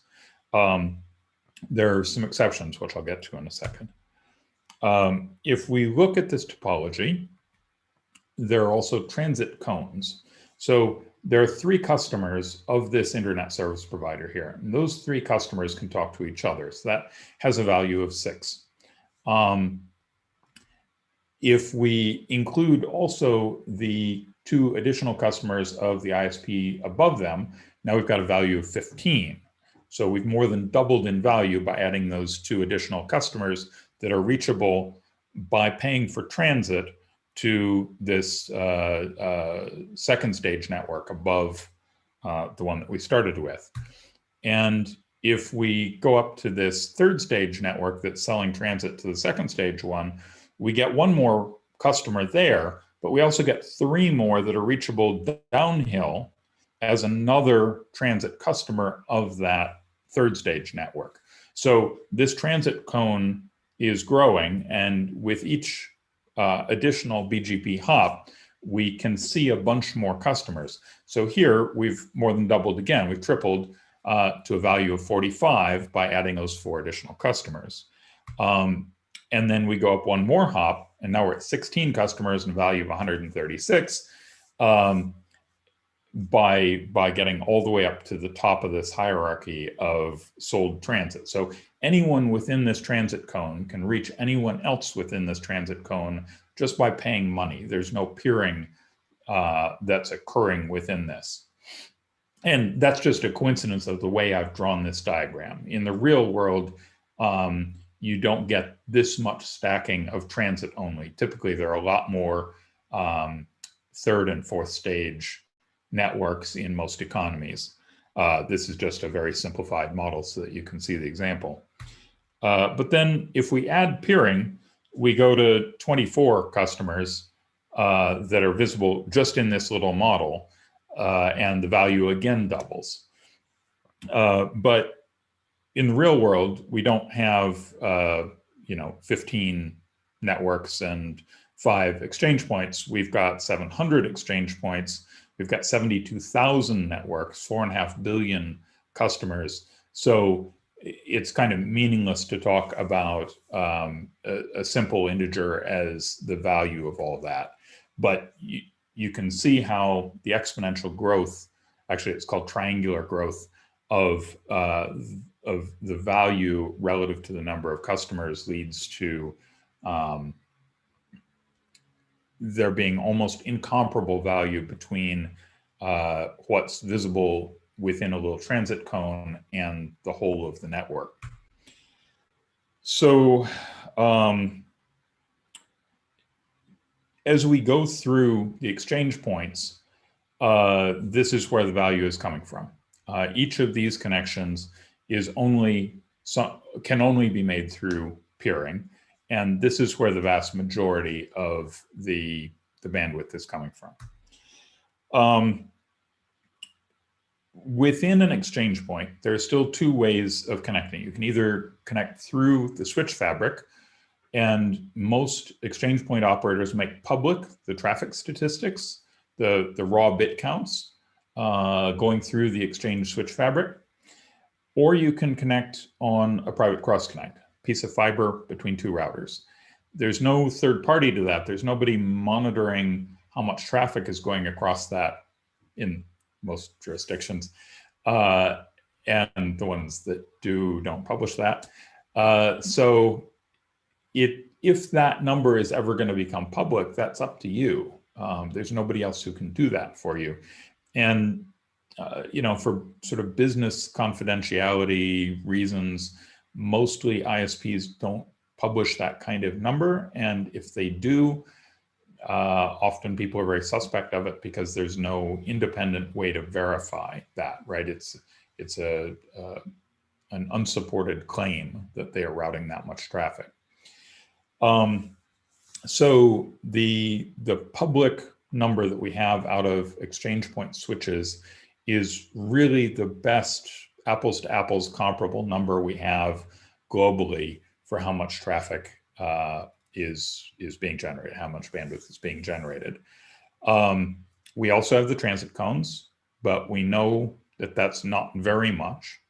And we also have the cross connects.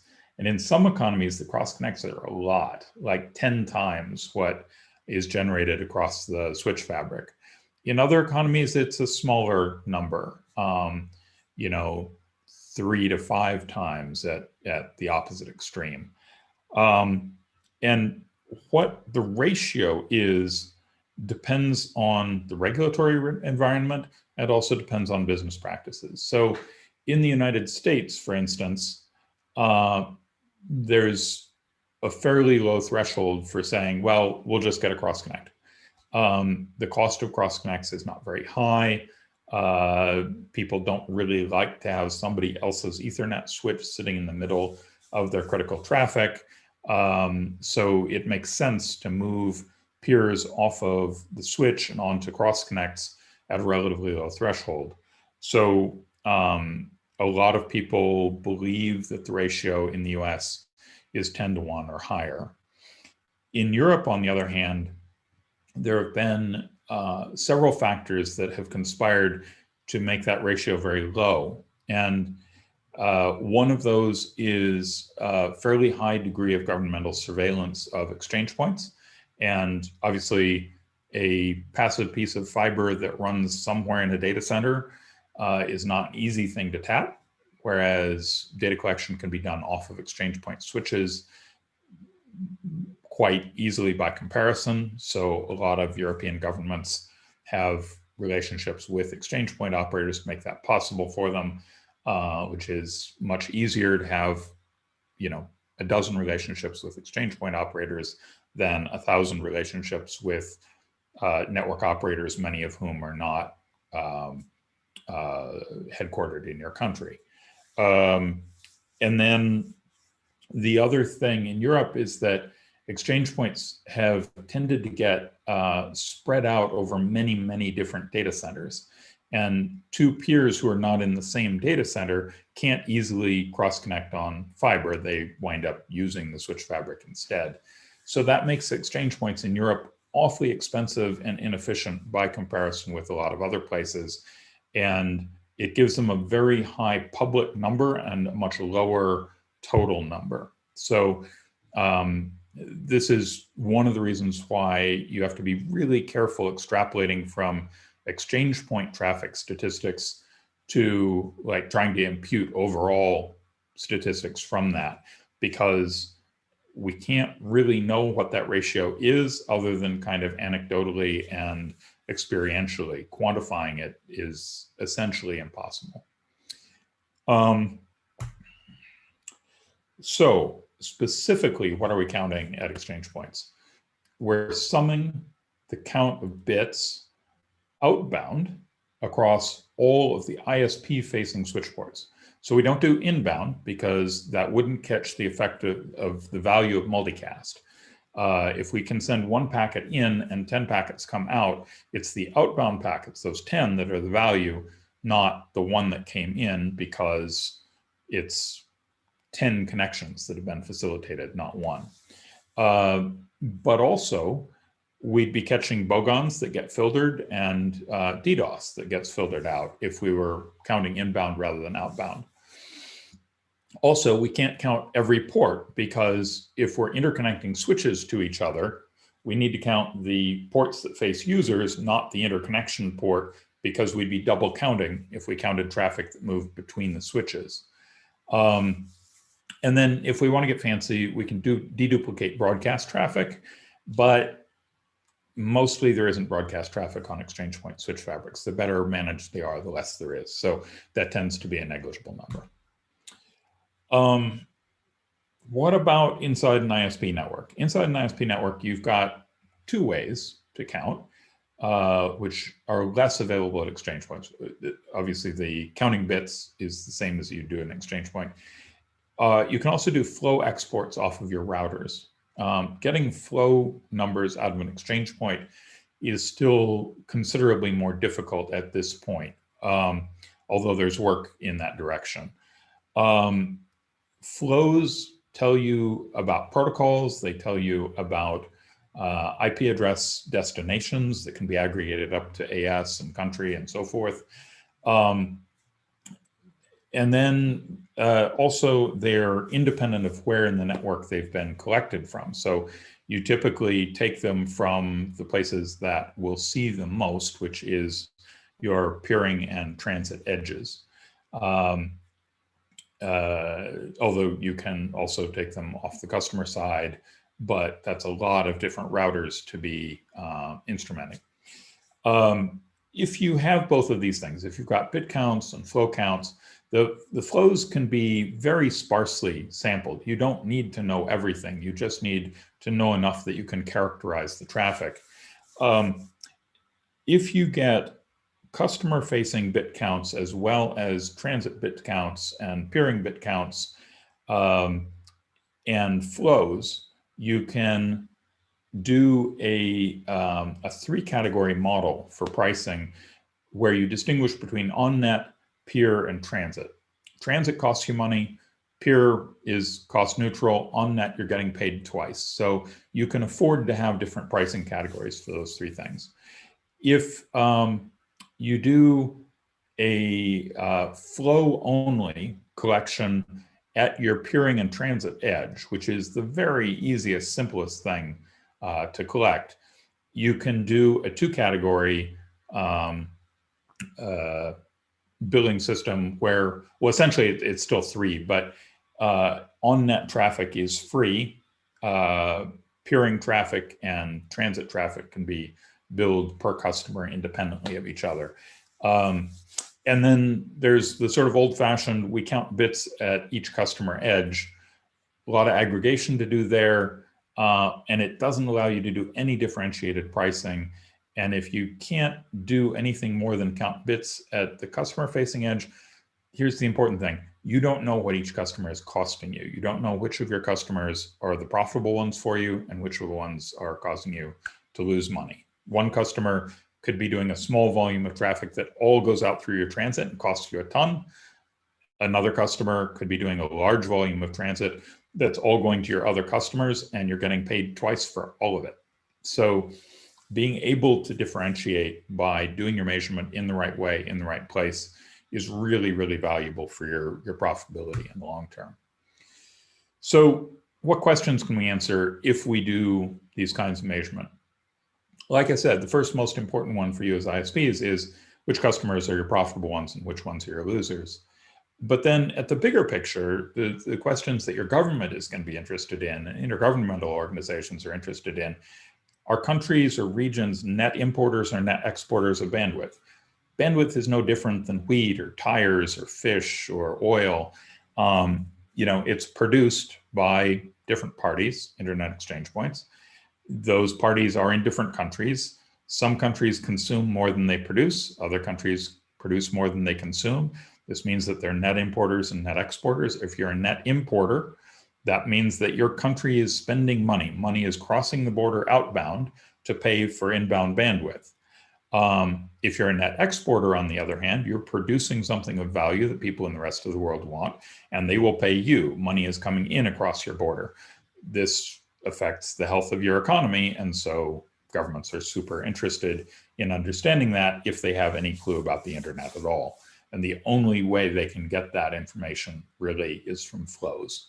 And it's up to you as ISPs to collect those flows because nobody else really can. The other thing, you can look at protocol statistics and understand what protocols and applications are picking up steam and which ones are falling into use. It used to be that NNTP, net news, was 90% of all the traffic on the internet, and then it became gaming, and then it became, you know, web and you know, video, and you know, we change over time, and being ahead of these curves helps you in your business. So that was it. Not a big complicated talk, but I'm advocating for you to think more about measurement and make sure that you're doing measurement in a way that supports your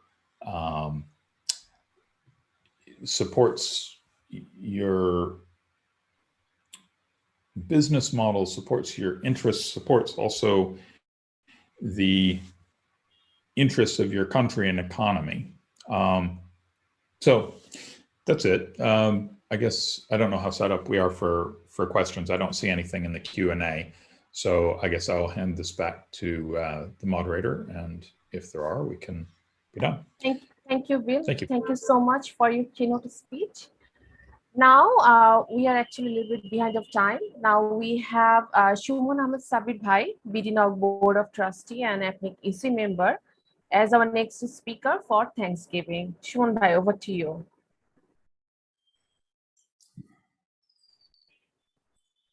Thank you, Shaila, and thank you everyone for joining in the bdNOG13 conference. And as you know, we are again virtual due to the situation, but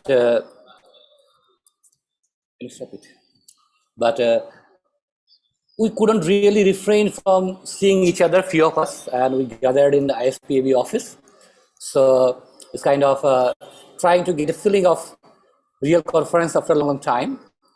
But again, it's not possible at this moment, and we don't know when we will be able to go to the real life conference meetings where we can actually see each other, share our views, not only about the technical issues, but also seeing friends, meeting, greetings.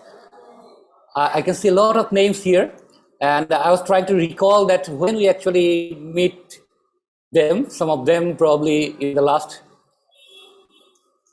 bdNOG in 2019, some in Apricot 2020 in Melbourne, and rest actually even much earlier. But again, saying that the life goes on, and in the pandemic, we are much more dependent on our network than the earlier days. So our role became more critical and important for us as well as for the society, for the countries, for the people. So in these figures, we all are trying to manage, like Mary is saying, the challenges of the Home Office was saying in a presentation of a few, just an hour ago.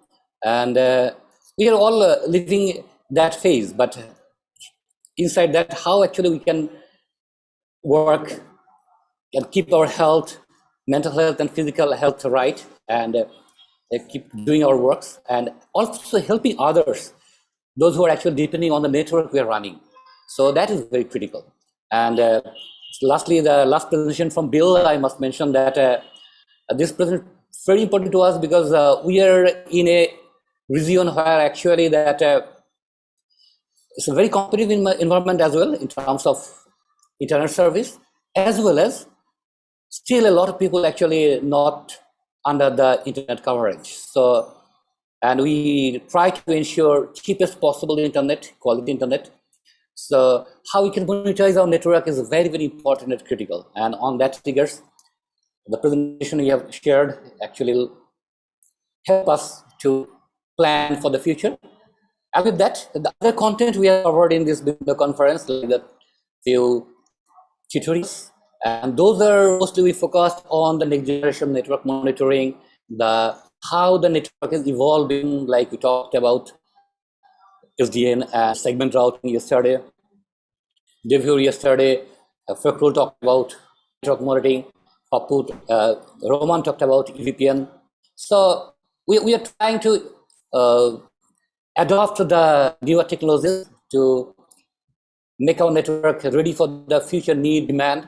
As Bill mentioning that traffic is evolving from one content to type of content to different type of contents, and that evolution will continue, and we have to adapt along with that.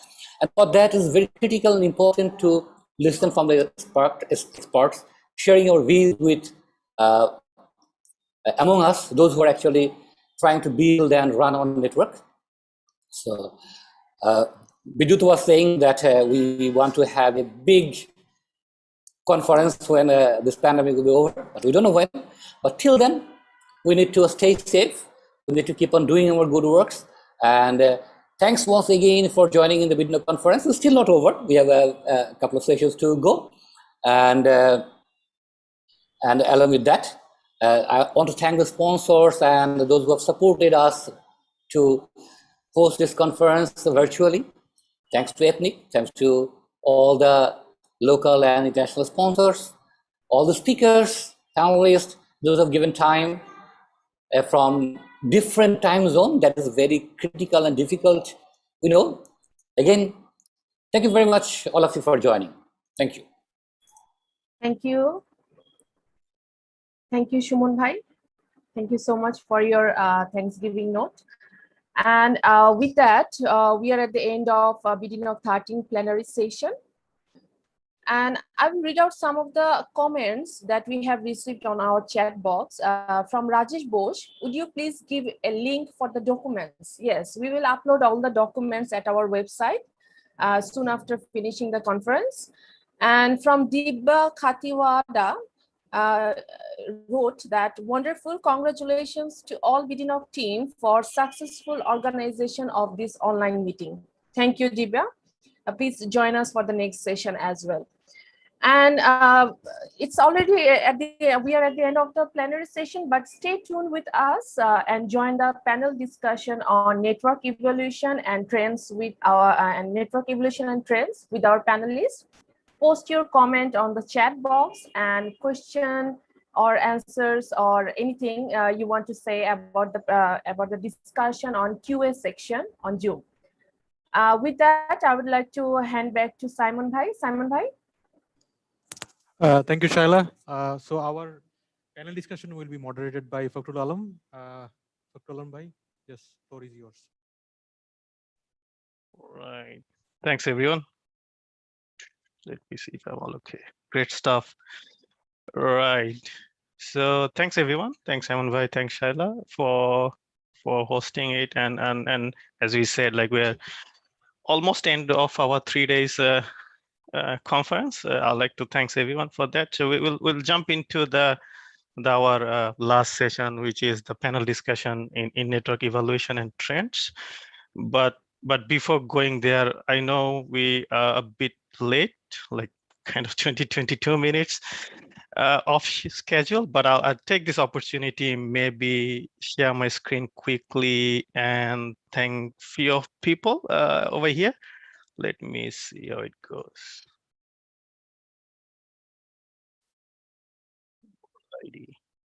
Go. I hope everyone can see my screen if I move it properly.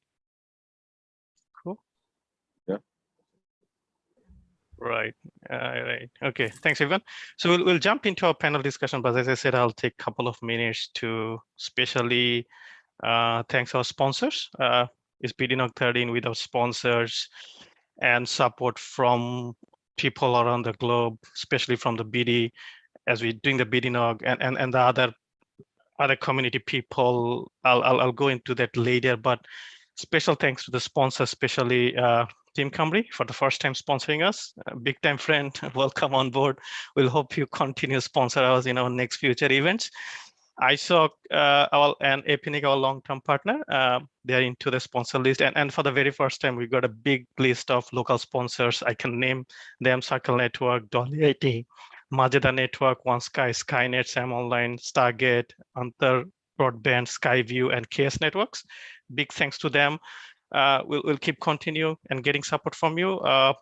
ISPB, our long-term partner, supporting with sponsoring us, especially giving us the space today to have a kind of a local hybrid conference we were able to host. Thanks ISP for that one, and BPC for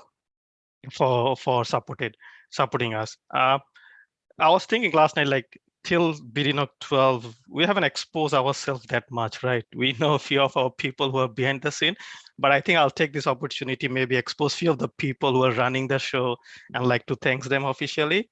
So first is our bdNOG 13 program committee. We got 13 excellent, talented people. Sorry, Shumon, for getting this picture. I think it's very cool, right? With the sunglasses and everything. But we got Awal, Mios there, Shumon, Simon. We got Mustafa Bhai from Google X, Roman Bhai, Zubair, Afifa, Zehad Bhai, Shumon Bhai, Zubair from Fiber at Home, Maz and Shaila. Special thank to Maz for co-chair. nice guy. The only thing, I never seen him saying no to anything. The only thing other than saying no problem. If you ask anything, he just said no problem. He's always there. So big thanks to all 13 excellent people over here reading through the papers, evaluate them, and making up this nice content for these 3 days, right? And the second one is a group of another 13 people. I don't know why we got 13 in PC and EC for bdNOG 13, but those are the 13 bdNOG EC committee members from our 2020-21. If you look into the picture over here, it might be a familiar face from PC over here, which means two things to me. We are very good in doing multitasking. So we are running as a PC and EC, and keep in mind that this is our definitely a second job, not a primary job. And for few people I know is even a third and fourth job, right? So we are doing it for a long time. But I'd like to thank everyone jumping into the call, late night call, texting each other in WhatsApp, and make sure that we are doing it properly. And I think we've done a good job. So we got Bidut Bhai as an EC president, Biplab Bhai as an secretariat, but I'm shadowing in, pushing him so that we can get everything properly aligned and right. And we got Simon, Awal, Roman Bhai, Shaila, Sabbi Bhai, Russell Bhai, Zubair. We got Mithun Bhai, Ujjwal Bhai, and Shumon. So thanks to everyone for helping us, supporting us for this one. And I'll move into our final session for today, which is a panel discussion for network evaluation and trend. So we got 5 excellent speakers around the globe. So not in a specific order, maybe by country. So we got Paresh Khatri. Paresh Bhai, thank you for joining today. It's a great pleasure for us you to have here. So he's the CTO, Chief Architect for IP and Optical Network in APAC at Nokia. Usual suspect, I'm pretty sure he have been to bdNOG a couple of times. We have met in Sanog, Apricot, but due to COVID, and I believe you're still based in Brisbane, right? That's right, Fakru. Thanks. Yeah, cool, thanks. Yeah. Then we got Nurul Bhai, Nurul Islam Roman, known as Roman Bhai. So he's very common face in our community, involved with the PC and EC on the day of bdNOG 1. He's a senior network in Optus based in Australia. Welcome, Roman Bhai. Thank you very much, Fakrul. Thanks for giving me the opportunity to talk to the panel. Yeah, right. And next is Tashi. Tashi Bhai, thank you. Welcome. And I think he's another common face and usual suspect into this group of people we have over here. So he's a training delivery manager from APNIC. He did a tutorial yesterday on segment routing. Been to BD, definitely. No, couple of times. Yes. Yeah. Yes. And I'm pretty sure the people over here know him very well, and some people know better than me, right? So thank you, Tashi Bhai, joining to us. And then the next two people, I don't think we need much introduction over here. They're the champion from the BD. So you got Shumon Bhai. Shumon Bhai got multiple hats, so I don't know which one I should use, but I just put CTO fiber at home. I think that's the official designation he got, but he got multiple hats. He's with our bdNOG trustee, into our EC, doing the PC stuff, APNIC EC. And I'm pretty sure he got other affiliation also, right? So Shumon Bhai, welcome to the panel.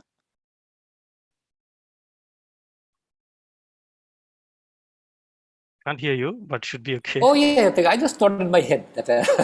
okay, cool. Right. And the last one is Rashid. I mean, Bidut. I don't know is Bidut is with you or I mean. Yeah. Right. Okay. So Bidut Bhai, yeah. So Bidut Bhai is thank you. He is the bdNOG EC. Definitely, he got multiple hats like Shumon Bhai, and big congratulations to him. He is the recently joined Bahon Limited as Chief Operating Officer. So trade is still pending. Definitely, when you do a big mega event in BD, sometime we need a social sponsorship or something like that. Social event from especially from the Bidut Bhai or from the Bahon. Right. So looking forward for that one. Right.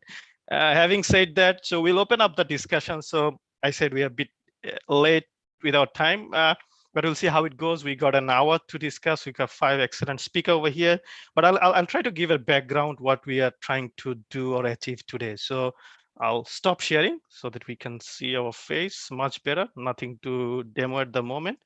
So if you look into the content we put in last 2 days or 3 days, the discussion we had. So day one, we start with network management and monitoring, the model-driven programmability. We talk about the netconf, YANG, all those stuff we see in coming into this in this networking domain, and we try to demystify a few of these components. And then Roman Bhai talk about EVPN, one of the cool technology we see recently adopting.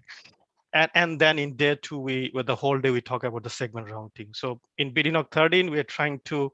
The theme was to see what are the new cool things happening into this networking. And as I said, this domain is changing, as I said, in last 5-6 years dramatically, right? So it's not about the technology or the tools itself as the how we work. Like I'm pretty sure you heard about the net DevOps, networking as code, right? So it's not about what we are doing. What networking, I think pretty sure 10 years back is just putting multiple boxes into your network and this is just your network, right? But it's now how it is. It's how we're building it, what technology we are putting it, and above what's the way of doing it. It's kind of a cultural change we see into this domain, especially coming from the software industry. So I'll open up the floor. Maybe I'll go to Paresh Bhai first to see, because he got a great intel into as a vendor. He's very active into the industry as a vendor and also into the community. So I'll open up the floor for Paresh Bhai to speak a little bit into that specific topic we got for today. Over to you, Paresh. Thank you, Fakrul, and warm sort of greetings to everyone there. I apologize, I didn't follow the script, so I don't have the background, but at least I stand out that way, right? So maybe that's not a bad thing. So yeah, look, my sort of area of work is with some of the larger service providers. So what I'll try and do is provide you a bit of context around what is happening with the larger service providers. And I'm sure a lot of that applies across the board, no matter how large or small you are. So when I look at what's happening in the industry at the moment, and how we build networks, I think you've got to start from the requirements that are imposed on networks, because you would like to think that we build networks in order to meet requirements. And these requirements are changing. Now, sometimes we also do the opposite, right? The converse is also true, where we sometimes develop solutions and wait for a problem to emerge. It's not to say either of them is wrong, but it can work in different ways. But I think a good way to look at the evolution of networks is maybe to take a historical perspective, and maybe if I can look at it from a macro trend perspective, and go back a couple of decades, then you kind of summarize it in the way that in the 90s we converged on IP as the dominant protocol. There were lots of other contenders out there. We settled on IP, and then we got into this mode of trying to run IP over everything. There were many data layer link technologies at the time. There was ATM, there was frame relay, and obviously Ethernet kind of won out in the end. So we did that. We worked out how to run IP over all of these technologies, and we did it successfully. Now, once we did that, the next phase that came up was really how to run everything over IP. So not just traditional internet traffic, but voice, video, the whole triple play, quad play over IP. And over time, we did that successfully as well. But the thing that was true for those networks was that the networks we built were fairly static. We built networks, we configured routers directly, as said for Fakrul, we just toss a bunch of routers in there, we configure it through the CLI, and that kind of did the job. And it did the job because traffic patterns were largely predictable, right? So if you look at an ISP network, the traffic flow was from the peering point to the end users of the customer. Things like capacity management could be done offline, and it could be done in a more relaxed fashion, as you could pretty accurately extrapolate future traffic growth from what you'd observed in the past. And peering was important, it still is, but that's also changed, right? Because now we see that the bulk of the content on the industry or in the internet comes from a very small number of content service providers. And this is sourced from, not from the origin service, but from CDNs or edge caches. So that has changed. And even more importantly, over the past 5-6 years, what we've seen is that the nature of traffic flow has dynamically changed. A large part of this is due to the introduction of virtualization and the immense efforts at cloudification. What that's actually meant is that the traffic flow in the network has become a lot more dynamic.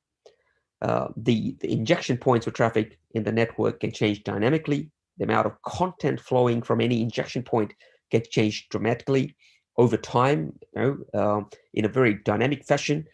And so the technologies that we had in place in order to be able to deal with that need to change as well. So the bottom line here is that what we're seeing is that networks need to get a lot more dynamic to be able to handle these on-demand changes that the requirements are imposing on them. And it's leading to a point where we see that service providers are very keen on making networks more automated. So I might just stop there and let the others give a bit of perspective, where we can dig a little bit more into it as we go through this session for Crow. Thanks. Cool. Thanks, Paresh bhai. I think it's a good point you just stop here is and if I catch the right word is the automation, trying to automate it, right? And I'll toss it to Tashi. Not sure if he is ready. So as an APNIC, as a APNIC staff doing as a training manager, you involved with like other 56 economy in APEC region, definitely out of that. And you see interact with a lot of people, a lot of members, right? And when you're doing the training session, especially traditionally, I'm pretty sure APNIC used to do IPv4, IPv6 routing, DNSSEC, but I think the things got changed, right? So can you give us some intel into what's happening, what you see from the members, especially I think if I borrow that keyword automation from Paresh bhai and put it to you and see what you think about. All right, thanks, Papu bhai and Paresh bhai for the segue. Apologies for the throat. I guess. Yeah, All it right, was Papu Friday bhai. night last night. It's okay. Yeah, sorry. Apologies for that.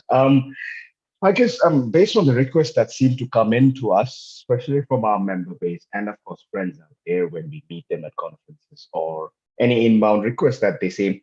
First thing, I must give credit to the vendors. I think people are well informed thanks to maybe they already have association with vendors. So vendors might be giving that visibility saying, hey, the trend seems to be leading towards this or towards that. But there also seems to be a bit more confusion because of that, because like they say, all they're seeking from us, I guess, Papu, is whether we as APNIC and being able to talk to lots of people in the industry, whether we have a clear-cut guidance for them on where to even start, right? Because automation seems to mean a lot to many people. I talk to, let's say at a conference, if I talk to someone like Mercia, he would say automation for him would be being able to sip a drink or a beer when the network does self-healing, does its own service provisioning. But is that suitable to only their scale or their likes, or is it suitable to everyone in the region? Because our region is very diverse, which means networks are diverse, affordability is diverse, so is the customer base. So I think all I can say now is at this stage is yes, people seem to be well informed, but they seem to be equally confused. They seem to be relying on us for guidance, and hence why us also, when we want to develop a content or a course, we then end up relying heavily on our industry experts like Paresh bhai has helped develop the SDN course that we helped while Nurul bhai was still in APNIC. Since last year, we have been talking to likes of Papu bhai, yourself, along with some other SMEs in the industry about what is a good network management and monitoring course, or what would a good outline look like? Should it be a functionality-based one? Should it be a framework-based one? And then same discussions with automation, whether should it, the need to demystify the difference between orchestration and automation is what we are taking up as a challenge at APNIC so that we can share that information out there with our community. So yes, Papu, that's it. Yeah, great stuff. Yeah, I think that's happening everywhere. Whenever there's a new technology, we have a tend to jump into it and see what's happening, and not sure is good enough or scalable enough for me to do it. We had the same with the cloud, saying that cloud is just putting my resources to someone else's infrastructure. But I think the dimension of the cloud got changed with SaaS-based application, and that's something we are pretty good at now, right? We have some justification around when we should go to cloud, what advantage we have. Other than giving an example, if previously testing an application and a tools was so hard. You need a barebone server, you put it over here, you do it, content was not available. Now there are a lot of SaaS-based application tools. You subscribe for it, they definitely give you a 30 days, 15 days free trial, play around it, see how it is. If it sounds good to you, do it, implement it. If you don't like, throw it out and try another things, right? But the point you make, I'll come to Roman Bhai with that point to the continuation, is that like the point I said, like is changing, is dynamic. Vendors are trying to put it in a two different way. As engineers also, we try to make something which we think we can sell and solve some problem later, or we got some problem and we build some technology to solve it. Being involved in Epinic for a long, and then into I rather say in that architect consultant role in Optus, building network for a heavy production centric infrastructure. Well, how do you feel it? Like, you've been vast experience for 20 years at least, right? How do you see it now, right? Doing it, is it the same? The customer is approaching you, or it is completely different in terms of automation, SDN, and then new technology? Over to you, Roman Bhai. You're mute, I think. Can't hear you. Roman Bhai, can't hear you. Sorry, that's a very common mistake these days. Yeah. Okay, thanks Papu, thanks Paresh, good to see you after a long time. And yeah, Tashi, good to see you after a long time. Shunmai, Vidut, and yeah, all good. Yeah, I think it's really a good, interesting topic that we are starting now. But as a continuation, I'll just sort of pick key messages from Paresh and as well as Tashi. We have a big shift into the telecommunication sector, I think last 30, 40, 50 years down the line, right? The way I see it is, if you see the telecommunication control, how traffic data wise, whatever you say, like, moving across 50 years down the line, when there was a legacy telco, the main control was on the service provider side. So for example, if you pick up your phone, you want to make a call, you can't hear anything other than dial tone. So you make a dial, and then it goes to the switch in the service provider. They do that, circuit switching and that their side, and this is how you get billed, right? So the whole I would say transmission channel, if you see from end to end, is completely controlled by the service provider. Make sense? And now if you see the way this has been changed in the packet switching world, when you switch from the circuit switch to the packet switch, the full control has been moved from the service provider to the end user. It's a packet, right? So packet is moving across from source to destination. Service provider doesn't have to do anything for your end user packet, how they will move. But before that, yeah, they have a sort of a control process, I would say, in our own terminology, like control plane protocol there, that actually set up the infrastructure for you. But the traffic packet, when it's going from end to end, your TCP session created, and the data goes across. And on top of that, all the services has been integrated, voice, video, data, and everything, right? So that is a big game changer when IP actually started. The control has been moved from the service provider to the end user, right? So this is how the whole internet has been changed last 10, 15, 20 decades, like, Now, if you see, I mean, when, like, Paresh, very well, when we started, like, the SDN course, right? And Tashi also, like, joined afterward. So when we developed the SDN course, we were very fascinated. Oh, something new has been come up, right? And we are so excited to learn SDN and then start doing all those things. But then last 4 years after that, when I analyzed that, what happened to it, right? So me being sort of on the engineering crowd, like how we do how we make things working, like configuring, all those engineering stuff, getting our hand dirty and other things. What I noticed, what I realized, there's a big difference here. Automation or orchestration, as Tashi has outlined orchestration and Parajbhai has outlined like automation. So in SDN, initially I thought all those things like, will be pushed from the controller onto the device. Everything will be controller based, right? But if you see the automation bit of it, no. What's happening? We are just pushing the config onto the device. But everything is in the device. It's not orchestrated, it's automated. And if you see, my experience previously, like, just before when I come into my current organization, I was in some other organization for a short time, and they were doing all those elastic interconnect for the data center, right? Company like Equinix, Megaport, what they're doing now. But I was so fascinated at that time. I thought probably they'll be using a huge, powerful controller to do all those automation. No, they're using automation tools. There is no controller, right? And yesterday I was speaking to, taking a tutorial which was on EVPN. And if I see EVPN, what is the approach? Why IETF standardize EVPN? Well, this is also a controllerless control protocol, right? And people are all jumping onto it. Oh, this will be a sort of a killing application, like, to build integrated layer 2 and layer 3 infrastructure, especially for the data center, right? Using either VXLAN encapsulation or MPLS encapsulation, right? So now the point is, if you see the way industry is moving, there are one big segment, which is the service provider.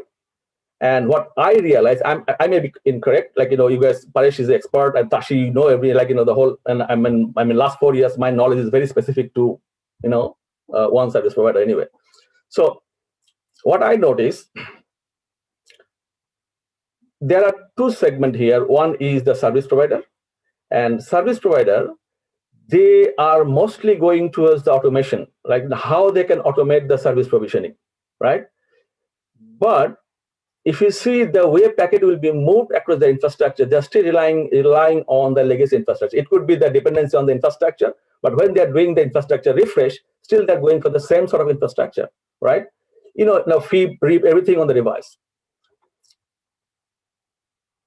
Again, if you can elaborate in detail, you can have some other ideas here, but in general, that's what I'm saying. But if you see on the enterprise side, they're mostly going for SD-WAN. And SD-WAN is nothing but our DMVPN with a VPN registry, right? So this is where we are going for SD-WAN, especially like, provider like Telstra, Optus, like, probably in Asia Pac, Singtel and other big companies. Their investment for next 5 years, 10 years down the line is mostly, because of the requirement, because they had a big MPLS structure to sell that private data connection service, like VPN service. Since SD-WAN is becoming popular because of as a transport, people can use internet, and that will save their cost, the telco is investing for SD-WAN infrastructure other than SDN, like, like SDN controller from Cisco, SDN controller from Juniper. They're not going for this sort of product. That's what I found. But Paresh can, tell me if I'm wrong or right. But that's what I saw from the service provider point of view, because the infrastructure refresh that we are doing at Optus, we never look at those SDN-based devices. But yeah, SD-WAN, we are going for like different vendors. We're making like option open for clients. What sort of SD-WAN you want? Meraki, Tela, or whatever. We can support everything.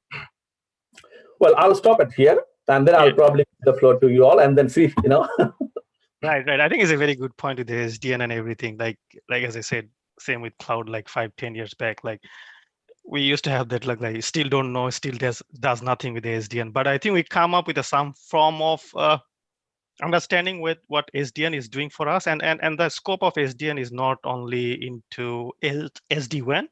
We also see SD access. So if you see the access layer, but if you see under the hood, is the same list protocol. They're doing VXLAN on all those things, but they're giving so if I take the SD access as an example, like especially Cisco, like you have to do SGT, you have to do libs, and you have to do VXLAN. Doing it manually is okay, but if you want to troubleshoot it, is a nightmare. So they're putting a controller, maybe an orchestrator, or doing it automation, so that they'll push all the configuration for you, but end of the day, there's the same stuff they are doing, right? And we used to joke in our organization, like as you said, the TCP/IP thing, like the voice things is coming critical. And I think that every organization has same. They got like a team of people who manage the infrastructure, team of people who manage the voice, right? That's how the like voice engineer, they're very expert in UC and those things.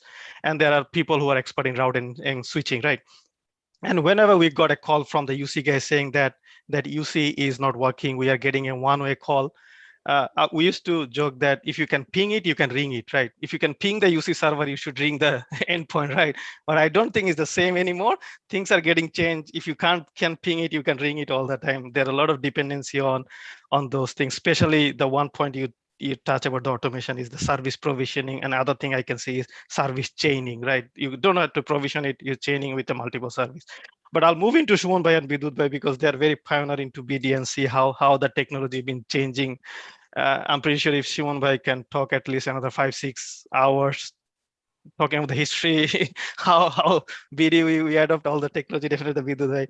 Maybe I'll open the floor for Bidut and Shumon Bhai, see, because you are maintaining one of the largest NTTN network infrastructure in our country, right?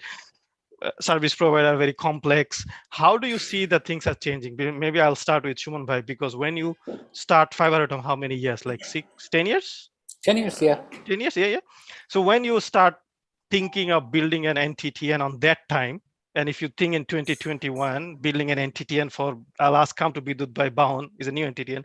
How do you think, like doing it that time and doing it right now? And do you see any changes between how you're doing at the moment?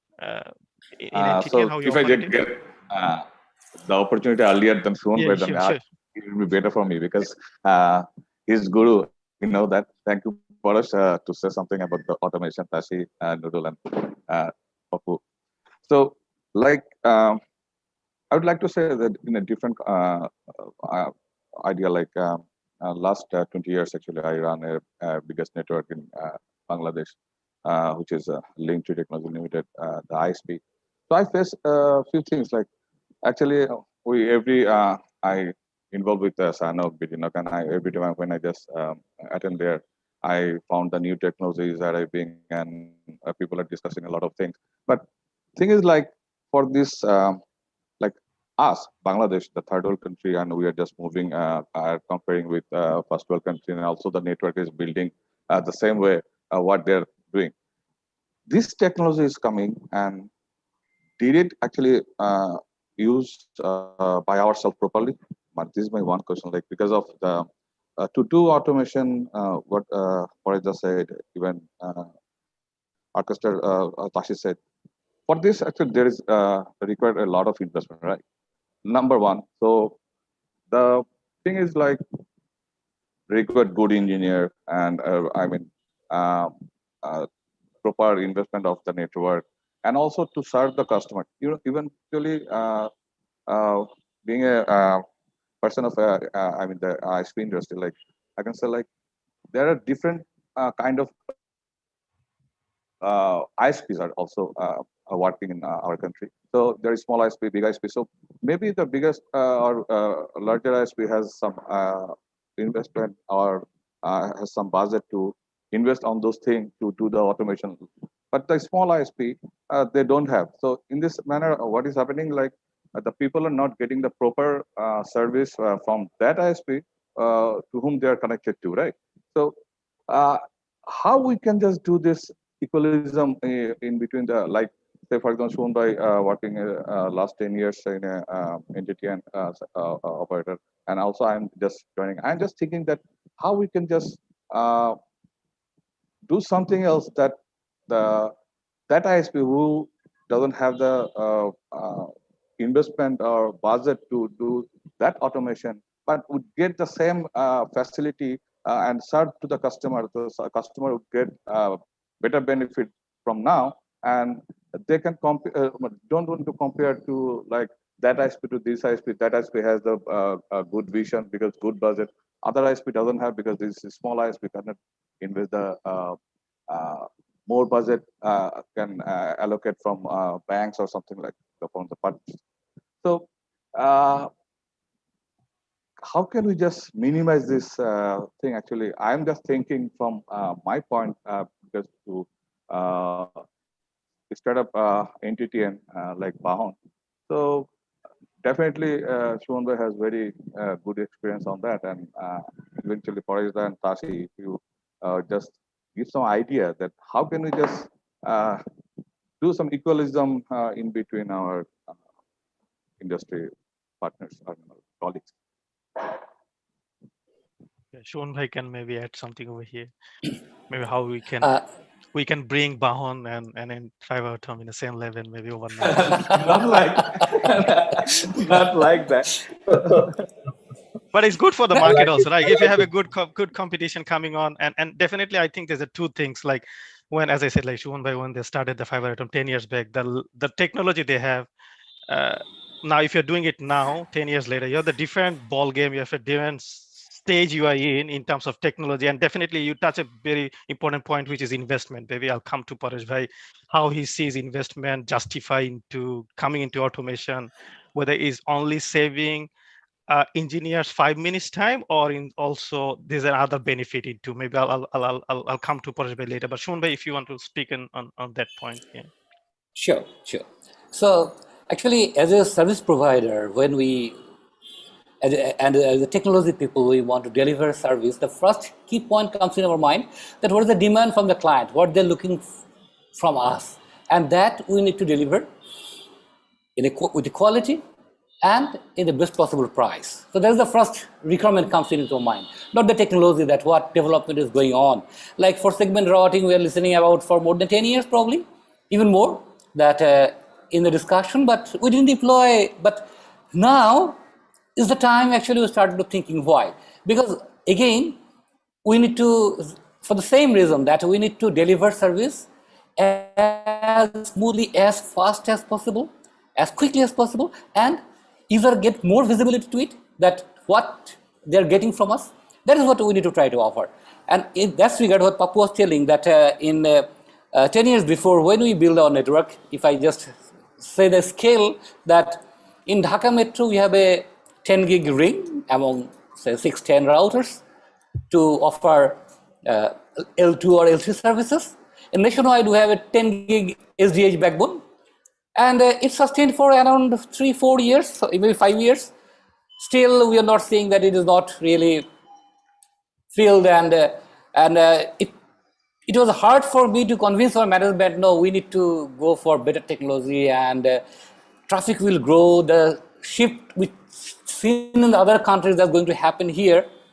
And from that point of view, at present, in Dhaka Metro, we have multiple 100 gig rings, at least 2, in some area 3 even, and nationwide, every district at least have a 100 gig backbone, and in the key points like the landing stations and other area, 4, 5, 6, 700 gig capacity we have built, and those are actually on the verge of saturation.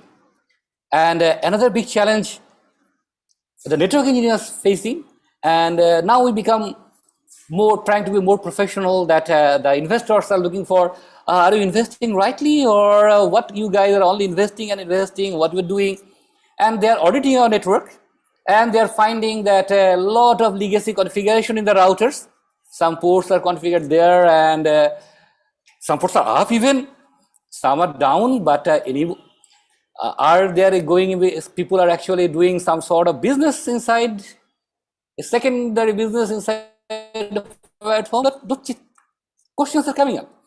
And manually, when we're provisioning the service, you're doing mistakes, and that is quite natural, that you're supposed to provision 100 Mbps or 1 gig link. You just didn't put any kind of bandwidth control there, and people are enjoying more bandwidth.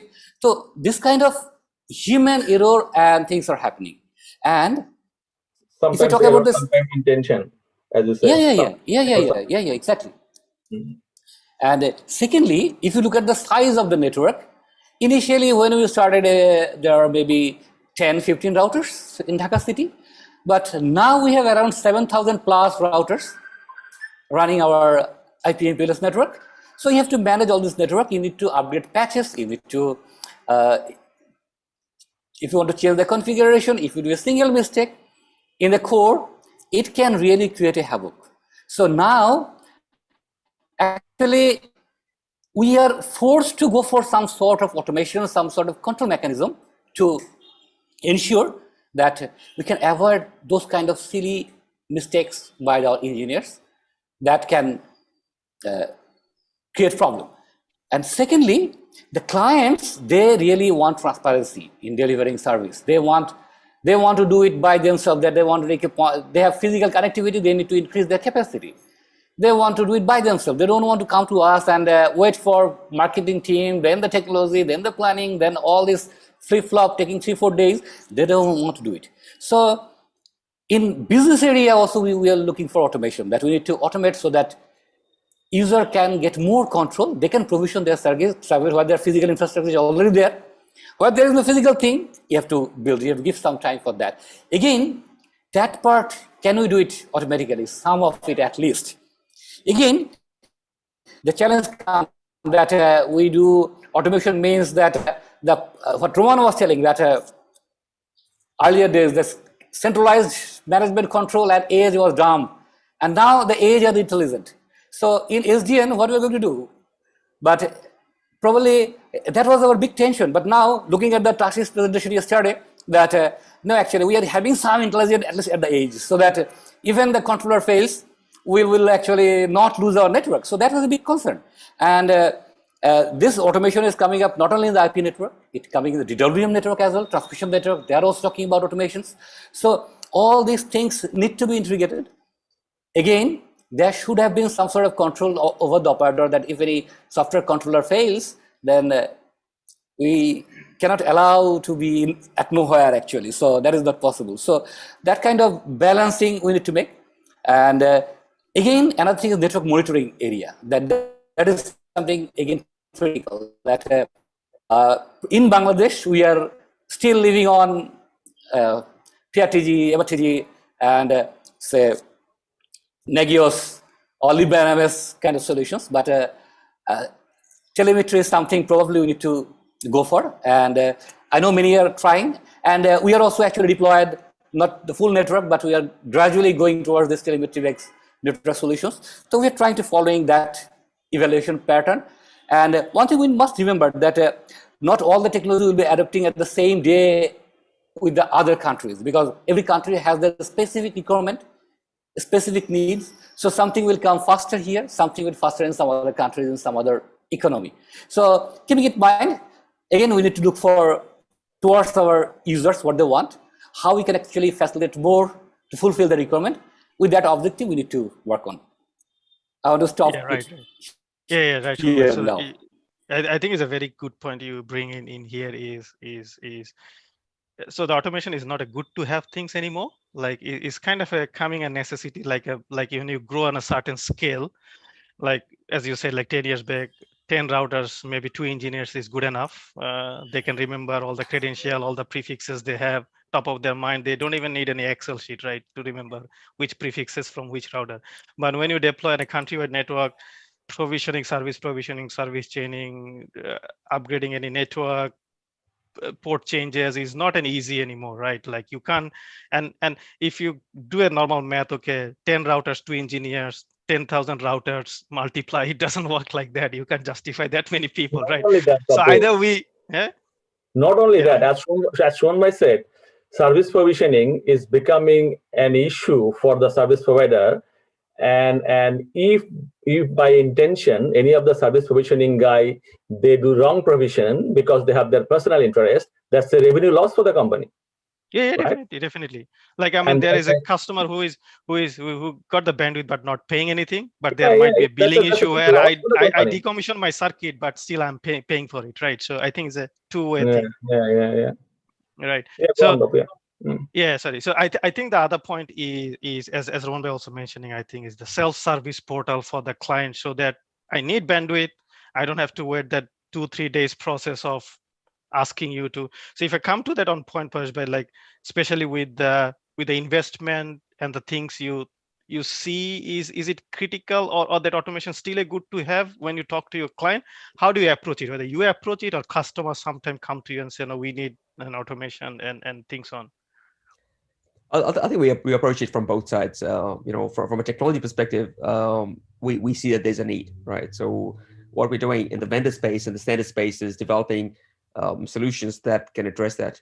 But on the customer side, there's a definite need, right? I mean, one of the things I would say is maybe it's not really black and white, but there's two types of automation, right? One is the sort of automation where you're replacing what people can do. So sometimes the solution, and this is something I heard maybe 2 or 3 years ago, we'd go to some of these countries in Southeast Asia or in South Asia and say, hey, we can automate. And they would say, you know what, I can just throw people at it because labor is cheap, right? So there's that one kind of automation where human resources can do it if you have the right number of people. But then there's the other kind of automation that no number of humans will be able to do because it's just not possible. Yep. In that. So I'll give you an example of some of this SDN and telemetry. I was working with a service provider who had a network that was running at an average utilization of about 30%. So the links were running at 30%. Everything's green, it's beautiful, and yet they see all these packet drops in the network, which is really impacting some high-profile enterprise customers that they had. So on digging further, it turned out that what was happening was that they do normal SNMP monitoring. They're pulling stats using SNMP every 5 minutes. So they're getting this utilization with a quantum of 5 minutes, but there are these instantaneous spikes happening within every 5-minute interval that is causing these drops that they can't get. So this is where we started having this discussion about, okay, we need to put in some telemetry there that is pulling stats a lot quicker, maybe every second rather than every 5 minutes. And then that's where you need some sort of an automated system to really deal with what is happening on that link, which is not now. You can't really deal with this by throwing more bodies at it, because there's just no way you can do it. So there's one example. The other thing that we're actually seeing is think about mobile networks. There's something I deal with quite a lot, and especially with 5G. So if you look at a country the size of Australia, you might have 10,000 maybe macro base stations. If you look at a country like China, it's more like 1 million base stations. The US is a few 100,000 base stations. Now at every base station, you have a router, a cell site router. This is an IP router. How do you roll this out, right? How do you build 250,000 unique configurations? You have to automate it. So that's where things like zero-touch provisioning come in. The need for an intelligent controller comes in as well. And this is why I want to touch that point that was raised by Nurul as well about SDN and adoption. I think your point is absolutely right.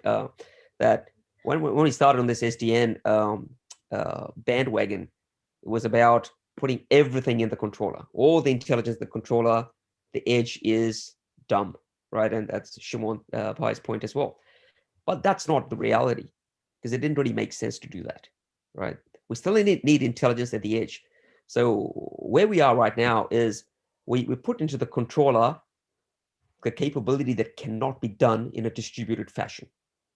If it can be done in a distributed fashion, things like rerouting, conversions, your fib ribs, leave it there. But things that cannot be done, such as global bandwidth optimization, pull it out, put it into the controller. So I think that's that sort of happy medium that we're striking at this point.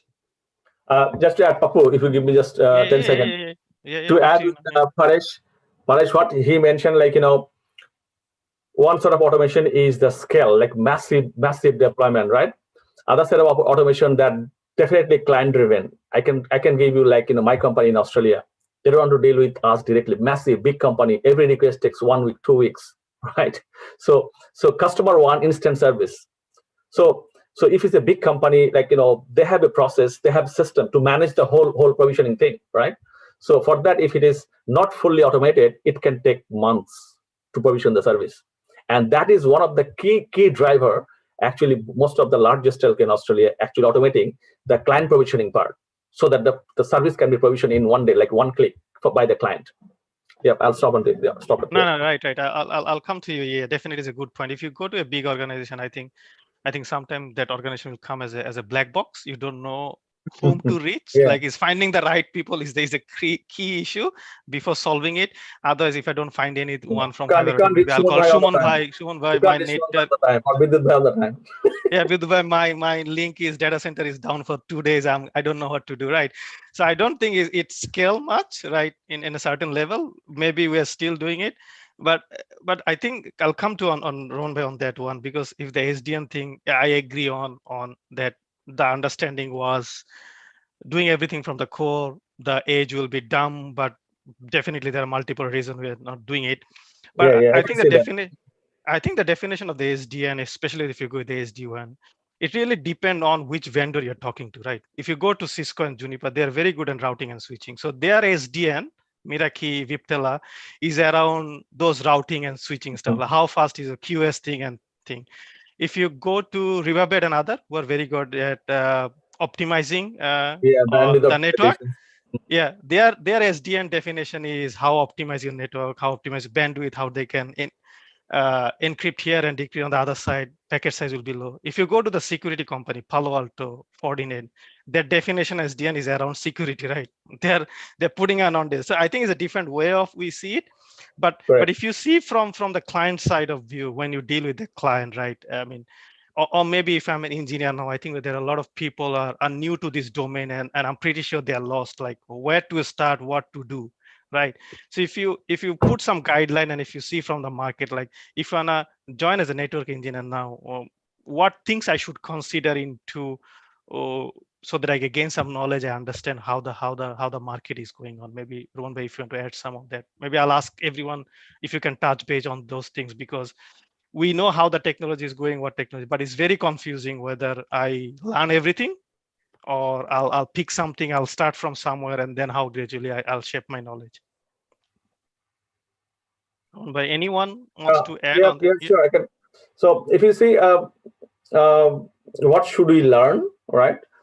I can talk from the infrastructure side of it, but Papu, you maybe Tashi can, even Paresh can touch the other side. From infrastructure side, we can see there are a number of shift change going on to build or customize your infrastructure to be compliant with the cloud service provisioning, especially on the elastic interconnect, right? How the virtual routing, all those things that you can especially sort of leverage your skill.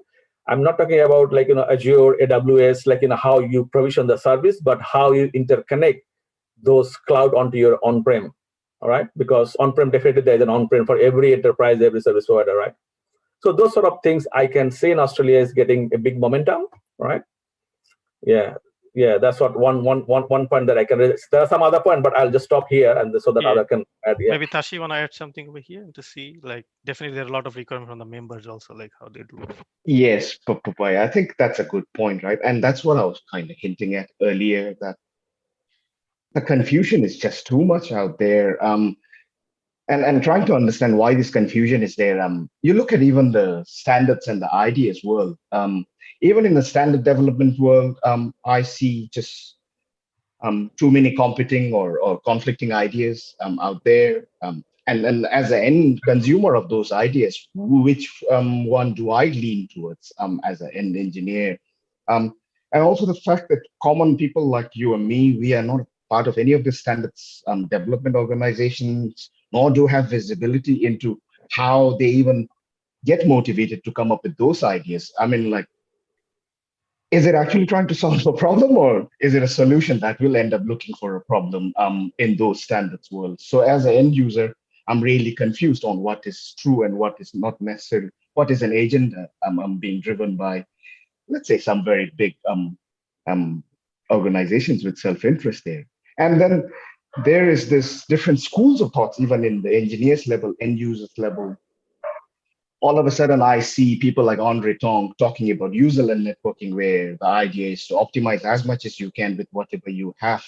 So that's the user-led networking world.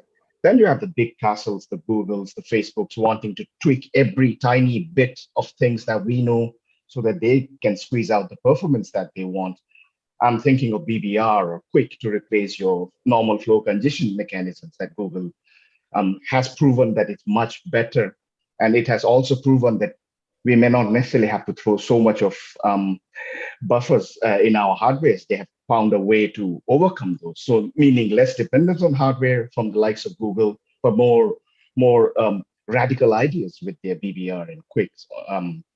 And then also, Papubai, we were talking earlier about, even Vidulbai was asking this question. At the engineer level, what is automation? Just even trying to define that. Is me pulling and pushing configuration states on the device automation, or is that orchestration? Or does automation need to be a bit more wholesome than that? Maybe event-driven automation. Things happen in my network, that information gets pushed to some intelligence setting somewhere, and then that intelligence is then able to push a new set of instructions down. Hey, since I see this problem, why don't you try and do it this way? So your network, and hence the so-called self-healing or self-driven networks, I suppose. And then even after understanding all these things, let's say you spend time, attend conferences, listen, read, just when you think, oh, okay, I think I have a picture, boom, I have no clue what's happening, because then the vendor say, hey, Tashi, don't worry, right? At Cisco, we have this controller of our own. If you rely on this, and I'm confused that I thought the idea was to take away a bit of that power on what features to push, what features to develop, what not having to depend on vendors. And then all of a sudden you get kind of pulled back. And I'm still convinced by the vendors because they have the expertise. They have been doing this for years and years, decades and decades. So I still want to rely on them for that. And hence, Papa, what I'm trying to get to, I guess, is just no clarity between what is hype and what is reality. Tons of acronyms get thrown at us. Just trying to get a full form for those acronyms is actually a research. Honestly, massive reading required. Someone says Yang, and even Yang, like words like Yang, I thought, oh, there must be only one Yang. Turns out there are more than one Yang. So which Yang do I lean towards? So, and then, I don't know, Papabai, throw in the mix the likes of Iolo from Italy that I met at NZNOG, who were building their own routers, bare metal, using P4 or OpenFlow. They're running bird operating systems on their own routers. But I guess it goes back to what Bidutbai was saying and what I was trying to say earlier. Do all of us have that capability? I was working for Bhutan Telecom before. No. I still know the team, their priorities are different. They would still want to lean heavily on vendors because there needs to be certain guarantee of services, and vendors give me that. So can I afford to play with my network as if it's a test bed, try this thing out, that thing out? And is there even an aptitude in my team to stay abreast of all these things that are happening? So all I am adding here, Papu, I guess, is confusion. I'm totally confused, honestly, as an end user. And I would really I would like to add one thing, like yes, for ISP, yeah, the ARPU is going down and the investment is going up. So actually, this is not actually, if I just compare between two, then I cannot find any clue that to invest more for the automation eventually. Even what Parita said, that even definitely we can do some kind of automation that customer can easily can touch with us, and the service can gradually within a short time I can just provide them the service. Definitely we can do a few things, and we have done maybe we already it is started in Bangladesh also. Now the engineer can go to the customer premises and just open the software and connect ONU route ONU to POP. So this is automated already. Things are happening, but the most important thing is, like, see, the segment routing shown by said, and eventually the IPv6. I tried almost 3 years, and then I could implement this IPv6 in my network because of so many complexity. My few devices are not supporting IPv6, and my billing software. I faced the problem. Eventually I changed my billing software for this IPv6 support. So this is a lot of complexity still we have to do some kind of automation. This is not only the investment. I said previously that investment is definitely one of the part, budget required and good engineer required. beside that, the support from all kinds of way, like the what equipment, legacy equipment, still we are just using in certain areas, maybe the small areas where our requirement is not that much. So I am not interested to actually change these routers or something like. So this is I partially agree with Tashi that this I am also been confused that yeah, I'm learning so many things, and eventually I heard that we need to do a few things, but how we can, I mean, the how this budget would come and how, because ARPU is gradually down every year. So I'm not actually, people are not actually willing to pay. Now already our regulator said that 500 taka with 5 Mbps uh, package should be launched in Bangladesh. So 500 taka, the connectivity charge and other automation charge. I don't know. You are more expert than me. You can say something about. So, sorry, just go to the next step. I'll just throw a question. If you see the automation, or probably like depending on the vendor, instead of open source, which way the innovation in terms of product provisioning, network operation, how the innovation will be flourishing? Is that driven by vendor or driven by the open source? How the innovation coming up? It's just a question. I'm not sure which way the innovation can be introduced.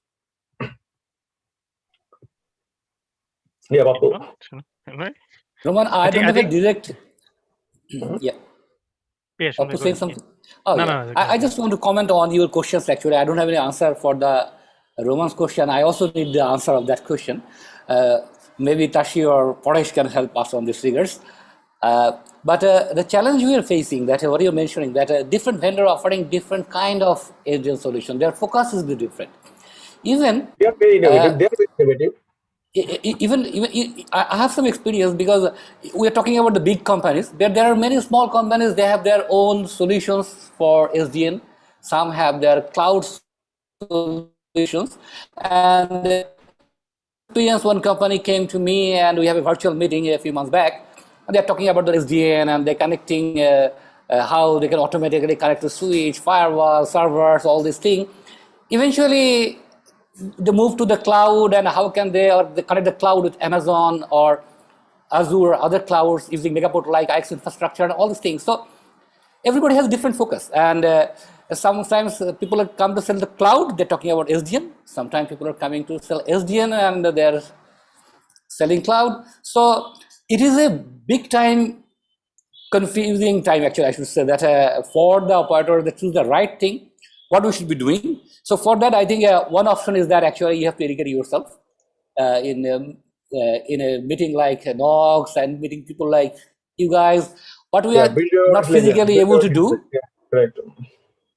And sharing our experience, I think we will be able to do the right for our infrastructure, our clients, and that's how we can grow. So we have to go with this.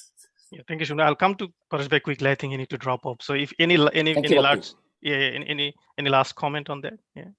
Yeah, look, I mean, so if I could just well, I'm not going to answer the question. I'm not going to answer Nurul's question because I don't think there is an answer, right?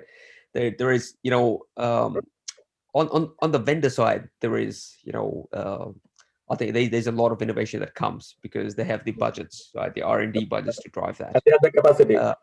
Yeah, and the capacity, right? And on the other hand, there's a lot coming out of open source as well. So I don't think it's one or the other. It comes from both of them. But a lot more happens once technology becomes a bit more mainstream or a bit more adopted, because then you throw more money in it, right? I mean, because at the end of the day, the investment's got to come from somewhere, right? In order for us to do this. So I think that's that. The point raised by Tashi and his brand, I think I completely identify it with it, because the way I see it is that today there's a lot of fragmentation in the industry. If for those of us who've been in the industry for 10, 15 years, there wasn't much choice. You wanted to build a network, you went to Cisco, you went to Juniper, and so on, right? I mean, that was it. In terms of routing protocols, there wasn't much choice. How you build services, not much choice, because there were not a few sort of things that stood out. That's not the case anymore. And SD-WAN is a great example. You cannot today take an SD-WAN CPE from one vendor and get it to work with an SD-WAN controller from another vendor. Even a simple thing as that, you cannot do.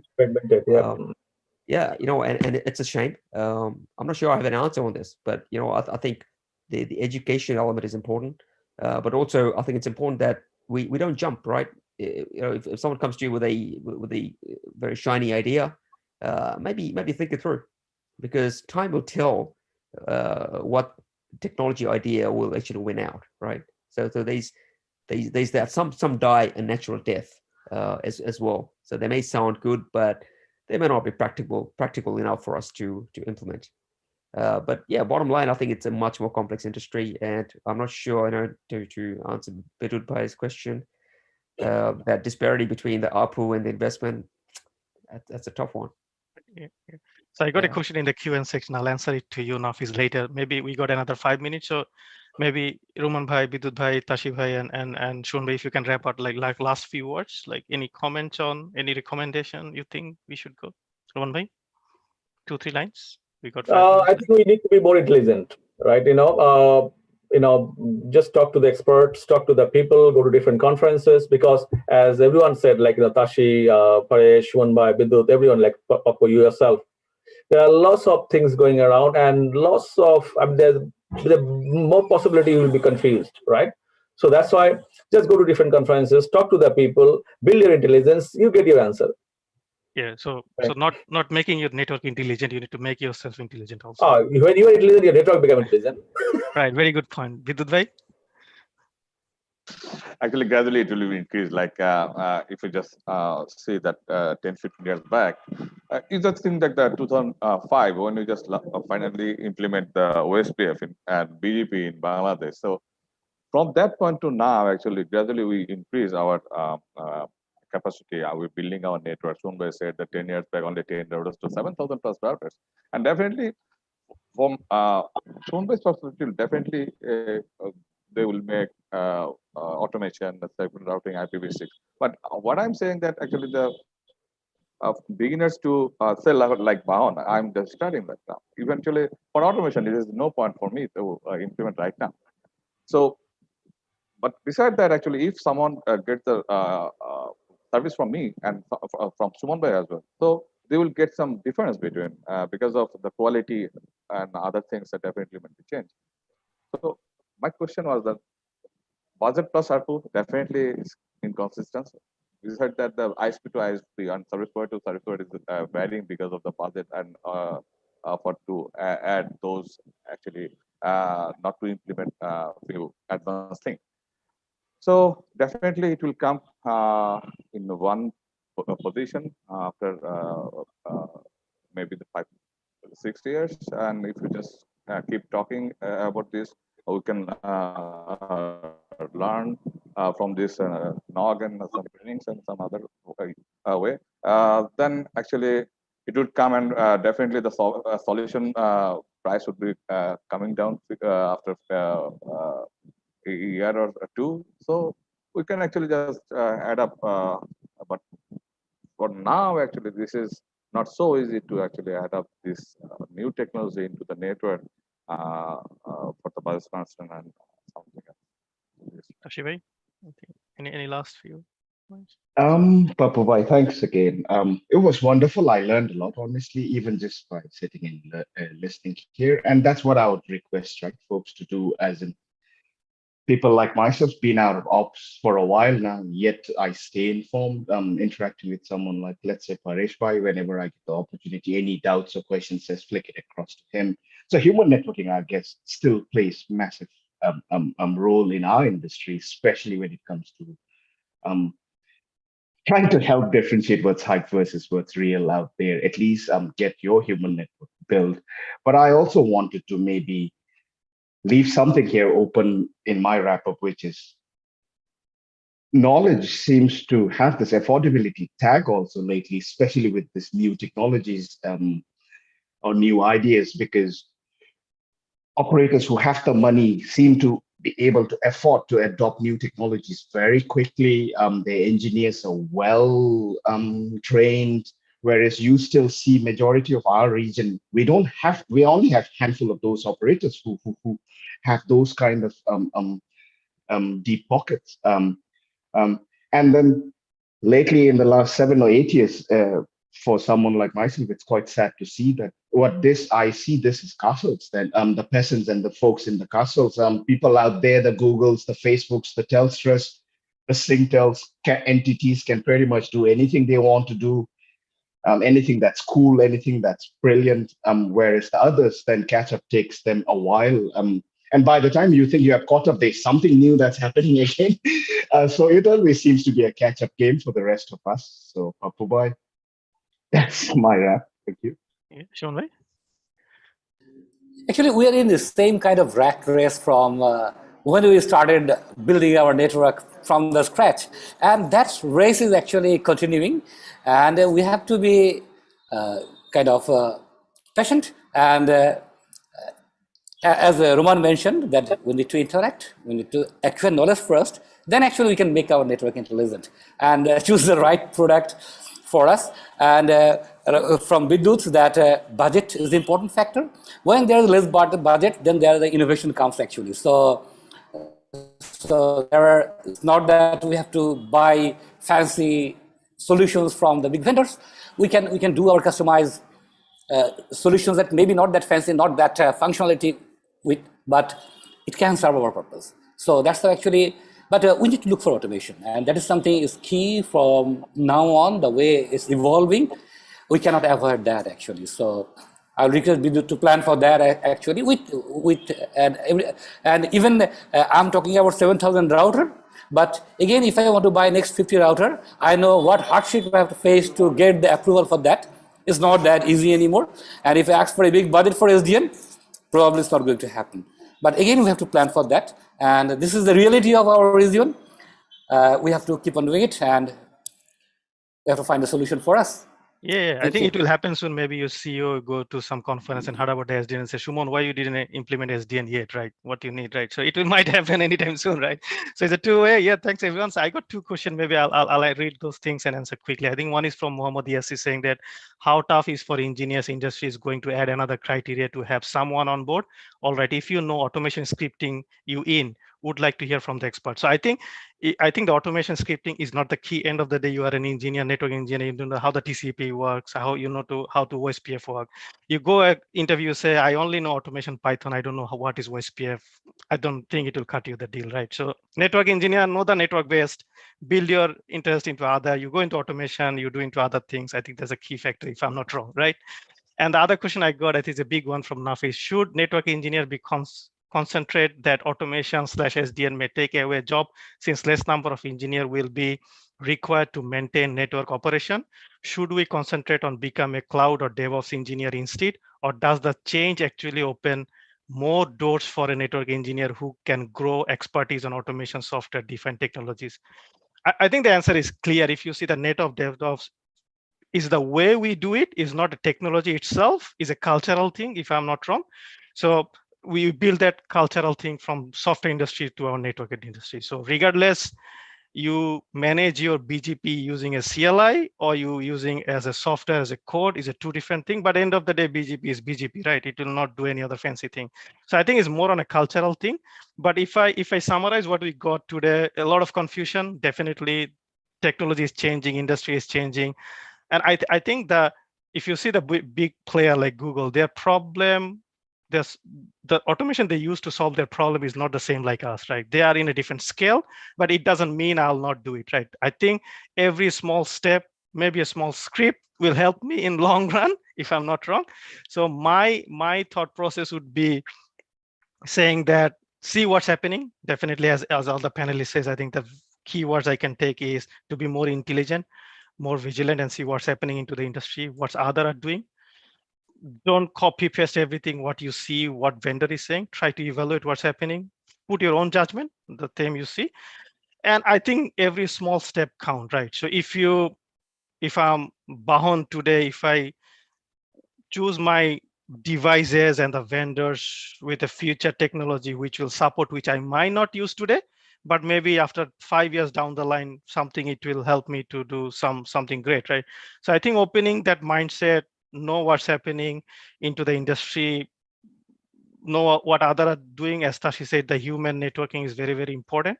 So I think that's what we can be a takeaway for us today into this panel discussion. So might be not a clear-cut answer saying you got a blue button and a red button, press that one, boom, everything will solve. I think it's not that easy. So I think we'll keep continue discussion on those things. Panel are open, you know the panelist very well. We have the bdNOG mailing list. If you want to know more about, and if you want to discuss something, we can carry forward. So I think that's the end of our session. If there is nothing from any other panelists, from any other, I think we can sign out for today. Thank you everyone, all the panelists, followed by Roman Bhai, Bidut Bhai, Tashi Bhai, Shuman Bhai for joining today. I think it's very late for a few of us, and especially Saturday also. So thank you everyone. Keep healthy, and we'll keep connect soon. Sign off. Keep wearing mask. Keep wearing mask. Yeah. Thank you, Keep wearing mask. See you soon. Okay. Thank Thanks you. all. Bye. Thanks, Papa. Bye. Bye. Bye. Thank you, everyone.